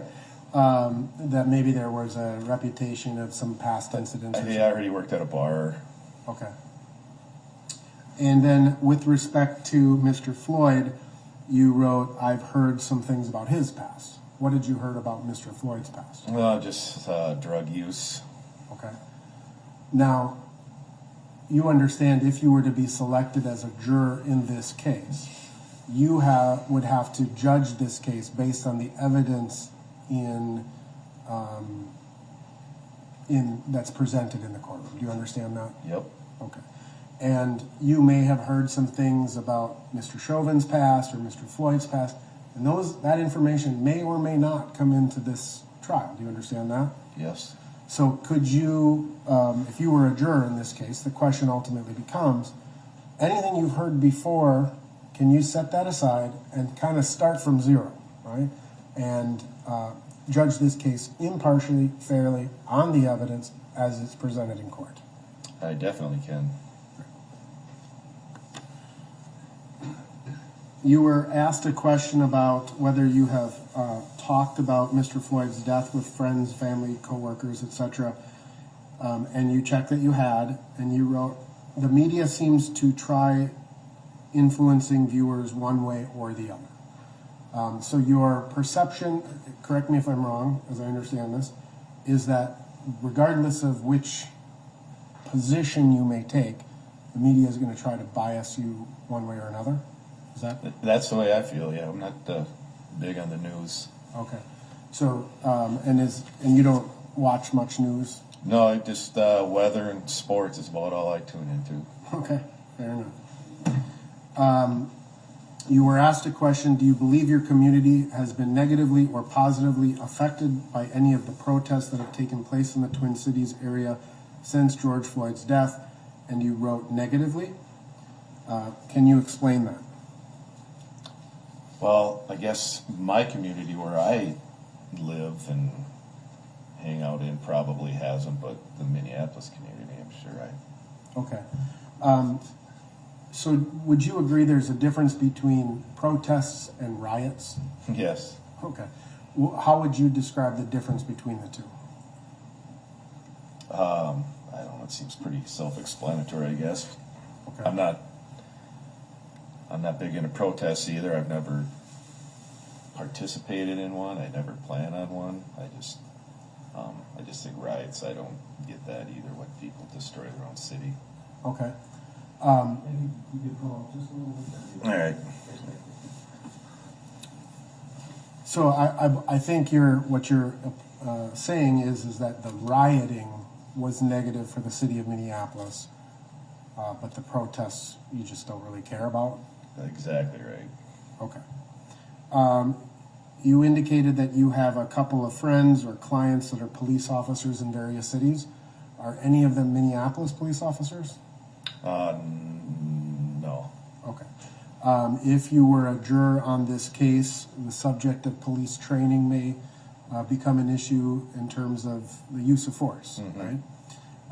We're going to call up your friends or your clients and say, hey, is this how you guys are trained in X city? No. Okay. All right. There's a question, and I just want to remind you, you have the right to request a private hearing, but there's a question about being a victim of a crime or being arrested for a crime.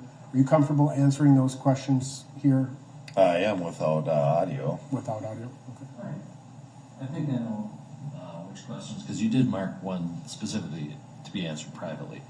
And so I am going to find under the rule that this would involve particularly sensitive material, so I'm going to order the audio to be not broadcast, and so that'll be turned off. And we're quiet.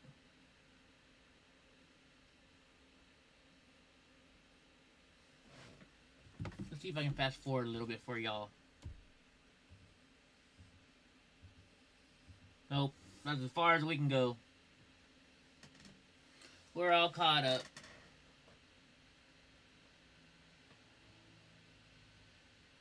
So how y'all doing today? Is everybody having a good day? I sure hope so.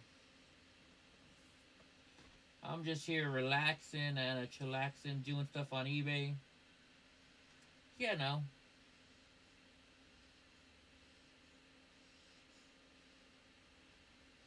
Anyways. Ooh, forgot about this.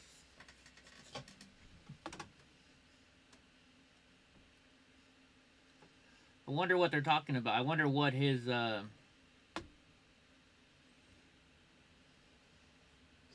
secret is.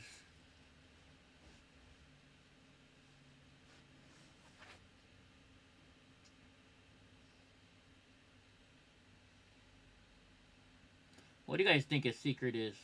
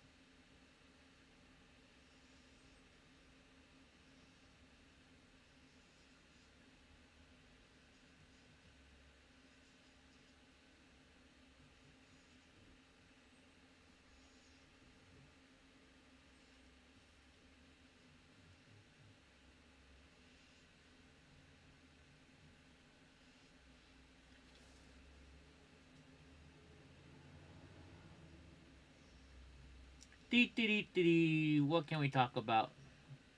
Sorry, I was sending an email. What's up, everybody? Hopefully they come back soon. Wonder what they're talking about. What do you guys think? I wonder what he was a victim of. You wouldn't trust the government to... Oh, they are pushing mute regular. regularly, so that's good. That works out, you know.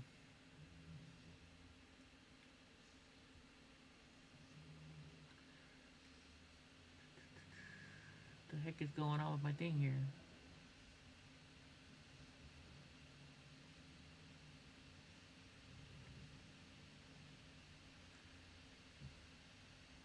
He's the head of the local clan. Who knows? Who freaking knows?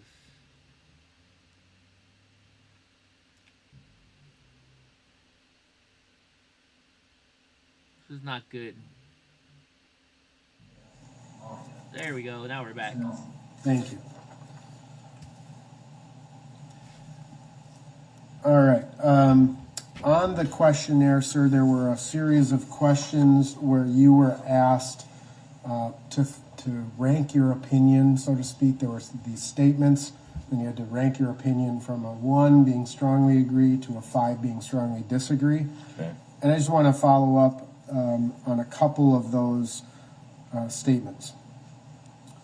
One of the questions you were asked was, blacks and other minorities do not receive equal treatment as whites in the criminal justice system, and you somewhat agreed with that.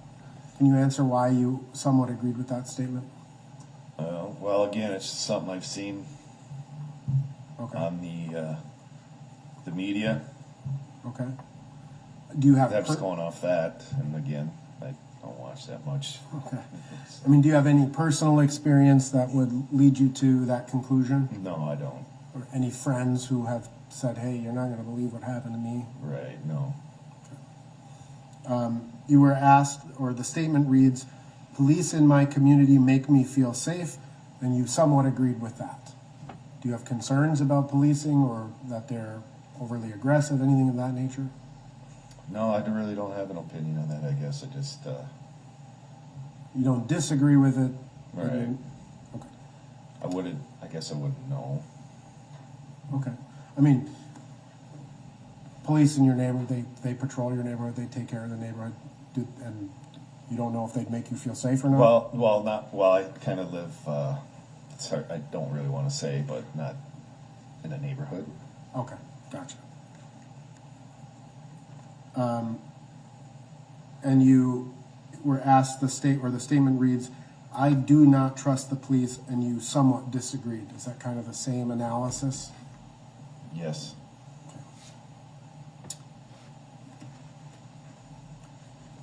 You were asked the question, I support defunding the Minneapolis Police Department, and I think that's where you only strongly disagreed with that, right?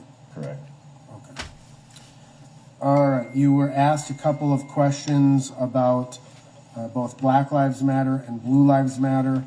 You checked neutral, you have a neutral opinion of both statements, and there was no answer. I mean, do you have any particular perspectives to share? Yeah, I really don't have any opinion on either of them. I don't pay that much attention.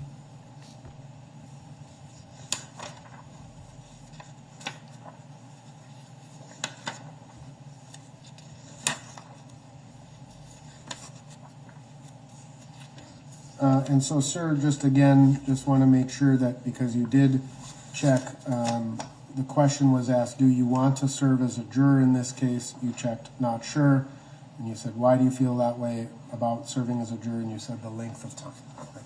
But it would be fair to say, I think we've already covered, you can make it work, right? Yeah. Yeah, begrudgingly, I understand. Right. Okay. If I may have a few moments here. And we go to quietness again.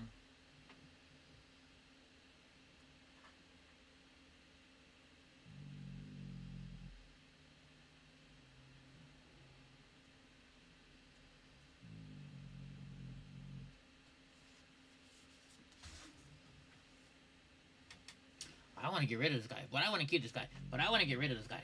Well, I think we should keep this guy. What do you think? What other questions should we ask him? I think we should ask him how big is...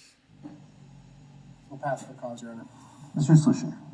Oh, he's good. They liked him. Do we have juror number 10?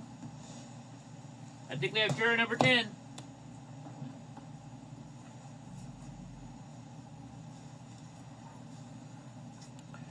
juror number 73.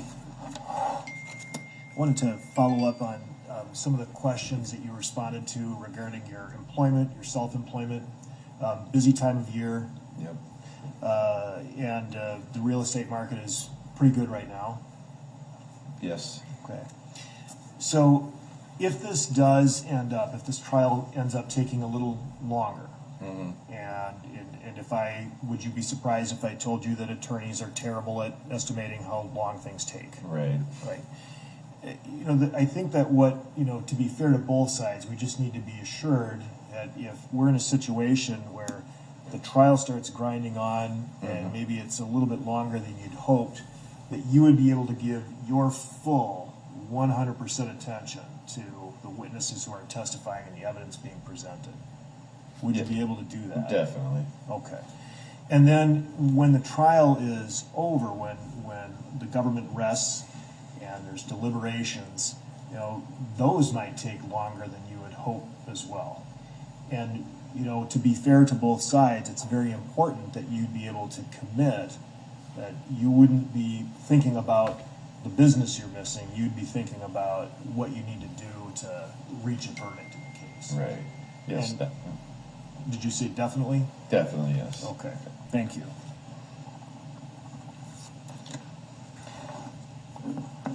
You indicated that your somewhat negative impression of the defendant, of Mr. Chauvin, was based on his reputation?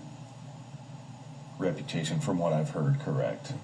And what specifically have you heard? I heard you use the term hard ass, but have you heard anything more specific than that? No, I really have. Just he worked at a bar and he had an issue with Mr. Floyd, I've heard. I don't know. When you say he had an issue with Mr. Floyd, do you mean at the bar? I think so. I don't know.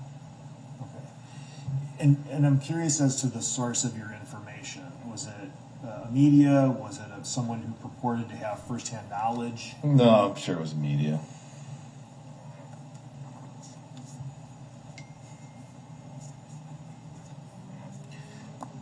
And probably just more directly, you've indicated that you have some friends who are law enforcement officers.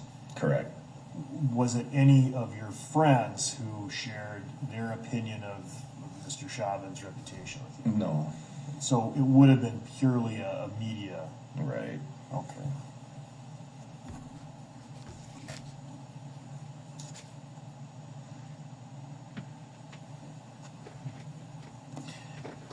How many different law enforcement officer friends, I want to divide the friends versus clients, because you've mentioned both. I'm assuming you have a lot of clients. Right. One is probably one of my best friends, and the other two were clients. Basically, just stay in touch with once in a while. So let's talk about the clients first. You said they were clients. Past clients, correct. Okay. That I'm still in contact with. I stay in touch with my people. Sure. But of course, changing houses isn't like changing cars. There's not nearly as much turnover. Right. And so I'm wondering, just in terms of your current, financial relationship or business relationship with these individuals, they're past clients. You don't have a pending sale with a law enforcement officer? No. Okay. Not at this time. Okay. So let's talk about the other officer. You say you have one law enforcement officer who's one of your best friends. Correct. And you said that this person does not work in the city of Minneapolis, or for the city of Minneapolis. Correct. Is it a large department or a small department? I would say it's large. In the 7-county metro area? Yes. Okay. How long have you been friends with this person? I first met him as a client about 20-some years ago, and then we just became friends. Okay.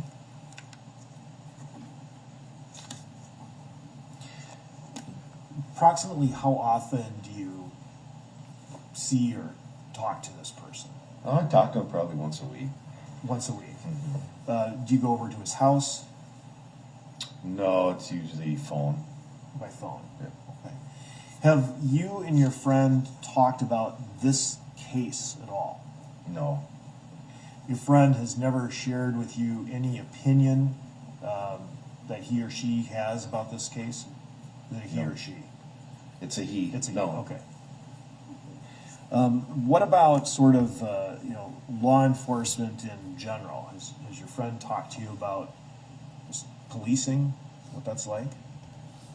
No, I haven't in years, but I've gone on ride-alongs with him. You have? About how many times? At least twice. Day shift, night shift? At that time, it was night shift. What did you think of that experience? It was interesting. I saw some things. Yeah? What did you see? I saw a guy had fallen off his deck and split his head open. Saw that. Saw DUI arrests. Saw someone that had passed. Sounds like you saw a lot in just a night. It's a bigger city. Yeah.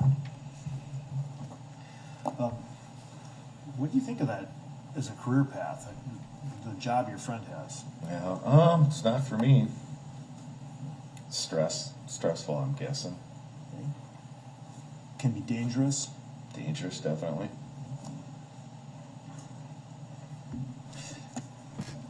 Your friend then, during the course of their shift, they have to exercise judgment, right? And exercise discretion. What are your views on, kind of questioning the discretion that an officer exercises in the field? Well, from what I've experienced with them 2 times or 3 times whenever I was out, I didn't see anything. Nothing caught me off guard, like, wow, can't believe they're doing that or whatnot. But what I'm asking you is, in terms of other people questioning an officer's discretion, they have to make decisions, right? Right. And sometimes they make decisions, and it could look bad to someone. What do you think about someone who maybe doesn't have the same level of training as a law enforcement officer, exercising judgment over the decisions they make? Right, I get it. They probably don't understand the way things are done and the way they're trained, that kind of stuff. Do you think that's fair? That someone would? No, I don't think it's fair.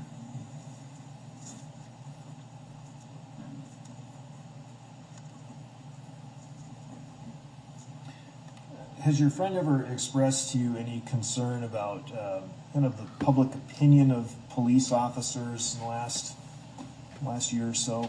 How that's a little bit, yeah. Tell me about just the way things are going these days. I don't really have any conversations that I can recall. I just remember him saying it's a little different out there than when he first started. How so?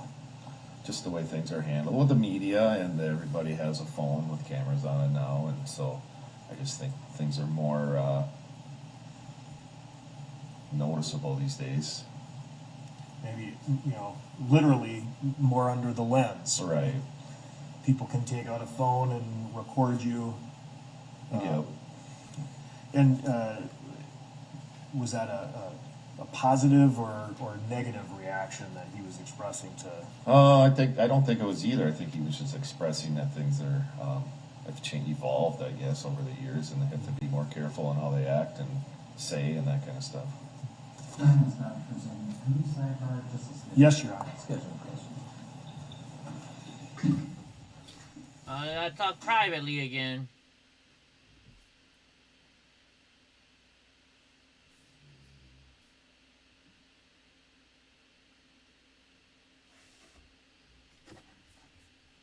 Wonder what they're talking about now. What's up, just your average kid? I agree too, but I think he robbed and beat up a pregnant woman, didn't he? I'm not sure. Turn the mic back on, Judge.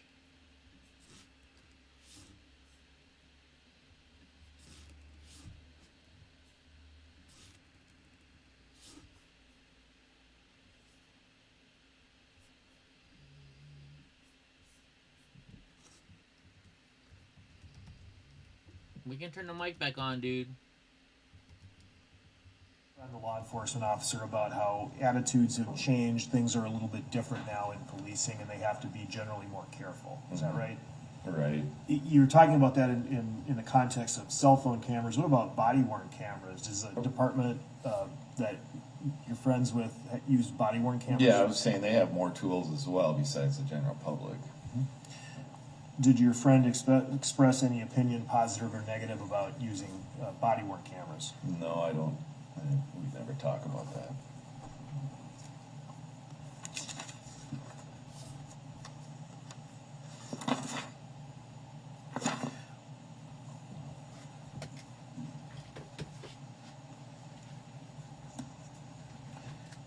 So I want you to imagine a situation in which you were selected as a juror on this case, and you had to listen to testimony of law enforcement officers and also of bystanders. Mm-hmm. And these people that have been seeing the same thing, same events. Do you believe that you would credit the testimony of a law enforcement officer a little bit more than, say, a bystander? Oh, I don't know. It's a tough question. I guess I would have to see what the. I don't know. I guess I don't know. And that's kind of hard to think about that in the abstract. But just imagine you're hearing testimony. One person wears the uniform and has the training, and the other person is just simply a bystander on the street. Just knowing yourself as you do, what do you think? Yeah, well, naturally, I probably believe the police officer more. And why do you think that is? Probably because they have more experience and they're trained to deal with whatever's going on rather than the person walking down the street and all of a sudden seeing something happen. Fair enough. Do you think that, part of your opinion that you might believe a law enforcement officer over that of a bystander could be informed by the relationship you have with your friend? Maybe. I don't know. And perhaps some of the experiences that you've had, doing the ride-alongs. Right. Yeah, possibly.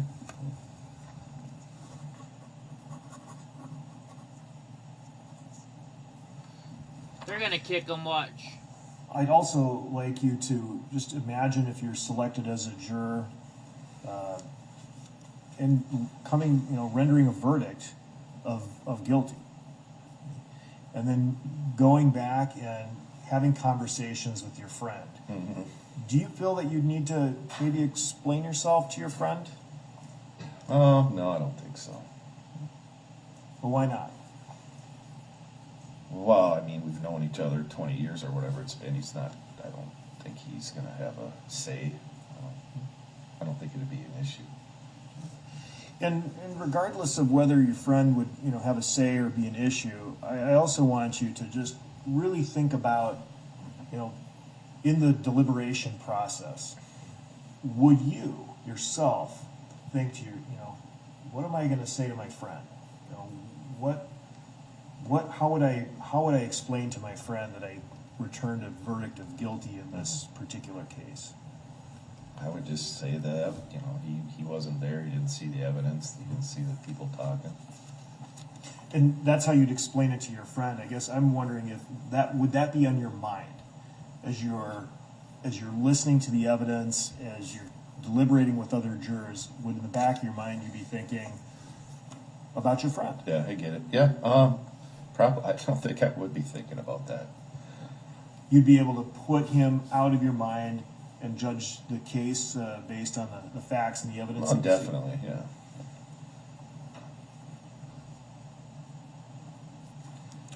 One moment, Your Honor.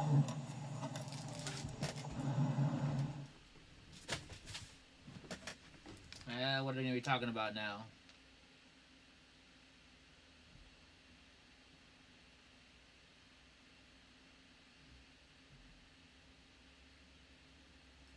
So, how's everybody doing? We doing all right? Just here chilling. Let's see. I like to not riot. My Cash App is. I know, right? Send me some money not to riot. Freaking.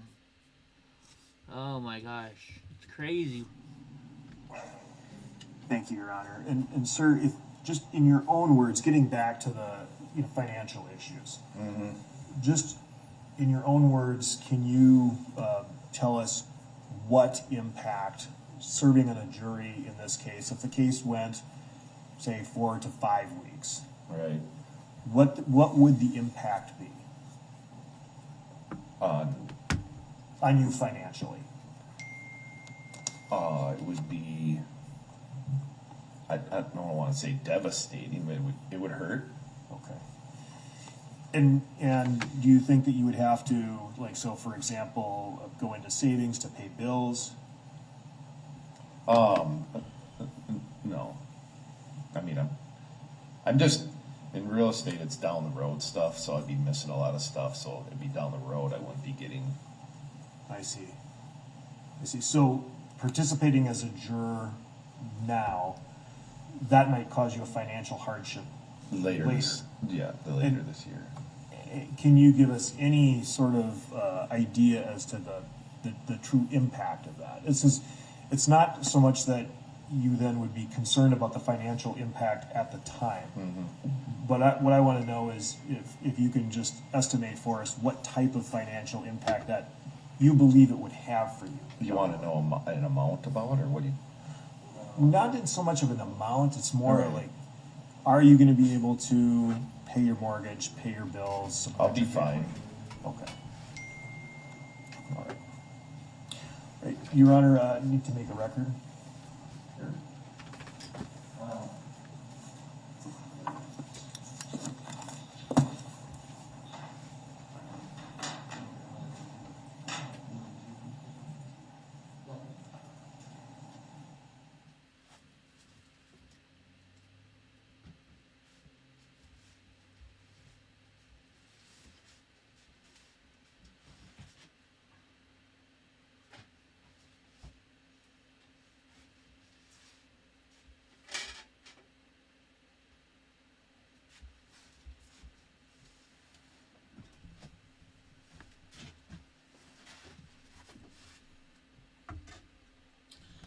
Man, I wish I could understand what they were saying.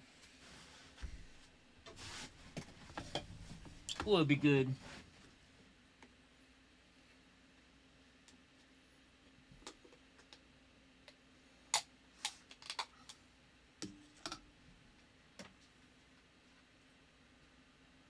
I'm going to turn it back to Mr. Nelson for a few questions.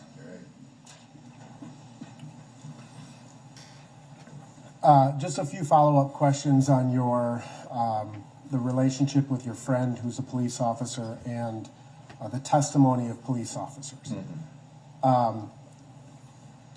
What we heard you say is that if there are two people who are observing the same situation, one of them is a police officer and one of them is a civilian, would you treat those two people equally in terms of whether they should be determined to be credible, or would you automatically assume that the police officer is telling the truth simply by virtue of the fact he's wearing a badge? Right, I would try to treat them as equal. It depends on who the other person was, and I guess what the circumstances they're talking about are. Right. But yeah, I think you tend to trust an officer more than just somebody in the general public. Right. So let's assume again that one is a police officer and one is a reputable, law-abiding, normal citizen, right? And they're both looking at the same situation. Can you assess the credibility of both at the same level? I think I would hope I could, yes. Okay. And would you agree that circumstances may dictate, if it's a question of, say, a use of force or some other aspect that's particular to policing, you may credit a police officer more than a civilian? Correct. Okay. But all things being equal, if we're talking about is the sky blue, and one person says it's blue and another says it's green, would you simply believe the police officer because he's a police officer? No. Okay. Are you able to look at all of the other evidence, analyze it, a police officer's testimony in the same light as any other civilian? I am. And no further questions. Mr. Swisher, do you want to ask anything further?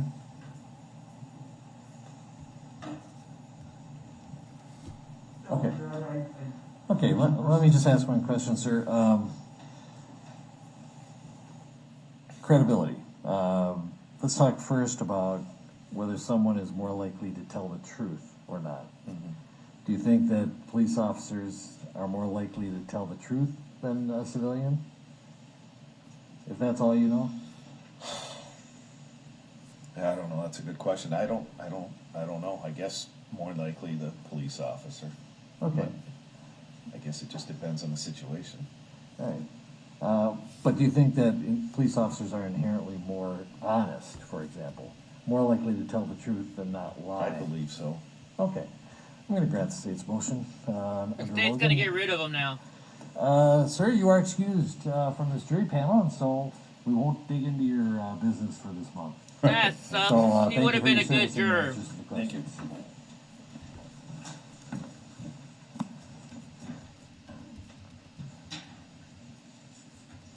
Anything else to make a record of? They should have after killed this jury that. is done? Other topics? Not on the record, Your Honor. Okay. If we have just a brief chambers meeting for today to talk about some other unrelated matters. Sure. Let's kind of quickly go over. Mr. Schaefer has sent, I think, the jurors, but we're going to bring in 5 and 4, including the one from today, so we don't have to worry about waiting for everybody to go through the orientation video. That person has already, so we can start right at 9:30. 8:45, we'll do the Zoom hearing with the first 7 jurors who are seated to talk about their exposure to the settlement agreement. And Thursday, I plan on ruling on the May 6th, 2019 incident. Probably won't be a written order by then, but I think will be eventually incorporated into a written order as far as the court's analysis. That's kind of where we're at. So tomorrow 8:45, and I think Thursday at 8:45. All right. Anything else for the record before we have a chambers conference? Mr. Nelson, anything for the defense? No, yeah. All right. 8:45 tomorrow. Thank you all. We're in recess.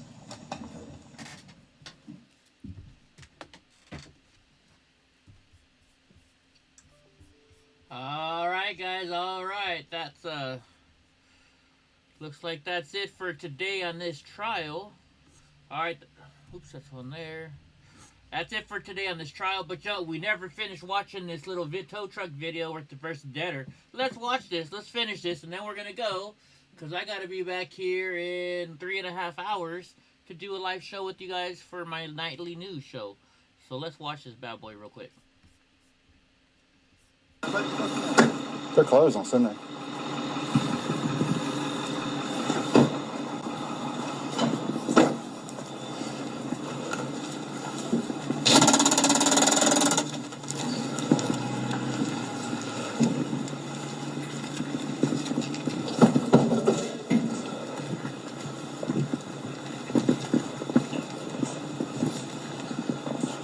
That was interesting. Oh, I've seen this one. This one's pretty good.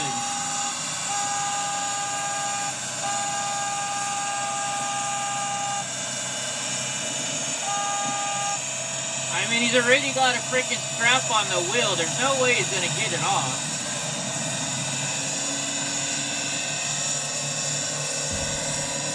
I mean, seriously, you know you're not gonna get it off.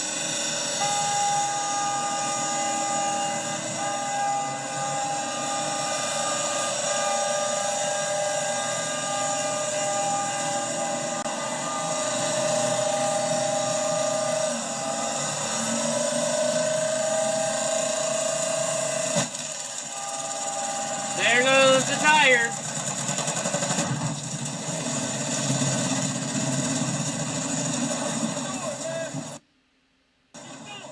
What a dumbass. Is he just trying to truck up, mess up the truck so he doesn't, since he knows he's never gonna get it back?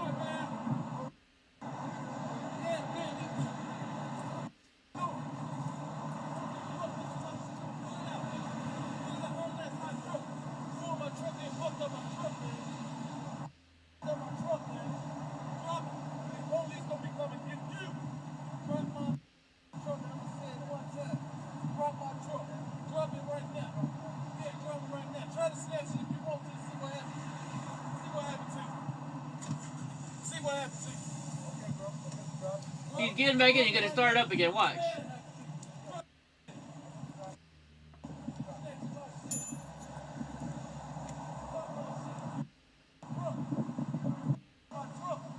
Why did he take the freaking strap off? I would have left the strap on.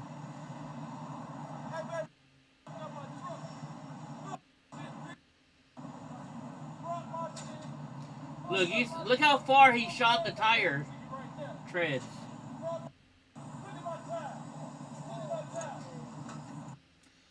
I mean, he's got to pick it back up again, but still, I would have kept it strapped.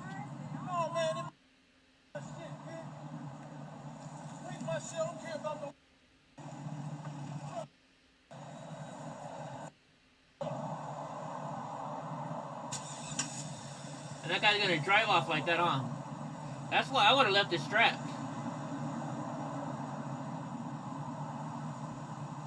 Why is the tow truck driver taking off? This is what I don't get. After all that, the tow truck driver just lets it down and takes off.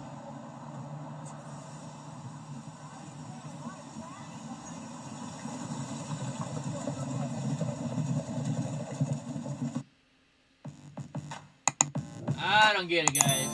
I really don't. Alright, folks. That's it for now. Hope you guys have a good day. I've got to go do my other stuff, and we'll see you back here at 6 p.m.